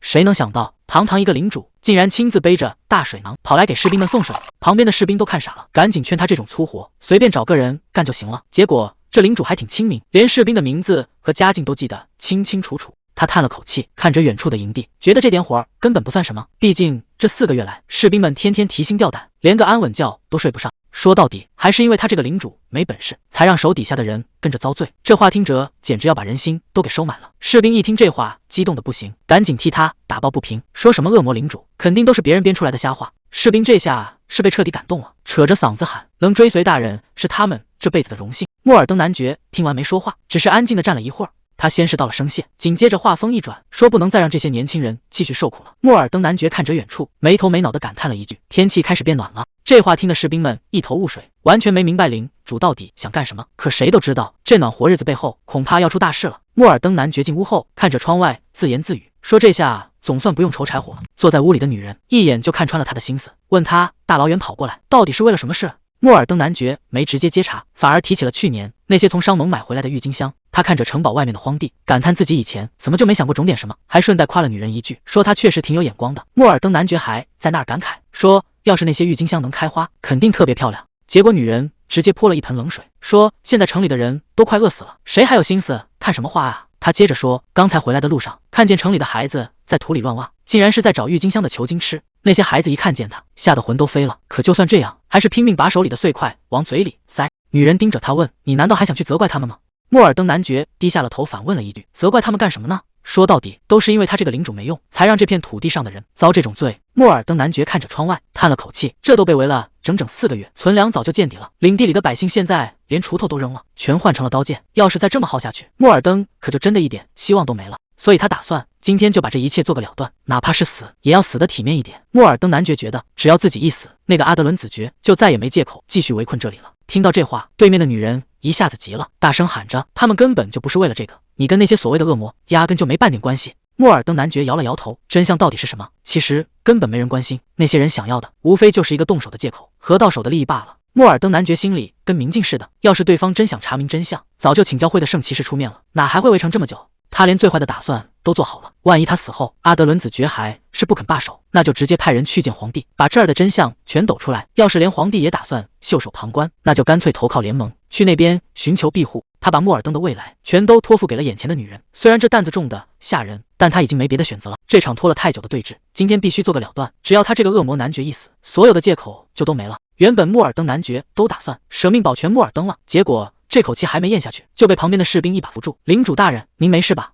莫尔登男爵现在一句话也说不出来，他心里只有一个念头：眼前这个像野兽一样的男人，到底是从哪冒出来的？卡迪姆就这么挡在前面，这附身板加上那骨子很劲，简直就像个怪物。还没等大家伙儿回过神，城墙上的士兵突然指着远处大喊：“快看那边，是阿德伦子爵的军队！”谁能想到，原本必死的局，竟然在这个男人出现后彻底变了样。阿德伦子爵的军队已经压到了跟前，这阵仗摆明了是要把莫尔登彻底踏平。可还没等他们动手，这帮训练有素的士兵竟然先乱了阵脚，一个个叫得比谁都惨。谁能想到，卡迪姆就这么往那一站，身上散发出来的这股劲儿，直接把对面的魂儿都给吓飞了。连见惯了大场面的莫尔登男爵，这会儿也看傻了眼。莫尔登男爵这下是真急了，扯着嗓子喊着让人赶紧关门，再晚1秒命就没了。只要这道铁门能落下来，好歹还能多活一会儿。可谁能想到，卡迪姆早就带着人杀到了跟前，这哪是关门挡敌，这是亲手把死神锁在了家里。守城的士兵这下全麻了，看着眼前的这尊杀神，谁还敢往前迈一步？城墙上的守卫全看傻了，这帮人到底是怎么回事？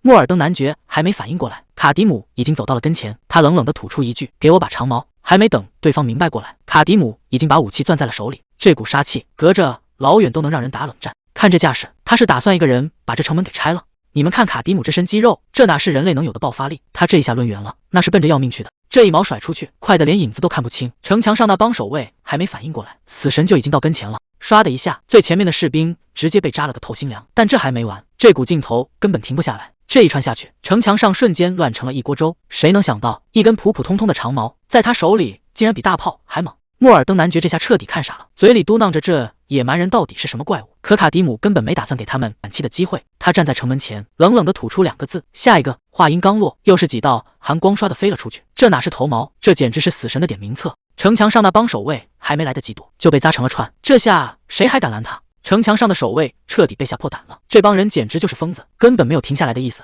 带头的赶紧下令，快把城门关上。沉重的铁闸门刷地落了下来，只要这道门一关，外面的人就算再猛也进不来。可就在这时候，怪事发生了，落到一半的铁闸门竟然死死地卡在了半空。莫尔登男爵整个人都懵了，这可是几千斤重的铁家伙，怎么说停就停了？后边负责绞盘的士兵更是把吃奶的劲都使出来了，可不管怎么用力，那绞盘就像被焊死了一样，动都不动一下。这下麻烦大了，这道保命的门竟然在关键时刻掉链子了。莫尔登男爵这下是真的慌了，这可是保命的铁闸门，竟然在这种时候掉链子。卡迪姆在门外冷哼一声，显然已经没了耐心。莫尔登男爵赶紧扯着嗓子大喊：“快把士兵都集结到门前！罗腾去找工程师，杰罗尼带几个壮汉去绞盘那边。”他这儿正忙着调兵遣将，可沉重的脚步声已经从门缝后面传了过来。谁能想到，卡迪姆根本没打算等门修好，就这么大摇大摆的走了进来。旁边的守卫嗓子都喊破了：“大人快看那边！”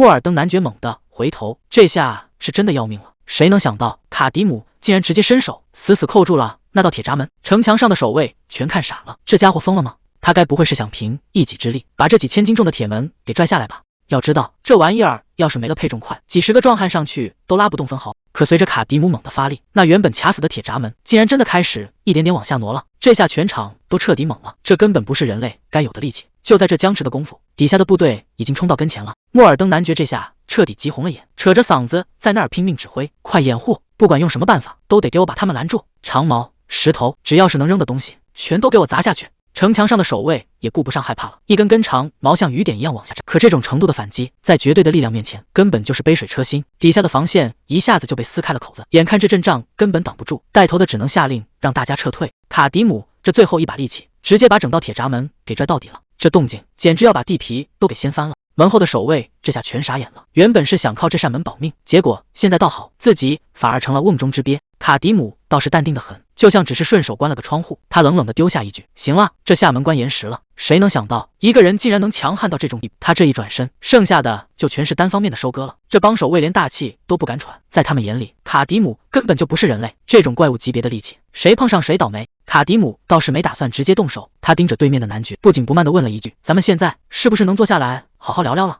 画面一转，刚才的火药味儿全散了，取而代之的是满桌的酒肉。莫尔登男爵这变脸的速度比翻书还快，在那儿一个劲的陪笑，说自己好久没招待过客人了，让大家千万别客气。可这顿饭到底是什么滋味，恐怕只有他自己心里清楚了。邓肯显然是饿坏了，好不容易见到点正经粮食，恨不得把碗都给吞下去。莫尔登男爵倒是挺淡定，笑呵呵的让大家别着急，表现的那叫一个慷慨。卡迪姆一眼就看出了不对劲，这城都被围了这么久，按理说早就该断粮了，哪来的底气在这儿请客？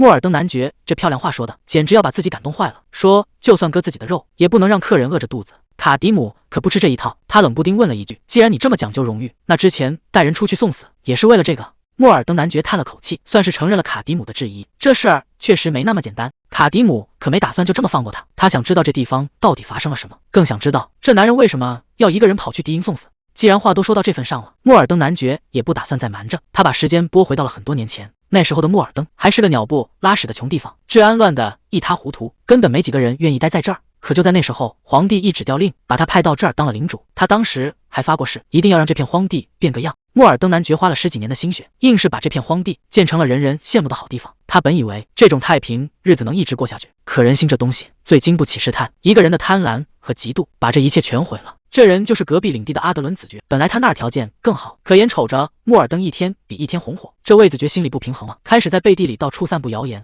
阿德伦子爵为了搞臭名声，造谣说莫尔登男爵是恶魔男爵，说他这辈子能发财全靠跟恶魔签了卖身契。这种没证据的瞎话，一开始确实没人信。可坏就坏在四皇子来这儿巡视的时候，竟然看上了阿德伦家的二女儿。有了皇室这层关系，阿德伦一下子成了这儿的老大。以前那些没人信的疯话，这下全成了要命的真理。有了皇帝的默许，这出讨伐恶魔的闹剧正式开场了。整整400名士兵把这儿围得水泄不通，这一围就是4个月。莫尔登男爵实在看不下去，百姓跟着他受罪，这才打算拿自己的命去换个太平。可卡迪姆听完，发现事情没那么简单。既然莫尔登已经穷得连领主都吃不饱，那外面那400号人，这4个月是怎么撑下来的？光是每天的口粮就是一笔天文数字，没捞着好处还硬耗着，这逻辑根本说不通。莫尔登男爵支支吾吾，猜是不是皇室在背后撑腰？卡迪姆没接话，这背后的水恐怕比想象中还要深。莫尔登男爵把牢底都掏干净了，现在轮到他反问了。他想不通，卡迪姆冒着生命危险闯进来，到底图个啥？卡迪姆也没打算藏着掖着，他直截了当地问：“这堡垒正中心是不是藏着一块拳头形状的石头？”这话一出，莫尔登男爵彻底坐不住了。那块石头藏得那么深，这外乡人是怎么知道的？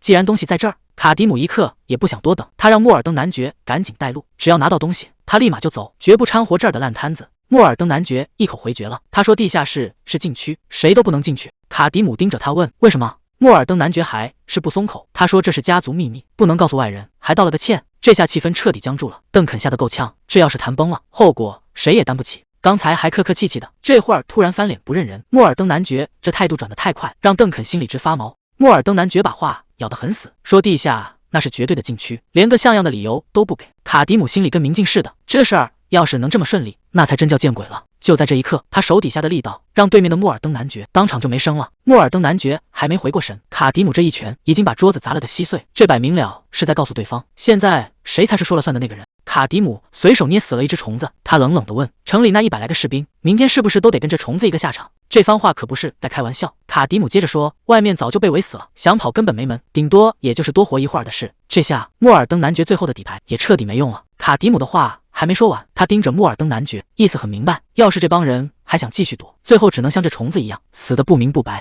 卡迪姆懒得再废话，他直接摊牌了，现在不谈什么理由，只给对方一个选择的机会。卡迪姆冷冷地问：“你是打算现在就老老实实带路，还是非要等这城里血流成河了再点头？”这下压力全到了莫尔登男爵这边，他接下来的这个决定可关系到全城人的命。莫尔登男爵这下看明白了，眼前这个男人绝对不是在吓唬他，他心里那个后悔啊，当初真不该这么大意，把一个底细不明的外人放进来。莫尔登男爵终于松口了：“行吧，我带你去地下。”但他紧接着又补了一句：“不过不是现在，我还有个条件。”卡迪姆反问：“条件？这都什么时候了，他居然还敢跟卡迪姆谈条件？这葫芦里到底卖的什么药？”卡迪姆听完直接气笑了，莫尔登男爵这算盘打得真响，自己都要投降受死了，居然还想让卡迪姆帮他守城，去挡住阿德伦子爵的全面进攻。莫尔登男爵接着说：“只要能把这波进攻打退，他就让总管带路去地下。”这哪是谈条件，这分明是想在临死前再拉个强力外援帮他保住地盘。卡迪姆盯着他看了半天，最后冷冷地回了一句：“简直是胡扯！你真觉得这种死法算得上是什么光荣吗？”卡迪姆这番话直接把莫尔登男爵给问住了。面对根本打不赢的敌人，把烂摊子全丢给一个外乡人，自己却想一死了，这哪是光荣，这分明就是想逃跑。莫尔登男爵半天没吭声，显然是被戳到了痛处。卡迪姆可没打算收手，他接着拆穿道：“表面上看着是为别人牺牲，听着挺高尚，但实际上呢？”卡迪姆接着骂道：“你这种做法跟那些把烂摊子甩给别人，自己跑去送死的懦夫根本没区别。我妈塔拉人可不信这一套，哪怕手脚断了，骨头碎了，只要还有一口气在，就要跟那些赢不了的敌人死磕到底，这才是真正的光荣，而不是像你这样找个借口就想撒手不管。”莫尔登男爵在一旁听着，半天没说出话来，他显然也被卡迪姆这股狠劲给彻底镇住了。卡迪姆骂也骂够了，但他可没打算就这么空手回去，他盯着莫尔登男爵，直接抛出了一个新的提议：“男爵，要不要听听我的条件？”这下轮到莫尔登男爵犯难了，刚才那番话确实把他给镇住了，他坐在那儿半天没吭声，显然是在心里反复掂量。卡迪姆也没催他，就这么等着他给个准话。最后莫尔登男爵终于松了口：“行吧，我会好好考虑一下的。”既然话都说到这份上了，莫尔登男爵也没再赶人，直接安排他们去内城的客房待命。带路的仆人头也不回，把卡迪姆和邓肯领进了一间屋子。进屋之后，卡迪姆倒是挺大方，让邓肯直接去床上休息。这下把邓肯给整不会了，他结结巴巴地问：“啊，让我睡床吗？”卡迪姆根本没心思跟他废话，顺手就按住了腰间的家伙。对他来说，这地方可不是用来睡觉的。邓肯还是有点缩手缩脚，他小心翼翼地坐到床边，忍不住开口问：“大人，关于那个提议，你觉得男爵真的会答应吗？”卡迪姆倒是稳得很，这买卖对他来说不亏。再说了，莫尔登男爵现在根本没得选。邓肯听完还是心有余悸，刚才吓死我了，本来男爵还挺客气的，结果突然就变了脸，我还以为这事儿要黄了。邓肯还是想不通，莫尔登男爵看着不像那种会无缘无故拒绝客人的主，可为什么偏偏在地下室这事上态度这么强硬？卡迪姆倒是看得透彻，这理由还不明显吗？这话把邓肯整懵了。明显，大人，你到底看出什么来了？就在这时候，房门被人一把推开，莫尔登男爵直接闯了进来。这下不用猜了，正主儿总算露面了。卡迪姆看着进屋的莫尔登男爵，一点也不意外，你比我预想的要早，看来这事儿对他来说确实挺急的。卡迪姆直接切入正题，所以你决定好了吗？莫尔登男爵没废话，这一下两边的买卖算是彻底谈成了。好，那就准备一下。转眼到了深夜，整座城堡静得吓人，谁也不知道在这平静的夜色下到底藏着什么样的计划。深夜的城堡静得吓人，守卫正巡着逻，突然察觉到不对劲，他立马横起长枪，大声喝道：“谁在那儿？报上名来！”结果从阴影里走出来的竟然是莫尔登男爵和卡迪姆。莫尔登男爵赶紧让他闭嘴。是我，德尔顿，把声音压低点。守卫这下彻底傻眼了，自家大人大半夜不睡觉，竟然换上了普通士兵的盔甲，这要是传出去，整个城堡都得炸锅。莫尔登男爵看守卫吓得不轻，赶紧出声稳住他：“别慌，德尔顿，你现在是这里的负责人，对吧？”守卫德尔顿哪见过这阵仗，只能硬着头皮答应：“是的，大人，我明白了。”可看着莫尔登男爵和卡迪姆这一身奇怪的打扮，德尔顿心里还是直打鼓。这大半夜的穿成这样，到底是要干什么？莫尔登男爵根本没时间解释，直接下达了命令：“有问题待会儿再说，先帮我把这根绳子系好，一定要死死固定在墙边的柱子上。”最后他还不忘严肃地叮嘱一句：“记住，不管待会儿发生什么，绝对不准离开城堡半步。”这语气听得德尔顿心里一沉，看来今晚这事儿比他想象的还要严重得多。绳子一紧，卡迪姆这一下简直是拿命在赌，这高度对他来说好像根本不存在一样。莫尔登男爵在上面看得直发愣，这身板这爆发力简直不像个正常人，这么大块头，动作竟然能快成这样。虽然心里吃惊，但莫尔登男爵也没闲着，他紧跟着抓起绳，也开始往下撤。旁边的守卫吓得够呛，只能在后面小声念叨：“大人，您可千万的当心啊！”莫尔登男爵没回话，这大半夜的冒这么大险，要是下面真有什么埋伏，那可就全完了。莫尔登男爵挨个点着名：斯凯隆、奥迪克、克伦、贝宁、切罗德、多尼芬。最后他看向德尔顿，德尔顿赶紧应了一声，这气氛一下子就变了。莫尔登男爵接下来的话让在场的所有人都没反应过来，他说要把比命还重要的宝贝托付给这帮兄弟，那就是守好莫尔登。德尔顿这下彻底懵了，他怎么也没想到自家大人临走前会交代这么重的担子，这哪是简单的看门啊，这是把整座城的命脉全压在他们肩膀上了。卡迪姆已经等不及了，既然城里的事都交代完了，那就该去办正事了。他头也不回地问了一句：“都弄好了吗？”莫尔登男爵应了一声：“没问题了。”既然一切就绪，那就没必要再耽误时间。卡迪姆这下是要动真格的了，他冷冷地丢下一句话：“走吧，去把那个叫阿德伦的家伙给宰了。”莫尔登男爵简直不敢相信自己的耳朵。呵，你刚才说什么？卡迪姆语气平静的吓人。等太阳下山，你和我一起去突袭他们的营地，带上一把剑和一只长矛就够了。莫尔登男爵觉得这主意简直疯了，就凭我们两个直接冲进敌方大营，这不就是去送死吗？卡迪姆却直接戳穿了他的心思，难道这不正是你原本的计划吗？这话一出，莫尔登男爵彻底没声了。卡迪姆接着说道：“不管是投降被处决，还是战死沙场，只要那个恶魔男爵一死，他们就没了继续出兵的借口，这才是你真正的目的吧？”莫尔登男爵还是觉得不稳，万一咱们没成，反而被对方给抓了，那阿登肯定会为了报仇，把这儿彻底夷为平地。卡迪姆却一脸淡定：“这事儿你不用操心，因为今晚我就会亲手掐断他的脖子。”看对方没说话，卡迪姆又补了一句：“要是今晚我失手了，我就留下来帮你守城。”这话听着确实狂，简直没把死当回事。但莫尔登男爵见识过他的本事，知道这男人确实有狂的资本。反正横竖都是死，现在有个机会能解决源头，这买卖怎么算都不亏。与其等死，不如站着多拉几个垫背的。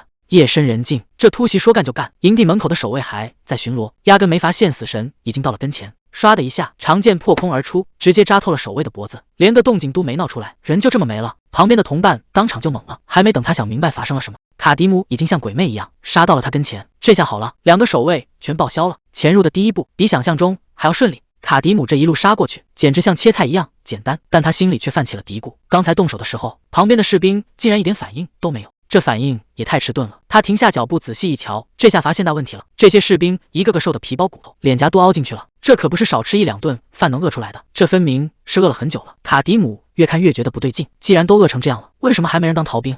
这支军队绝对藏着什么见不得人的秘密。卡迪姆越看越觉得这地方邪门。旁边的莫尔登男爵也发现了异常，这营地的气氛实在是太诡异了。卡迪姆没打算在门口浪费时间，他压低声音说：“走进营地瞧瞧。”两人猫着腰往里走，结果刚进营地深处，眼前的景象让莫尔登男爵彻底傻眼了。这大半夜的，营地里的士兵竟然一个都没睡，不仅没睡，他们连身上的盔甲都没脱，就这么在大帐周围漫无目的的晃悠。莫尔登男爵忍不住小声嘀咕：“这到底是怎么回事？不睡觉也不脱甲，这帮人难道是铁打的吗？”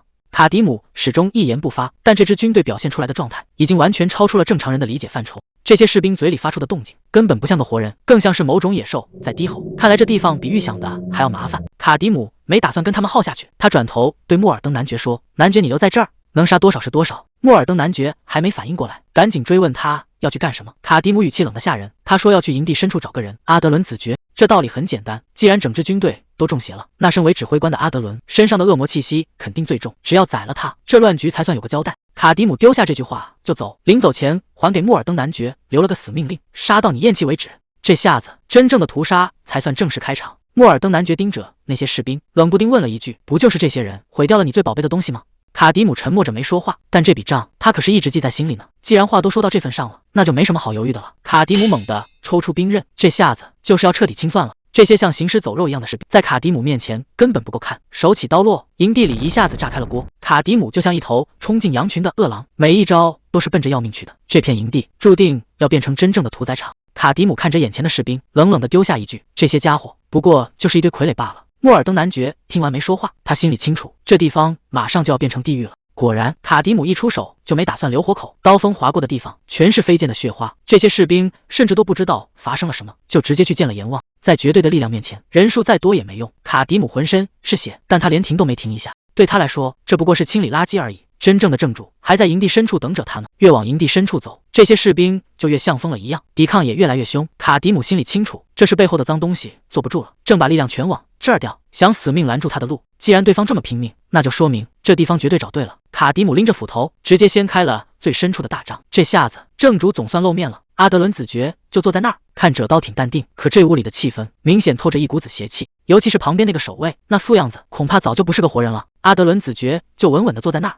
周身缠绕着一股不祥的紫气，看来这家伙早就把灵魂卖给脏东西了。门外的守卫根本拦不住卡迪姆这一路杀进来，直接站到了这位领主面前。阿德伦子爵缓缓睁开眼，那双眼睛已经变成了血红色，他冷笑着开口：“你这荒野出来的野狗，居然还真能闯到这儿来！”面对这种压迫感，卡迪姆反而笑出了声，这下有意思了。卡迪姆盯着他，语气里全是轻蔑：“上辈子我也就砍过几个你们这种货色，原来是个附身型的恶魔啊！”恶魔冷冷地问：“你到底在笑什么？”在他眼里，卡迪姆这身肌肉不过是虚张声势的摆着，这是最后的警告，让他滚出这里，离男爵远点，别碰他盯上的猎物。原来这地方被他经营了这么多年，现在果实终于熟了，他绝不允许任何人来捣乱。恶魔冷笑着问：“你觉得凭你这种野狗，真能挡住我的路？”话音刚落，他就往前迈了一步，这下是真的要见真章了。卡迪姆根本没打算废话，直接拔出了长剑，这态度已经说明了一切。恶魔冷哼一声：“看来你真是不知道死字怎么写，既然给脸不要脸，那就把命留在这吧。”话音刚落，一股恐怖的气息从他身上炸开，这根本不是人类该有的力量。卡迪姆发现情况不对，恶魔接着嘲讽道：“趁现在还能后悔，赶紧丢掉你那可怜的自尊心吧，野狗就该有野狗的样子。”恶魔彻底撕破脸了，他狂笑着宣布：“从现在开始，你身上的每一块肉全都是我的了。”这股红色的邪气一下子把周围全盖住了。卡迪姆站在风暴中心，这下麻烦大了，对方这股劲头明显是想直接把他给吞了。恶魔咬牙切齿地喊道：“我要把所有的魔力全都灌进你的身体里，这摆明了是要下死手，一点活路都不给留啊！”恶魔这算盘打得挺响，只要卡迪姆的精神露出一丁点缝隙，他就能顺着钻进去，直到把这具身体彻底变成自己的傀儡。可就在他准备动手的时候，突然发现不对劲，卡迪姆的灵魂深处竟然还藏着另一个人的影子。还没等他看清楚，一股更恐怖的力量直接反弹了回来。恶魔这下彻底慌了，这根本不可能啊！他这辈子都没见过这么硬的骨头。恶魔这下彻底踢到铁板了，他发现自己的恶意竟然全被挡了回来。他歇斯底里的大喊：“你到底是个什么怪物？我都已经拼命了，为什么还是钻不进你的身体？”卡迪姆冷笑一声，那样子就像在看一个死人。他淡淡的回了一句：“算你倒霉，我这身体里的位置早就已经被人给占了。”原来卡迪姆的灵魂深处早就住着一个更狠的角色，这下轮到恶魔倒霉了。他想抢别人的地盘，结果却撞上了真正的祖宗。恶魔坐在椅子上，虽然刚才没得手，但他这嘴是真硬啊。他说自己这辈子也就只在高级恶魔身上栽过跟头。他本来以为卡迪姆体内也藏着什么怪物，可左看右看，这不就是个长得壮点的人类吗？被一个普通人给拦住了，这对他来说简直是奇耻大辱。恶魔咬着牙骂道：“别以为赢了一招就了不起，你不过就是只丧家犬。”恶魔这下彻底破防了，既然钻不进卡迪姆的身体，他打算换个法子。恶魔咬牙切齿地吼道：“既然占不了这具身体，那就干脆把你整个人都给碾成渣！”随着一阵骨头错位的响声，这怪物的体型开始疯狂膨胀，眨眼功夫就比卡迪姆大出好几圈。这恶魔是真急了，抡起那带刺的流星锤，跟着卡迪姆就砸了过去。这一下要是砸实了，普通人当场就要变肉泥。可卡迪姆连躲都没躲，就这么硬生生的扛了下来。这恶魔还没反应过来，卡迪姆已经贴到了他跟前，这速度快得离谱。还没等对方变招，卡迪姆反手就是一刀，直接扎进了恶魔的肉里。这下攻守互换了，卡迪姆可没打算就这么轻易放过他。卡迪姆啧了一声，看来想靠这一招解决战斗，还是有点想简单了。恶魔这下彻底被激怒了，抡起那带刺的铁疙瘩，没命的往下砸。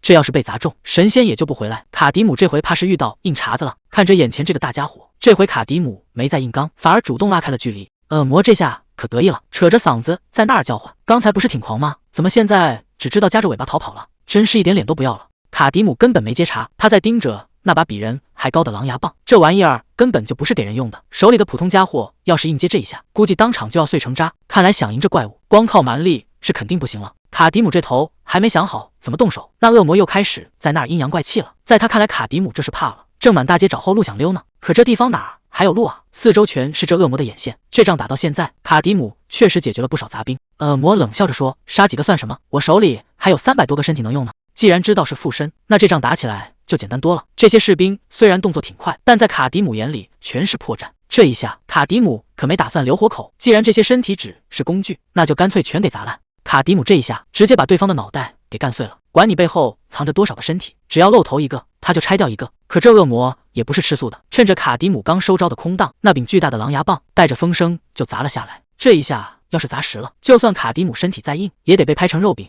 恶魔一边疯狂挥舞重锤，一边在那儿叫嚣：“野狗，这下你可没地方躲了！”看这架势，他是打算把这片地儿全给拆了，非要把卡迪姆活活耗死在这儿。卡迪姆心里清楚，这种时候硬碰硬就是找死。就在那重锤砸下来的瞬间，他整个人已经借力跳到了半空。这一声巨响，整个地面都被砸成了废墟。可卡迪姆落地一个滑步，稳稳拉开了距离。恶魔见一招没中，抬起大脚又是一记重踏。他冷笑着嘲讽道：“没想到你这野狗逃跑的本事还真不小。”这恶魔是越打越狂，他盯着卡迪姆嘲讽道：“我看你别叫野狗了，叫老鼠更合适。”卡迪姆没理他，只是回头瞄了一眼身后的城堡。恶魔一眼就看穿了他的心思，怎么，你以为躲进城堡就能保命？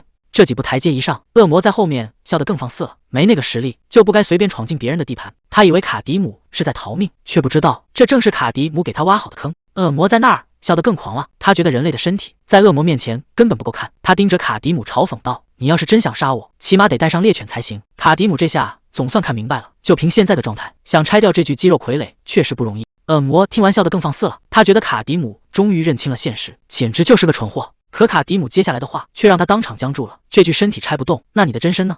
恶魔这下彻底坐不住了，他追问道：“你刚才说什么？”就在这时，城墙上突然冒出来的邓肯扯着嗓子大喊：“在这儿呢！”卡迪姆盯着恶魔，一字一句的说道：“要是对付你的真身，恐怕连个布林都打不过的商人，都能轻轻松松把你给办了，你说是吧？”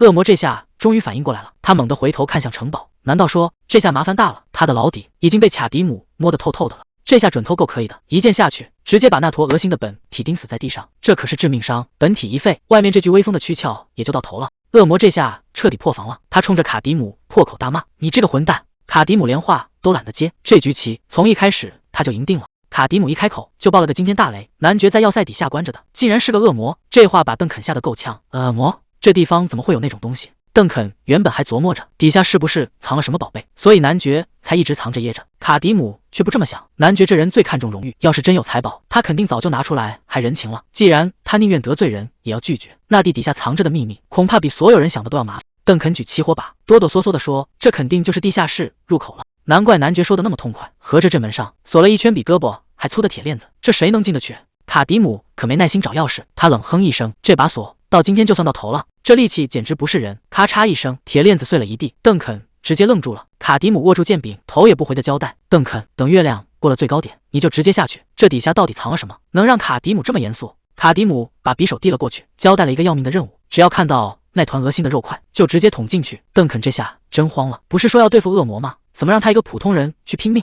卡迪姆让他放宽心，这事儿比捏死只蚂蚁还简单，到时候他会负责吸引火力，恶魔根本顾不上这边，只要抓住那个空档，这事儿就算成了。画面一转，恶魔已经倒在血泊里，那把匕首精准地扎进了那团诡异的肉块。恶魔这下彻底急了，他拼了命想挽回，却发现根本够不着，这下全完了，他的恶意已经没法传回本体了。眼看着本体被毁，他气急败坏的大吼：“你们这群混蛋！”面对这种临死前的咆哮，卡迪姆根本没打算理他，这局棋他早就已经收官了。卡迪姆难得夸了巨人，干得漂亮。邓肯，恶魔彻底疯了，满脑子只剩下一个字：杀！他一边咆哮一边诅咒，要把卡迪姆撕成碎片，再把内脏塞回喉咙里。这狠话听着都让人发毛。看着眼前这个比刚才大出好几倍的怪物，旁边的邓肯都吓傻了。这下麻烦大了，卡迪姆还能应付得了吗？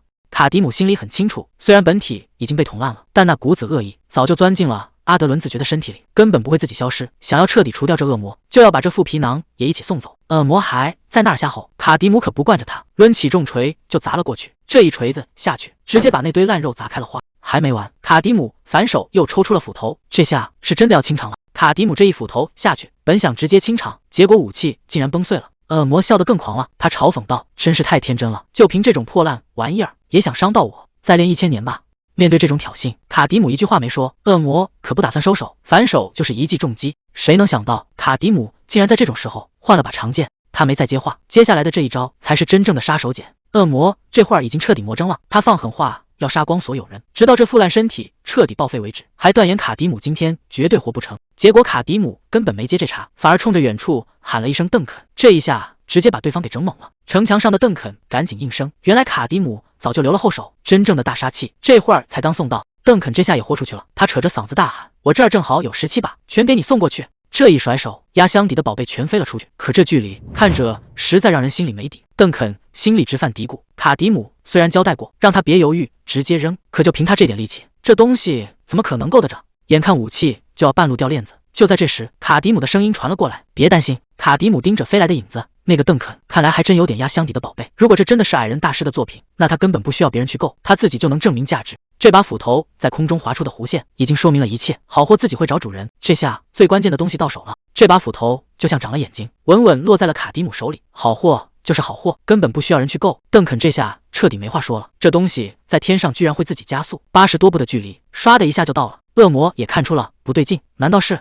这把武器的来头比他想的还要恐怖？卡迪姆看着手里的家伙，不得不说，那个男爵确实有点眼光。这种宝贝要是真埋没在土里生锈，那可真是暴殄天物。恶魔这下彻底慌了，他一眼就认了出来，这可是北方那群疯子矮人的杰作。他死活想不明白，卡迪姆是怎么知道这宝贝藏在莫尔登的。恶魔咬着牙问：“你该不会从一开始就是奔着这把斧头来的吧？”卡迪姆根本没打算回答，既然好东西已经到手，那接下来的事就简单多了。好货一到手，卡迪姆可没打算跟对方叙旧，他盯着眼前的对手，语气里全是嫌弃。作为一个被附身的家伙，你这废话确实有点太多了，反正现在说什么都没用了，这一斧头下去，看你还怎么开口。恶魔这下是真急眼了，他扯着嗓子大吼：“管你是不是什么矮人神兵，只要老子手里的锤子够沉，照样能把你砸成一堆废铁。”这一下他可是把命都给赌上了，两股力量硬碰硬撞在一起，这动静怕是连地皮都要被掀翻了。到底谁能站到最后？这下彻底没戏了，那把号称无坚不摧的钢锤在矮人神兵面前简直跟纸糊的一样。恶魔整个人都懵了，这太疯狂了，根本不可能，实心钢锤竟然就这么碎成了渣。卡迪姆可没打算给他留喘气的机会，趁着对方发愣，这一斧头下去，直接分出了胜负。恶魔疼得连话都说不出来，看着手里的家伙，卡迪姆倒是挺满意，这把武器总算没让他失望。胜负已定，卡迪姆这一下确实够狠，恶魔这回是真撑不住了。看着那股红黑色的气息慢慢散开，这纠缠不清的恶意总算消停了。要是那家伙的本体还在，杀几个这种容器根本没用，但既然这恶意已经扎得这么深，除了把宿主彻底解决，还真没别的法子。卡迪姆刚把恶魔解决掉，还没来得及收手，暗处盯着的人就现身了。邓肯吓得大叫：“大人！”这一嗓子把原本就紧绷的气氛彻底点燃。这帮守卫根本不打算讲道理，二话不说直接围了上来，看这架势是要下死手。刚才那场仗才刚打完，这波偷袭又接上了，卡迪姆这回怕是真没时间休息了。卡迪姆还没来得及收手，对面那个带头的守卫居然笑出了声，这笑声听着就不对劲。旁边的邓肯还在那儿喊难。卡迪姆盯着对面，这事儿显然没那么简单。果然，那股熟悉的红黑色气息又冒出来了。恶魔冷笑着问：“你真的以为这就结束了吗？”这下麻烦大了，这家伙根本就是个打不死的怪物。恶魔还在那儿叫嚣：“你这只厚颜无耻的野狗！”卡迪姆一句话都没回，就这么死死盯着他。恶魔突然开口：“你以为这就结束了吗？”丧家之犬。果然不出所料，恶魔的意志早就扎了根。现在的莫尔登男爵已经彻底沦为了傀儡。原本他想牺牲自己保全领地，结果却落入了更深的陷阱。恶魔根本没打算让他死，而是要让他活到最后，亲眼看着家园变成废墟。恶魔满脸不甘，原本计划好的一切全被你给搅黄了。卡迪姆这下全明白了，恶魔故意留下莫尔登男爵的命，就是为了让他亲眼看着自己的领地彻底完蛋。恶魔还在那儿叫嚣：“你现在打算怎么办？也要像对付之前那个子爵一样，把男爵也给大卸八块吗？你真有那个胆子？”卡迪姆根本不吃这一套，你好像误会了什么，我可不是为了就这片领地，我只是和男爵做了笔买卖。这下轮到恶魔傻眼了，卡迪姆接下来的话直接把后路给堵死了。卡迪姆早就留了后手，带那个人过来就是为了应付现在的场面。恶魔冷笑一声：“你以为看穿了就没事了？这么多士兵可都看着呢，你要是敢在这儿杀了男爵，全领地的兵都会追杀你到死。”卡迪姆根本没把这威胁当回事，就算让你继续站着这副身体，结果不也一样吗？要是莫尔登的人真敢跟我动手，那我就把他们全部杀光，一个不留。恶魔这下听明白了，这家伙是真的打算凭一己之力屠了整个领地。恶魔笑得更狂了，见识过你的手段后，我知道你绝对说得出做得到。既然这样，男爵必须死在你手里，反正这副身体早就废了，我现在不过是一缕残魂，就算没法亲手毁掉莫尔登，我也能换个法子达成目的。只要能亲眼看着男爵痛苦，看着莫尔登的士兵被你一个个宰掉，对我来说这就是最好的结局。卡迪姆一句话都没说，面对这种彻底疯掉的对手，多说一个字都是浪费时间。恶魔这回是玩真的，他竟然直接控制着身体撞向剑尖，这是打算当众把命交代在这儿。连卡迪姆都愣了一下，谁能想到这疯子为了拉人下水，连这种自残的招数都使得出来。看着恶魔一边惨叫一边发狠，这把剑要是真刺透了，那卡迪姆可就真成了杀害男爵的凶手。恶魔咬着牙放狠话：“你这恶魔，休想再碰莫尔登一下！”旁边的卡迪姆整个人都看傻了，他怎么也想不通自家的男爵大人怎么会突然做出这种自杀的行为。卡迪姆喊了一声男爵，但这会儿想拦已经来不及了。恶魔大吼着：“跟我一起下地狱吧！”这一剑下去，卡迪姆就算浑身是嘴也解释不清楚了。恶魔这回是真豁出去了，他猛地发力，这一下根本没打算给自己留活路，剑刃直接扎透了胸口。这疯子竟然真的对自己下了死手，血溅得到处都是，城墙上的士兵全看傻了，谁能想到自家的领主大人会当着这么多人的面自残，这下麻烦大了。在别人眼里，这笔账肯定要算到卡迪姆头上了。恶魔这下彻底倒了，卡迪姆简直不敢相信，这家伙明明还被控制着，竟然能硬生生夺回身体控制权，就为了给自己来上这么致命的一。这种狠劲儿，到底得有多大的执念，才能在那种状态下强行清醒过来？看着到在血泊里的穆尔登男爵，卡迪姆一句话也说不出来。这疯子是用命布了一个死局。旁边的士兵颤抖着问：“大人，他是不是已经没气了？”卡迪姆低声说了句：“不行，还没到时候。”他看着眼前的穆尔登男爵，这股爆发力实在太惊人了，竟然能顶着这么厚的甲，硬生生把自己给捅穿了。穆尔登男爵大口咳着血，他心里很清楚，要是没有那股恶魔的力量，这种事根本不可能办到。可即便到了现在，事情好像还是没完。卡迪姆就这么看着他，一句话也说不出来。这局面已经彻底失控了，接下来该怎么收场？就在穆尔登男爵倒下的一刻，卡迪姆突然伸手，一把攥住了那柄刺穿胸口的剑刃。这把剑竟然开始发光，穆尔登男爵整个人都愣住了。他能感觉到一股奇怪的力量正顺着剑身流进身体。他有些虚弱的开口：“怎么回事？感觉身体好像变轻了一点。”卡迪姆看着他没说话。原来这把叫蚊子的剑，就算在别人手里也能触发吸血效果。虽然这点治疗量对这种致命伤来说只是杯水车薪，顶多也就是让他多喘一口气。卡迪姆低头看着这个将死之人，普通人要是被恶魔盯上，早就被吓得魂飞魄散了。那些所谓的贵族，最后只会剩下求生的本能。可穆尔登男爵不一样，他到死都没有屈服，甚至强行赶走了体内的恶魔，宁愿选择同归于尽，也不当傀儡。这份狠劲儿让卡迪姆都不得不重新审视这个人。可是已至此，他还能撑多久？穆尔登男爵开口了：“临死前能有你这样的强者送行，这辈子也算值了。”他现在满脑子都是后悔，当初第一眼看到那怪物的时候，就该直接把它彻底毁掉。时间回到很久以前，他在地下室发现了那团恶心的肉块，那东西竟然开口说话了。他问穆尔登男爵，想不想让领的变成最强盛的地方？代价听起来简直像是在做慈善，只要像爱护亲生孩子一样爱护子民，全身心的为领地奉献就行。谁能想到，这竟然是一个彻头彻尾的陷阱。虽然觉得这买卖有点邪门，但为了领地，穆尔登男爵最后还是点头了。他哪能想到，这竟然是个要命的陷阱。恶魔确实没撒谎，领地一天比一天强盛，穆尔登男爵也拼了命地去履行诺言。原本只是为了应付差事，结果慢慢的，他是真的爱上了这片土地和子民。可这份爱越深，他心里就越发虚。毕竟眼前的繁华全是靠恶魔换来的，根本不是他自己的本事。他每天都在担惊受怕，生怕哪天恶魔不高兴了，一抬手就把这一切全毁了。这种日子他熬了很久，直到阿德伦子爵出现，该来的终究还是来了。穆尔登男爵猛地咳出一口血，这辈子总算是要到头了。恶魔真正想要的根本不是什么契约，而是想看穆尔登男爵在失去一切后彻底崩溃的样子。哪怕到了这一刻，穆尔登男爵还在自责，觉得不管是振兴领地，还是最后除掉恶魔，全都是靠别人的力量，自己到头来还是个没用的傀儡。卡迪姆却摇了摇头，最后能摆脱恶魔的控制，靠的可不是蛮力，而是你自己的意志。听到这话，穆尔登男爵终于释怀了，这辈子最后的一笔，总算是他亲手画上去的。卡迪姆低声回应：“没错，你做到了。”穆尔登男爵费力的开口：“帮我转告德尔菲娜，就说那些郁金香，真的很抱歉，我终究还是没能守住他们。”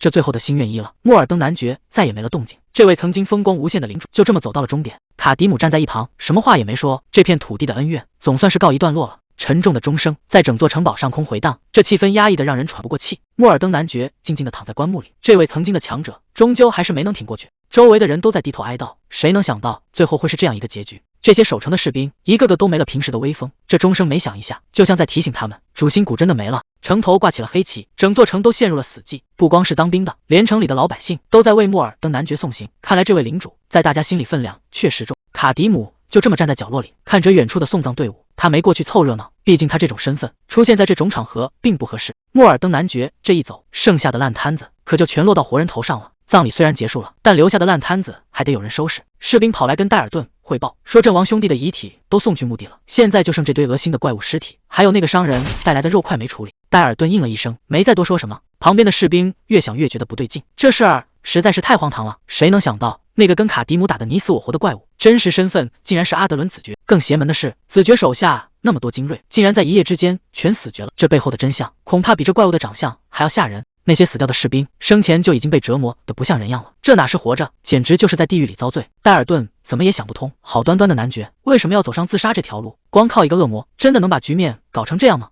所有的线索都断了，现在唯一知道真相的人就是那个卡迪姆，可他偏偏像个闷葫芦，一个字都不肯往外蹦。看着卡迪姆把穆尔登男爵带回来，周围的士兵全围了上去，大家心里都憋起火，这地方到底发生了什么？今天必须得有个交代。面对众人的质疑，卡迪姆终于开口了。他说，男爵直到最后一刻都在为了守护这里而战斗，这就是你们需要知道的全部真相。戴尔顿和旁边的士兵谁也没再多问，有些事烂在肚子里，对大家都好。卡迪姆大声命令，把城门打开。在他心里，莫尔登男爵是个英雄，他值得被这片土地体面的送走。戴尔顿想起了卡迪姆刚才说的话，那个被他们叫做野蛮人的阿塔兰人，其实早就把真相告诉大家了。莫尔登男爵直到咽气的那一刻都没停止过战斗，在这个世界上，恐怕没人比他更爱莫尔登这片土地。既然真相已经不重要了，那活下来的人总得做点什么。戴尔顿看着眼前的城堡，心里已经有了主意。从今天开始，他们要替男爵守好这最后一份家底，毕竟这可是男爵拿命换回来的宝贝。戴尔顿赶紧招呼手下动起来。男爵虽然走了，但送行的排场绝对不能乱，毕竟这可是男爵夫人德尔菲娜接管莫尔登后的头等大事。沉重的城门缓缓拉开，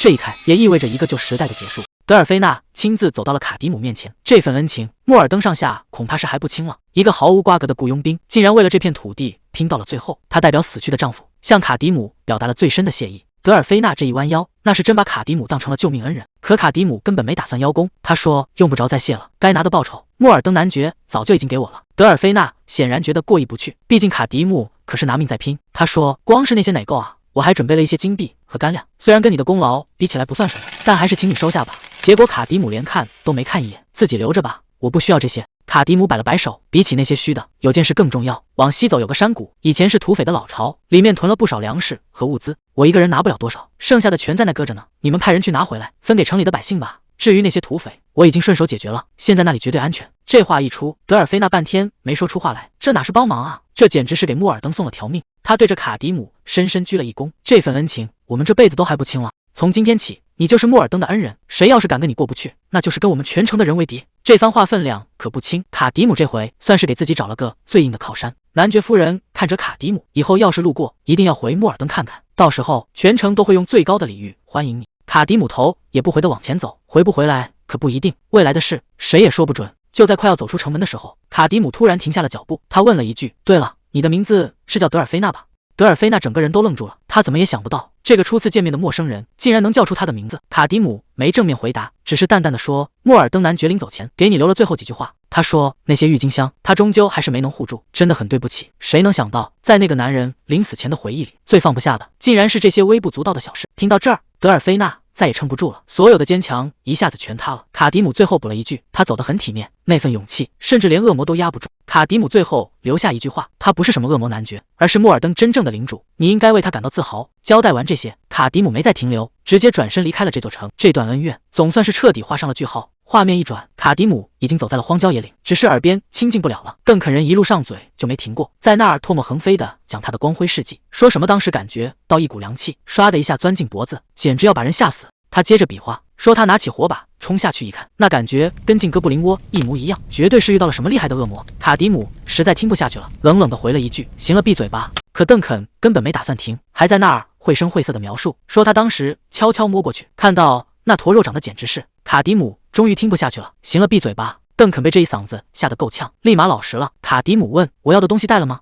邓肯赶紧递过来一个皮袋子，这可是个稀罕货，里面装的是附身型恶魔的血，看这成色，这恶魔生前离进化也就差一步了，绝对是中阶里的极品。这血喝下去，一般的精神攻击根本伤不到他，算是个强力护身符。但这东西也不是万能的，真要是遇上那种让人发疯的诅咒，照样白搭。卡迪姆心里已经有了打算，等到了法师塔，找到那个叫梅丽莎的，这笔账才算真正开始算。卡迪姆看着手里的药瓶，总得想个法子解决那股疯狂，不然迟早得把自己玩死。不过这回运气不错，弄到了个硬家伙，这把斧头简直强的离谱。有了这宝贝，以后就不用老是拿恶魔血去硬顶了。说真的，卡迪姆以前在游戏里压根就没见过这种成色的武器，连原版里都找不着，地图上标注得清清楚楚，这可是古代遗物。这玩意儿的岁数恐怕比咱们想的都要大，那是神话时代，人类、精灵和矮人混战的时候就已经存在了。要是这东西真出自当年的矮人王国，那他的评级起码也是唯一级别的神兵。卡迪姆越想越觉得不对劲，这种神兵利器怎么会随随便便扔在那种地方？他随口问了一句，当时取斧头的时候有没有瞧见什么怪事？邓肯被问得有点懵，想了半天才说，那个箱子上好像刻着个白色的标记。这下麻烦了，这种标记通常意味着这东西是有主的，或者干脆就是个封印。卡迪姆倒是想回去看个究竟，可现在回头那纯粹是自投罗网，毕竟这一路杀过来留下的烂摊子实在太多了。他心里有数，那些追兵估计离这儿也不远了，而且带头的八成就是那帮难缠的圣骑士。卡迪姆心里很清楚，像埃达这种普通圣骑士根本算不上什么威胁，来多少他都能应付。哪怕是再高一级的圣骑士，只要手里有恶魔血，他也完全不虚。真正让他头疼的是教团里那几个怪物，也就是传说中的大圣骑士，那帮人才是真正的麻烦。光是想到那帮家伙，卡迪姆就觉得一阵恶心。这笔旧账迟早得跟他们算个清楚。卡迪姆冷哼一声，那些疯子可不是好惹的。说曹操就到。远处那个红披风的背影，正是他最不想见到的马。赫利亚头也不回，语气里全是嫌弃。艾达，你还是跟以前一样慢，到底打算让我等多久？后边赶上来的艾达连马都快跑废了，他赶紧低头认错，请赫利亚大人恕罪。结果换来的只有赫利亚冷冰冰的一句：“真是个废物。”赫利亚没再纠结刚才的事，他指着远方提醒艾达：“看前面，莫尔登马上就到了。”顺着他指的方向看过去，一座宏伟的要塞就横在水边。就在卡迪姆闷头往前冲的时候，邓肯赶紧把他叫住了，说：“这路可不能乱走。”邓肯累得够呛，说：“你要是再这么一个人乱跑，咱们就直接撞到边境哨所的大门口。这种时候肯定不能走大路送死。”邓肯指了指旁边的一条小道，建议从这儿绕过去。刚才确实走得太急了，差点就出了大事。卡迪姆也反应过来了，这一路上光顾着担心圣骑士追上来，再加上那些乱七八糟的回忆，确实让他有点急躁了。既然这样，那就听你的。两人转头钻进了旁边的小路，走着走着，卡迪姆又想起了之前躲避守卫的日子，那种提心吊胆的感觉，真是一点都不好受。跟在后面的邓肯这会儿明显有话想说，他盯着卡迪姆的背影，憋了半天，终于开口了：“那个大人。”卡迪姆回过头，不知道这家伙又要交代什么重要的事情。卡迪姆这一回头，把邓肯吓得够呛，他支支吾吾了半天，最后还是把话给咽了回去，说就当他什么都没提过。卡迪姆盯着他看了一会儿，这气氛一下子就僵住了。他也没多问，只是抓紧了手里的斧头。卡迪姆冷哼一声，觉得这家伙实在是太磨叽，他直接劈开挡路的树枝，头也不回的继续往前走。邓肯一刻也不敢停，死死拽着手里的缰绳，就怕慢了一步。远处那座要塞越来越近，就在这时，一阵急促的马蹄声传了过来。赫利亚猛地一拽缰绳，让马停在了路中间。看他这副样子，估计是发现什么不对劲了。赫利亚这一路跑得飞快，可苦了跟在后面的艾达，他这马明显已经快到极限了。艾达也是一肚子委屈，赫利亚大人，普通的马能跑成这样，已经是极限了。赫利亚回头就是一顿催，照这个速度，咱们什么时候才能赶到？艾达，你就不能再快点吗？他在心里直犯嘀咕，你骑的是大圣骑士专属的神驹，跑起来当然不费劲，拿我这普通马跟你比，真是站着说话不腰疼。这马要是落在高手手里，一天跑个几百里都不带喘气的。艾达心里很清楚，就算赫利亚还没使出全力，自己这普通马也根本追不上。眼看离要塞越来越近，艾达忍不住提议，咱们顺路去趟莫尔登怎么样？说不定能在那儿找到恶魔的线索，顺便查查男爵到底出了什么事。赫利亚头都没回，直接泼了一盆冷水。皇室那边已经打过招呼了，让骑士团别插手那块领地的事，咱们现在的头等大事是抓到那个杀害林顿的恶魔。他语气一下子变得特别严肃。艾达，别忘了你到底是干什么的？艾达心里全是火，什么任务，什么职责，简直就是个笑话。难道砸碎圣物，滥杀无辜，就是圣骑士该干的事吗？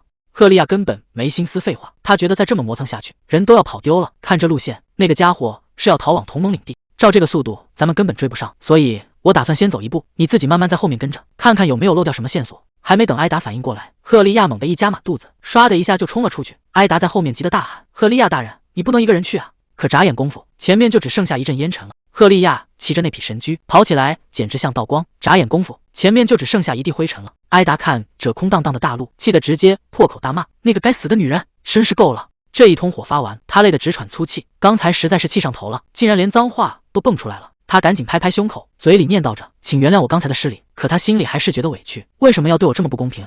艾达心里还是不平衡，凭什么把这么强大的力量给一个浑身是毛病的人，而不是给那些真正虔诚的信徒？坏了，这种大逆不道的话怎么又冒出来了？他赶紧在心里默念，这一切都是神的旨意，神的心思比深渊还要深，我这种凡夫俗子哪有资格去瞎琢磨呢？就在他拼命说服自己的时候，旁边突然传来了动静，这荒郊野岭的，难道还有别人？这脚印错不了，就是那个恶魔留下的。可奇怪的是，这家伙竟然换了方向。以前在岔路口，他总会把痕迹抹得干干净净，现在却留下这么明显的破绽，这是耳透着邪气。再看这些散落的树枝，摆放的位置太刻意了，而且切口平整得吓人，明显是有人专门处理过。这哪是在逃跑啊？这分明是在故意引人上钩呢。既然知道前面是坑，艾达还是决定去闯一闯。他把马安顿在树林边，接下来的路只能靠这两条腿走过去了。这下是真的没退路了。盾牌举稳，长剑出鞘，只要对方敢露头，绝对没好果子吃。他一步步往林子深处挪，周围近得吓人，谁也不知道那个恶魔到底藏在哪盯着他呢。越往里走，这林子越密。艾达发现自己走得有点太深了，这地方根本不像有尽头的样子。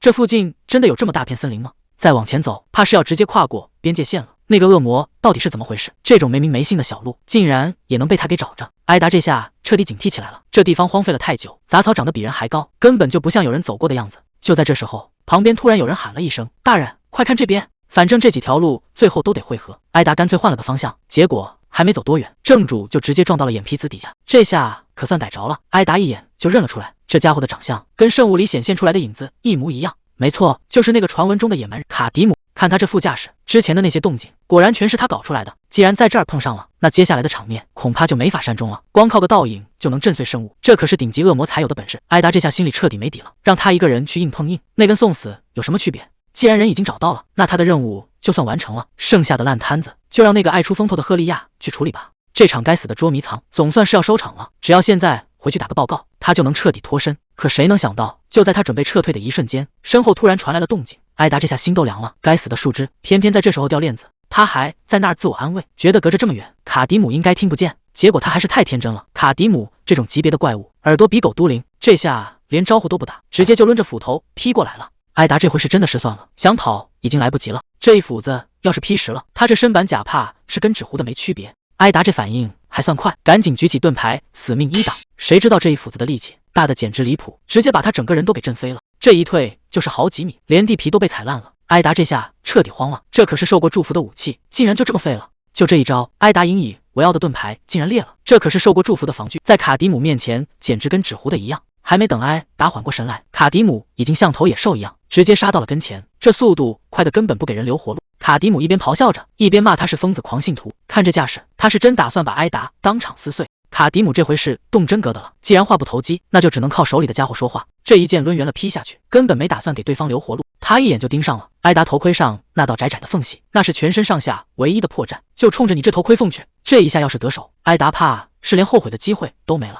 刚才那一击虽然没直接要命，但也够艾达受的了。卡迪姆根本不打算停手，紧接着又是一轮猛攻，这一脚下去，艾达整个人直接飞了出去。这下两边的实力差距一下子就拉开了，艾达现在连站起来都费劲，没了圣化加持，这面盾牌现在沉得像座山，根本就拿不动了。趁你兵要你命，卡迪姆这回是铁了心要收割了。艾达刚想伸手去够武器，结果还是慢了一拍。这一招是大力沉，哪怕只是擦个边，估计半条命就没了，整片地面都被这一击震得粉碎。艾达这下是真的慌了，这哪是人在打架，这力气简直就是个怪物，连那把武器都透着邪性。刚才要是反应慢一点，艾达现在估计已经跟这面盾牌一样被劈成两半了。卡迪姆盯着眼前的对手，这地方偏的要命，根本不是圣骑士该走的路。他冷笑着问：“你是不是一路跟踪我过来的？”艾达一句话都没说，但这沉默反而说明了一切。卡迪姆看了一眼四周，确定附近没有埋伏。既然你是一个人来的，那这事儿就好办了，只要把你在这儿解决掉，就没人知道我干了什么。卡迪姆这下是彻底放开了，根本没把眼前的艾达当回事。可就在这时候，艾达好像发现了什么不对劲，还没等卡迪姆反应过来，一道黑影唰的一下就冲到了跟前，这速度快得离谱，直接奔着要害就去了。这下轮到卡迪姆猛了，他压根没料到这荒郊野岭的竟然还有人敢来截他的胡。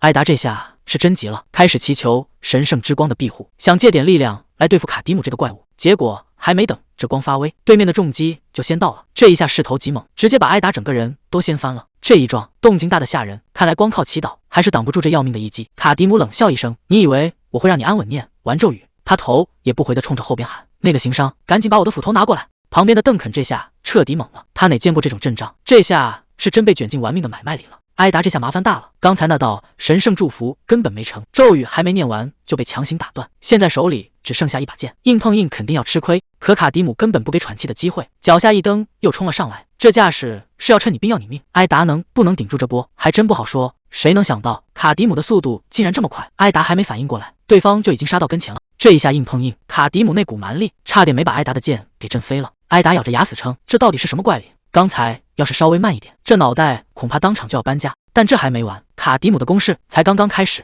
卡迪姆这一下可不只是力气大，手里的剑招突然变了，这下艾达的防守架势全乱了，根本没法稳住重心。这下谁都没想到，这家伙根本不是什么只会乱砍的蓝，这战斗经验简直老练的吓人。就在这节骨眼上，卡迪姆的剑尖直接奔着铠甲缝隙去了，这招简直是奔着要命去。这一剑要是真刺进去，艾达今天恐怕就要交代在这儿了。卡迪姆这攻势越来越猛，艾达现在每接一下都像是在玩命，这哪是普通的过招，简直是要把人的骨头生生震碎。艾达现在完全落了下风，对方的招式乱的根本没法预判，光有力气也就罢了，这种毫无章法的打法才是最要命的。看着眼前的卡迪姆，艾达心里只剩下一个念头，这家伙根本不是人，简直就是个披着人皮的怪物。照这么打下去，艾达的防线迟早得崩，他还能撑多久？卡迪姆这招虚晃一枪，直接把艾达给晃懵了，这下防线彻底空了。还没等艾达回过神来，卡迪姆已经看准了死角，他这是要一招定胜负。这一剑准得吓人，直接穿透了铠甲的薄弱处，这下艾达怕是凶多吉少了。这一剑终究还是没躲过去，卡迪姆找准了铠甲最薄弱的缝隙，直接扎了个透心凉。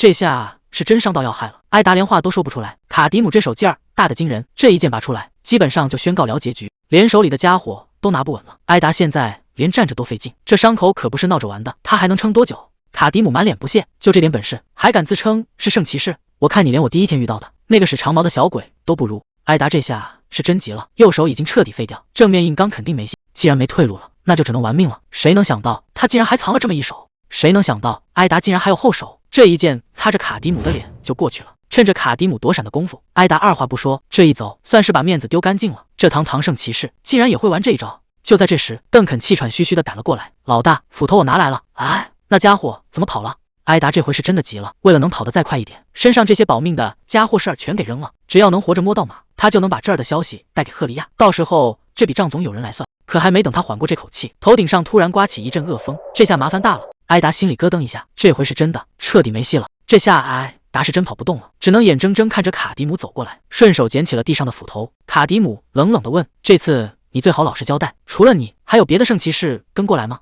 艾达回了一句：“跟你这种怪物没什么好说的，要杀就快点。”这话一出口，卡迪姆可没打算让他死得那么痛快，这一斧头下去，艾达这辈子怕是再也站不起来了。卡迪姆冷冷地回了一句：“我为什么要杀你？让你这么活着，可比死要难受多了。”这一斧头下去，艾达连求饶的机会都没有，只能在那儿干嚎。这下是真的生不如死。卡迪姆手里的活儿没停，嘴上还是那句话：“到底还有没有别的圣骑士？你最好想清楚再说。”邓肯小声嘀咕着：“虽然圣骑士确实在追杀咱们，可这手段是不是有点太过了？”卡迪姆一句话没接，就这么盯着地上的艾达，这回看他还能撑多久。艾达这回是真豁出去了，为了不开口，他竟然直接把舌头给咬了。邓肯都看傻了，这圣骑士对自己也太狠了，宁可当个哑巴，也不肯吐露半个字。可卡迪姆根本不吃这一套，他冷冷地说：“圣骑士，你这又是何必呢？只要你还能眨眼，这审问就没法结束。”卡迪姆一把掐住他的脸，直接定下了新规矩：眨两下就是对的，闭眼不睁就是错的。要是敢不配合，这把斧头下一秒就劈进你肩膀。想让这痛苦早点结束，你最好现在就想清楚该怎么选。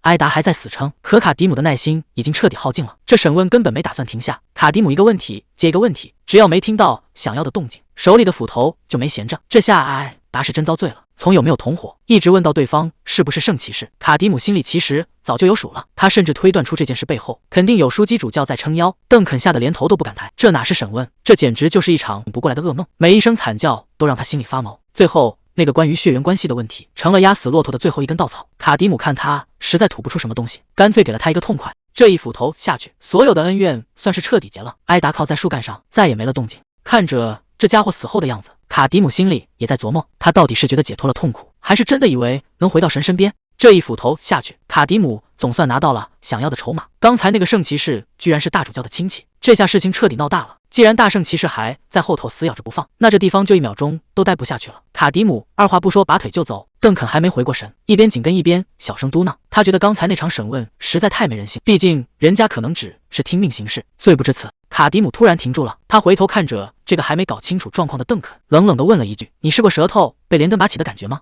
卡迪姆的话还没说完，他接着问邓肯有没有试过全身皮肤被烧光，像蛇蜕皮一样剥落，或者四肢全被折断，只能躺在地上等死，眼睁睁看着自己一点点凉透。这可不是他在讲故事，当年卡迪姆和同伴们就因为一个荒谬的误会，被人追杀的差点全军覆没，直到人都快死绝，他们才知道那只是个笑话。可现在追兵里又出现了圣骑士，要是不从艾达嘴里撬出实话，当年的惨剧肯定的重演，到时候谁也跑不了。卡迪姆盯着邓肯，把话彻底挑明了，在这种节骨眼上讲什么仁慈和道德，那纯粹是在找死。他可没打算为了那点天真的同情心把命给搭进去。卡迪姆这番话算是把这世道的底牌给掀开了。所谓的仁慈，那是不用担心睡梦中被捅刀子的人才有资格享受的奢侈品。在这个到处都是恶意的地方，只要能达成目的，他不介意当个满手鲜血的夫。以前是这么活过来的，以后也只会是这样。这话一出，旁边的男人彻底被吓破了胆，他心里开始犯嘀咕：既然卡迪姆能对圣骑士下死手，那对自己呢？万一哪天自己没用了，或者遇到了什么突发状况，是不是也会被像垃圾一样随手扔掉？他越想越怕，干脆把话挑明了问：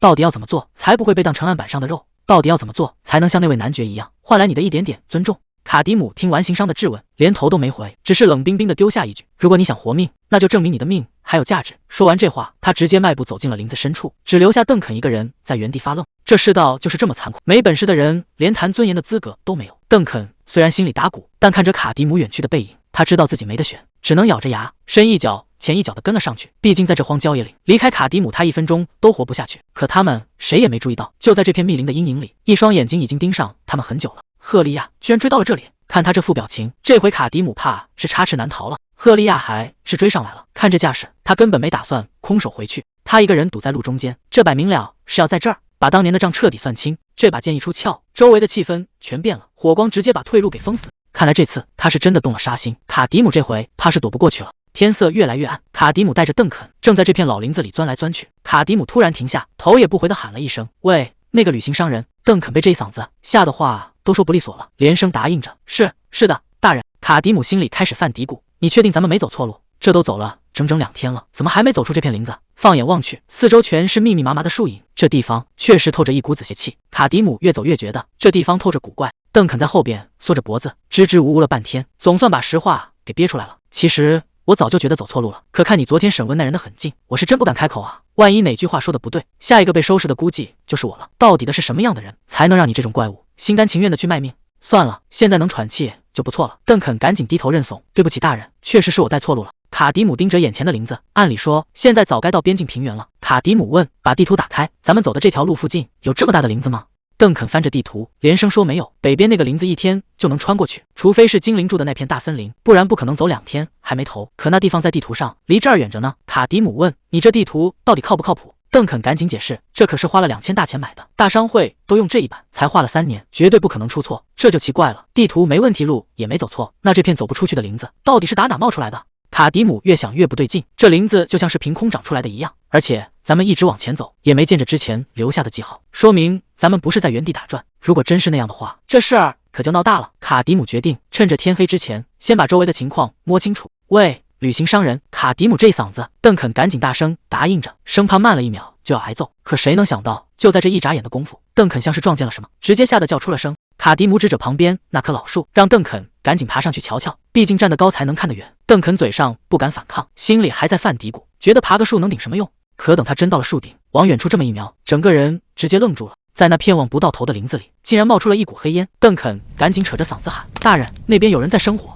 卡迪姆听完道道是一脸淡定，可他还没来得及高兴，身后的树丛里一个大家伙已经盯上他了。既然那边有烟，卡迪姆决定先过去看看。可话还没说完，林子里这畜生就坐不住了，这大蛇张着嘴，奔着卡迪姆的后脑勺就咬了过来。换成别人早没命了，可卡迪姆连头都没回，反手就掐住了他的脖子。这畜生估计也没想到自己这回是踢到铁板了。卡迪姆手上一使劲，这力道可不是闹着玩的，刚才还挺凶的毒蛇，这下连声都发不出来了。卡迪姆这手劲儿真不是盖的，这畜生还没反应过来，脖子就被死死掐住了，任凭他怎么扭，在卡迪姆手里都跟根麻绳没两样。既然这蛇不长眼，卡迪姆也没打算留活口，他手上猛地一使劲，这大蛇连挣扎的机会都没了，直接被掐断了气。这种货色连给卡迪姆塞牙缝都不够，他随手把蛇尸往地上一扔，就像扔掉了一块破抹布，解决了这个小麻烦。卡迪姆抬头看向远处的黑烟，那地方到底藏着什么人？本以为这畜生已经死透了，结果还没等卡迪姆走远，地上的蛇尸竟然又动了起来。这玩意儿的自愈速度快得离谱，虽然身子比刚才短了1截，可这尾巴是怎么回事？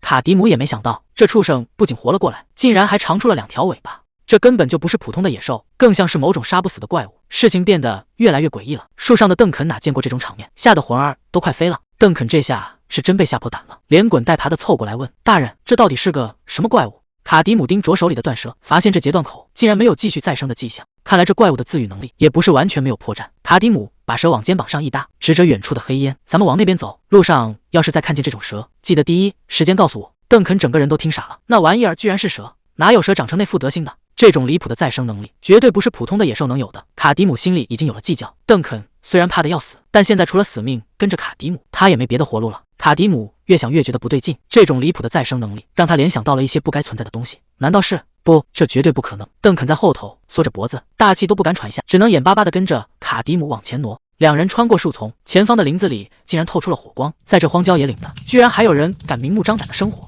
卡迪姆放慢了脚步，火堆旁坐着个神秘人，看这架势，对方显然已经等候多时了。这火堆旁坐着的到底是敌是友？卡迪姆带着邓肯一步步走到了火堆跟前，对面那人动都没动，就这么大大咧咧地坐着。那人突然开口了：“纳兹兰。”卡迪姆愣了一下，显然没听过这个名号。那人慢慢抬起头，这张脸一露出来，估计能把邓肯直接吓晕过去，满脸全是红色的毒瘤和脓包。纳兹兰又重复了一遍：“我叫纳兹兰，你们又叫什么？”这下气氛彻底降到了冰点。在这荒山野岭，长成这样的怪胎主动搭讪，绝对没安什么好心。邓肯赶紧出来打圆场，他指着卡迪姆介绍说：“这位是雇佣兵卡迪姆，我是个做生意的，叫邓肯。”接着他又试探着问了一句：“纳兹兰先生，您怎么一个人跑这荒郊野岭来了？”纳兹兰发出一阵怪笑，语气里全是自嘲：“像我这种没手指没脚趾的废人，除了这种没人的角落，这世上哪还有我的容身之地？”邓肯听得心里直犯嘀咕，就算再怎么没地方去，大半夜在林子里生活，这不是明摆着招惹怪物吗？纳兹兰盯起火堆，说：“这林子其实挺好的，起码在这里没人会朝他扔石头吐口水。”纳兹兰叹了口气，说：“没人朝他撒盐驱邪，还挺可惜。毕竟盐这东西可不变异。”他盯着卡迪姆说：“你们居然不怕我这种怪胎？难道是因为你是野蛮人？”卡迪姆没接他的茬，反而提到了荒原的女祭司，说他们以前能治这种怪病，但现在荒原变成了什么样，他自己也说不准了。这话一出，旁边的邓肯听得直犯嘀咕，卡迪姆这语气怎么听着像是个刚出山的愣头青，连荒原现在的局势都搞不清楚。卡迪姆没理会邓肯的反应，直接问纳兹兰：“这片林子到底是什么来头？为什么地图上根本找不到？”纳兹兰冷笑一声：“原来你们是迷路了呀？想打听这林子的来历，倒也不是不行，可这世上哪有免费的午餐？”邓肯一听这话，赶紧在旁边接茬问：“你要是想要钱或者吃的，我们还能运出来一点。”结果纳兹兰根本不领情，他说自己不缺吃的，钱对他这种怪胎也没用，他想要的是等价交换，用一个故事换一个故事。纳兹兰盯着卡迪姆说：“他一直有个好奇的事，要是哪天见到了野蛮人，非要问个清楚不可。”他压低声音问：“听说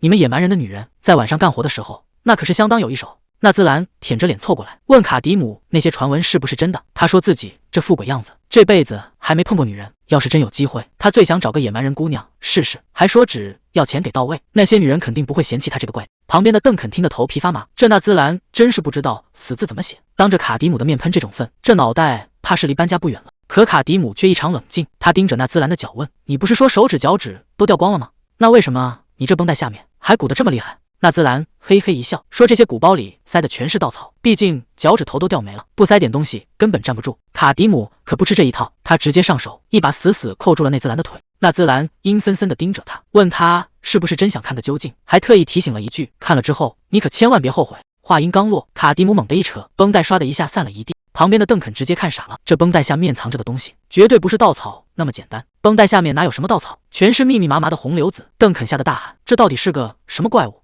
卡迪姆根本没打算废话，既然对方不是人，那就没必要留活口了。这一斧子下去，那截长满脓包的断肢直接被齐根劈断，重重的摔在地上。这纳兹兰不仅没喊疼，反而阴森森的笑了起来。他说：“真是太感谢了，其实他一直想找个人帮他把这累赘给砍了。”卡迪姆这下也察觉到不对劲了。纳兹兰冷笑着问：“我不是早就警告过你吗？”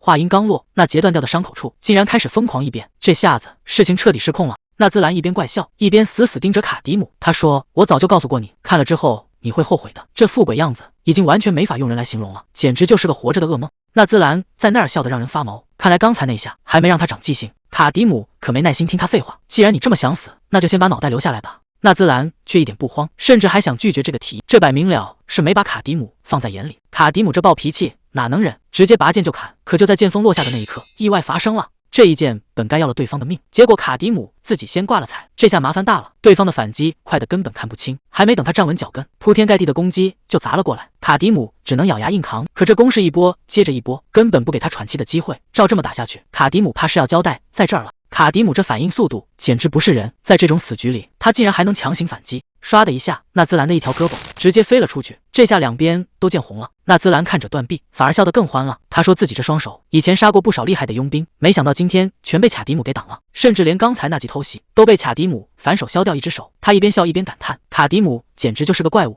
可这怪物还没倒下，纳兹兰又亮出了底牌，这密密麻麻的攻击，卡迪姆还能撑多久？谁能想到纳兹兰背上竟然藏了这么多手，刚才被砍掉一只根本不算什么，他现在这富贵样子简直就是个多手怪。卡迪姆冷冷地回了一句：“看看你自己现在的德行，到底谁才是真正的怪物？”邓肯这才反应过来，原来这家伙之前一直驼着背，就是在藏这些要命的玩意儿，那些铁棒全是给这些手准备的。纳兹兰笑得更狂了，他说在这片林子里，卡迪姆就是个没还手之力的猎物，今天谁也别想活着走出去。纳兹兰还没反应过来，卡迪姆这一剑就劈了下来，这下子直接断了对方的后路。卡迪姆手里的剑冒起火光，他冷冷地问：“只要把这些断口全烧焦，你就没法再长出新胳膊了吧？”这话一出，纳兹兰彻底没声了。卡迪姆接着说：“你身上这些多出来的烂玩意儿，是时候该清理干净了。”卡迪姆这一下是真打算下死手了，手里的斧头烧得通红，这摆明了是要断对方的后路。纳兹兰这吓慌了，他那堆引以为傲的烂胳膊，在火光面前根本不够看，这要是被劈中，可就不是掉条胳膊那么简单了。纳兹兰咬着牙说：“这家伙竟然把斧头点燃了，看来他是看穿了再生能力的弱点。这把火要是烧上来，他那些引以为傲的胳膊全都变成焦炭，这下看他还能怎么狂。”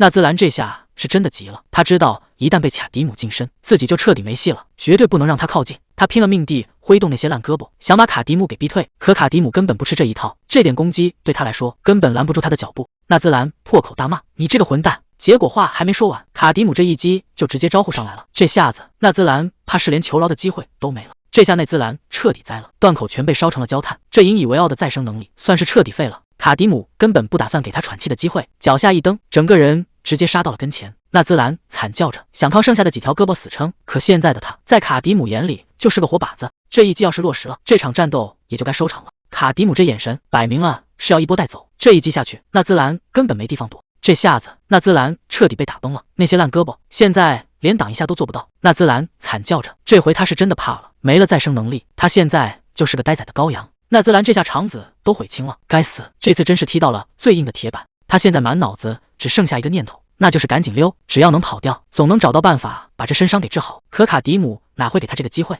这一招来得太快，纳兹兰根本没反应过来，直接被这一击给轰飞了。这一击下去，纳兹兰彻底没戏了，伤口被高温直接烫死，连个肉芽都长不出来。卡迪姆稳稳落地，根本不打算给他留活路。纳兹兰这下真慌了，本来不管受多重的伤，只要有时间都能长回来，可现在伤口全被封死了，这身体已经废了一半。还没等他想明白，一道寒光直接劈了下来，这一下是奔着要命去的。纳兹兰惨叫一声，整个人被当场贯穿，他到死都不敢相信自己这副引以为傲的身体，在卡迪姆面前竟然脆得像张纸一样。纳兹兰这下彻底栽了，被这一剑死定在地上。他现在才开始怀疑，这股力量根本不是人类能有的，难道卡迪姆也跟恶魔做了交易？看着走近的卡迪姆，纳兹兰这回是真服了。纳兹兰自嘲，这回真是选错了对手，本以为你只是个大块头，没想到你才是披着人皮的怪物。临死前他只想弄明白一件事。纳兹兰问：“你也是借了恶魔的力量才变得这么强的吗？”面对这个问题，卡迪姆一句话都没说，这沉默背后的真相恐怕只有他自己知道了。纳兹兰这回是彻底认怂了，为了能活命，他决定把这片森林的老底全交代了。纳兹兰哀求道：“我都已经成废人一个了，你就行行好，把我当个屁放了吧。”原来这整片森林全是因为一个恶魔才变成这样的。这恶魔的能力极其诡异，他能把自己的特性传染给周围所有的活物。简单来说，只要是被切断的东西，不仅能再生，还会直接分裂成两个。当初那些想砍树开路的人根本不知道自己是在帮倒忙，结果树越砍越多，最后连出去的路都给堵死了。纳兹兰还提到，前不久有一大批士兵闯了进来，这一通乱砍，直接让森林的范围又扩大了好几倍。纳兹兰还在那儿喋喋不休，说这恶魔的力量对他来说简直是救命稻草。原本他这身体都快烂透了，结果因祸得福，长出了这么多畸形的怪兽。为了填饱肚子，他每天晚上都在这儿点起篝火，就等着那些倒霉蛋自己送上门来。可他万万没想到，这把火最后竟然把卡迪姆给招来了，这下真是搬起石头砸了自己的脚。听完这些废话，卡迪姆根本没兴趣再听下去。卡迪姆冷冷地问：“你说完了吗？”这一开口，纳兹兰就知道自己彻底没戏了。卡迪姆已经重新握紧了剑柄，这一剑下去，所有的恩赐和诅咒都要跟着他一起进坟墓了。纳兹兰这下彻底慌了，他本以为交代了秘密就能换条命。纳兹兰大喊：“等等，我都把知道的全说了，你为什么还要动手？”卡迪姆看他的眼神就像在看一个死人。卡迪姆反问：“我什么时候说过要放了你？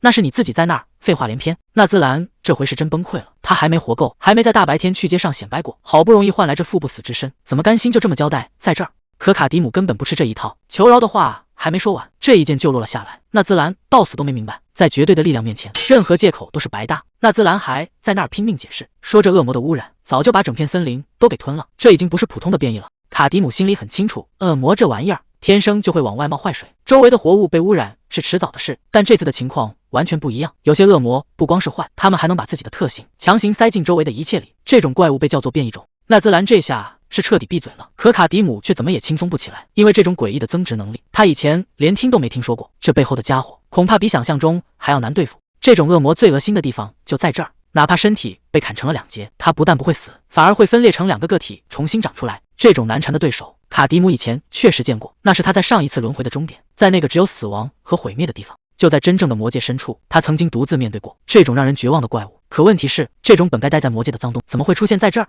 想弄清楚那些脏东西的来历，咱们得把时间往回倒300年，直接去魔界看看。那时候的魔界到处都是这种吃人的怪物，简直就是个活地狱。就在这堆怪物中间，盖尔竟然一个人杀了进去，这胆子也是没谁了。盖尔这一剑确实够狠，直接把怪物的胳膊给谢了。换做一般的野兽，这会儿早该没命了。可魔界的怪物哪有那么简单？就在这短短几秒钟里，那断掉的地方竟然开始疯狂长肉。还没等盖尔反应过来，这怪物不仅伤好了，力气还变得比刚才更吓人。盖尔这下真的头大了，这怪物刚砍完就长好，简直没完没了。照这么打下去，自己迟早得被耗死在这里。就在盖尔快顶不住的时候，戈登赶紧大喊：“盖尔，别在这儿瞎费劲了，这附近肯定藏着个变异种，就是他在给这些怪物加血。”戈登的意思很明确，得先把这些大家伙引开，只要希里尔能把源头找出来，这仗才有得打，不然这就是个死循环。希里尔开始发力了，他在战场上搜寻那股不对劲的气息，只要能锁定那个变异种，这局就有救了。找到了，那个一直在背后搞鬼的家伙终于露头了。希里尔大喊：“那个变异种就在卡迪姆对面！”果然不出所料，卡迪姆盯着眼前这个多头怪物，冷冷地说了一句：“原来就是你啊！”这怪物的长相可比刚才那些杂兵要凶残得多，这怪物的难缠程度简直超出了所有人的想象。只要砍掉他一个脑袋，断口处马上就会钻出2个新的。这根本不是普通的魔物，而是只存在于传说里的9头蛇。卡迪姆可不管什么传说不传说，既然锁定了这个变异种，那就必须把它彻底剁碎。可现实却泼了一盆冷水，这家伙完全无视任何伤害，砍得越狠，他的头反而长得越多。就算找到了源头，拿这种杀不死的怪物，到底该怎么办？卡迪姆现在急得不行，脑子里飞速在转，神话里到底是怎么把这玩意儿弄死的？就在这节骨眼上，梅丽莎突然大喊一声：“卡迪姆！”这把火来得太及时了，直接把他的武器变成了怪物的克星。这是梅丽莎召唤的地狱之火，既然砍掉还会长，那就直接用火把伤口给烧焦。这下看这怪物还怎么狂！梅丽莎在后头扯着嗓子喊，让卡迪姆别犹豫，就照着刚才那样挥下去。这地狱之火能不能成，全看这一哆嗦了。卡迪姆也是个狠角色，二话不说，抡起那把冒火的家伙，对着怪物的脖子就招呼了过去。这一刀下去，刚才还嚣张的不行的蛇头，唰的一下就被剁了下来。但这还没完，最关键的招数在后头。断口处被地狱之火直接烫熟了，滋滋的冒着黑烟。这下看你还怎么长！只要把伤口彻底封死，这怪物的再生神话也就到头了。卡迪姆这下全明白了，只要把断口烧焦，这怪物就没法再长出新头。卡迪姆直接夸道：“梅丽莎，你可真是个天才！”梅丽莎听了这话，那股子自信劲儿一下子就上来了。盖尔在旁边也坐不住了，大声喊着：“卡迪姆，快上，把他烧成灰！”卡迪姆脚下一蹬，整个人直接冲了出去。这把带着地狱火的武器，简直就是9头蛇的噩梦，一刀一个，伤口一下子就被封死。照这个速度下去，这怪物的脑袋迟早得被他全部薅秃。卡迪姆这会儿是彻底打顺手了，对着那怪物冷笑一声：“你这长虫，有没有试过被劈成2半的滋味？”话音刚落，这一刀带起火光，直接把怪物的脑袋从中间给豁开了。看着怪物倒下，卡迪姆总算能喘口气了。他心里很清楚，要是没有希里尔和梅丽莎帮忙，自己就算再能打，也得被这群杀不死的玩意儿活活给耗死在这儿。虽然暂时压制住了局面，但这场仗真的就这么结束了吗？卡迪姆站在火堆前，心里却一点也轻松不起来。这种能给怪物加状态的变异种，在魔界那可是香饽饽，谁见了都得先抢到手。梅丽莎办事也够稳的，一把火把那怪物的残渣都烧没了。按理说这事儿该翻篇了，可卡迪姆越琢磨越觉得不对劲。在他记忆里，这种自带特殊属性的恶魔，全天下应该就那一个才对。既然那个已经死透了，现在冒出来的这个到底是从哪儿钻出来的？还没等他想明白，邓肯突然扯着嗓子喊了起来：“先生，快看那边！”这语气听着就不对劲，难道这林子里还藏着更麻烦的东西？顺着邓肯指的方向看去，好家伙，满地满树全是这种灰蓝色的蛇，密密麻麻，根本数不清。邓肯这下彻底慌了，这些蛇个个都有胳膊粗，到底是从哪儿一下子冒出来的？卡迪姆没接话，他心里很清楚，这些玩意儿要是也能无限再生，光靠硬砍，迟早得把自己累死在这儿。放火烧确实是个办法，可万一火势失控变成森林大火，那麻烦可就更大了。卡迪姆最后拿定了主意，对邓肯说：“先别管别的，顺着路继续往前走。”邓肯虽然腿肚子转筋，但还是硬着头皮跟在卡迪姆后头往前挪。可还没走几步，邓肯又扯着嗓子喊开了：“先生，这边也被堵死了，到处都是这些蛇，这下麻烦大了。不管往哪边看，树上地上全被这群蛇占满了，根本没地方下脚。”邓肯这回是真吓破胆了，这到底是什么鬼东西？卡迪姆一句话也没说，他心里已经看明白了，这些蛇根本不是在乱爬，他们这是要把路全封死，把人往死胡同里赶啊！卡迪姆心里跟明镜似的，这些蛇是在把他们往森林深处赶，那里肯定坐着个大家伙，这明摆着是个躲不开的死局。既然躲不掉，卡迪姆干脆停了下来，他盯着邓肯说：“行商，听好了，接下来的话你必须记死。”邓肯赶紧应了一声。卡迪姆交代：“你别再跟着我了，就留在这儿捡柴火生火，等火烧旺了，点个火炬再来找我。要是万一跟丢了或者命快没了，你就直接把这林子全点了，然后有多远跑多远。”邓肯整个人都懵了，这哪是逃命，这分明是在交代后事啊！卡迪姆语气严肃：“现在没时间解释细节了，但你必须听好了，要是敢不按我说的做，咱俩谁也别想活着出去。”邓肯哪见过这阵仗，只能硬着头皮答应下来。明白了，先生。交代完这些，卡迪姆头也不回地扎进了林子。他心里清楚，真正的麻烦就在前头等着呢。他反手握住剑柄，这下是真的要拼命了。谁也不知道那林子深处到底藏着什么怪物。邓肯在那边忙着生火，卡迪姆已经一个人扎进了林子最深处。这地方的味儿实在太冲了，熏得人直反胃，而且越往里走，那股子魔气就越厚实，简直要把人给活活闷死。穿过这片林子，前面竟然冒出一片沼泽，最邪门的是，沼泽中间还立着一棵早就死透了的参天古树。这地方摆明了就是那个怪物的老巢。刚开始的时候，这局面看着确实挺让人绝望的。树洞里那双红眼睛正死盯着卡迪姆，这怪物显然已经等不及了。卡迪姆心里很清楚，想要找回以前那种巅峰实力，不知道还得要多少年，得花多少心思，在这种离魔界10万8千里的地方重新遭一遍当年的罪，他一天能后悔个几百遍。可就在这一刻，看着树洞里冒出来的更多红眼，他突然觉得当初那个决定搞不好还真是选对了。这怪物终于露出了真面目，他死盯着卡迪姆，语气里全是那种大仇得报的狂妄。怪物阴森森的开口了：“我终于拿回了全部的力量，现在我终于又站在你面前了。”这哪是一只啊，放眼望去全是这种红眼睛的脑袋。卡迪姆这下是被彻底包围了，连个退路都没有。更恶心的还在后头，那舌头猛地一张嘴，里头竟然还藏着一张怪脸。那怪物接着说：“咱们确实好久没见了，这下麻烦大了。这老对手显然是有备而来，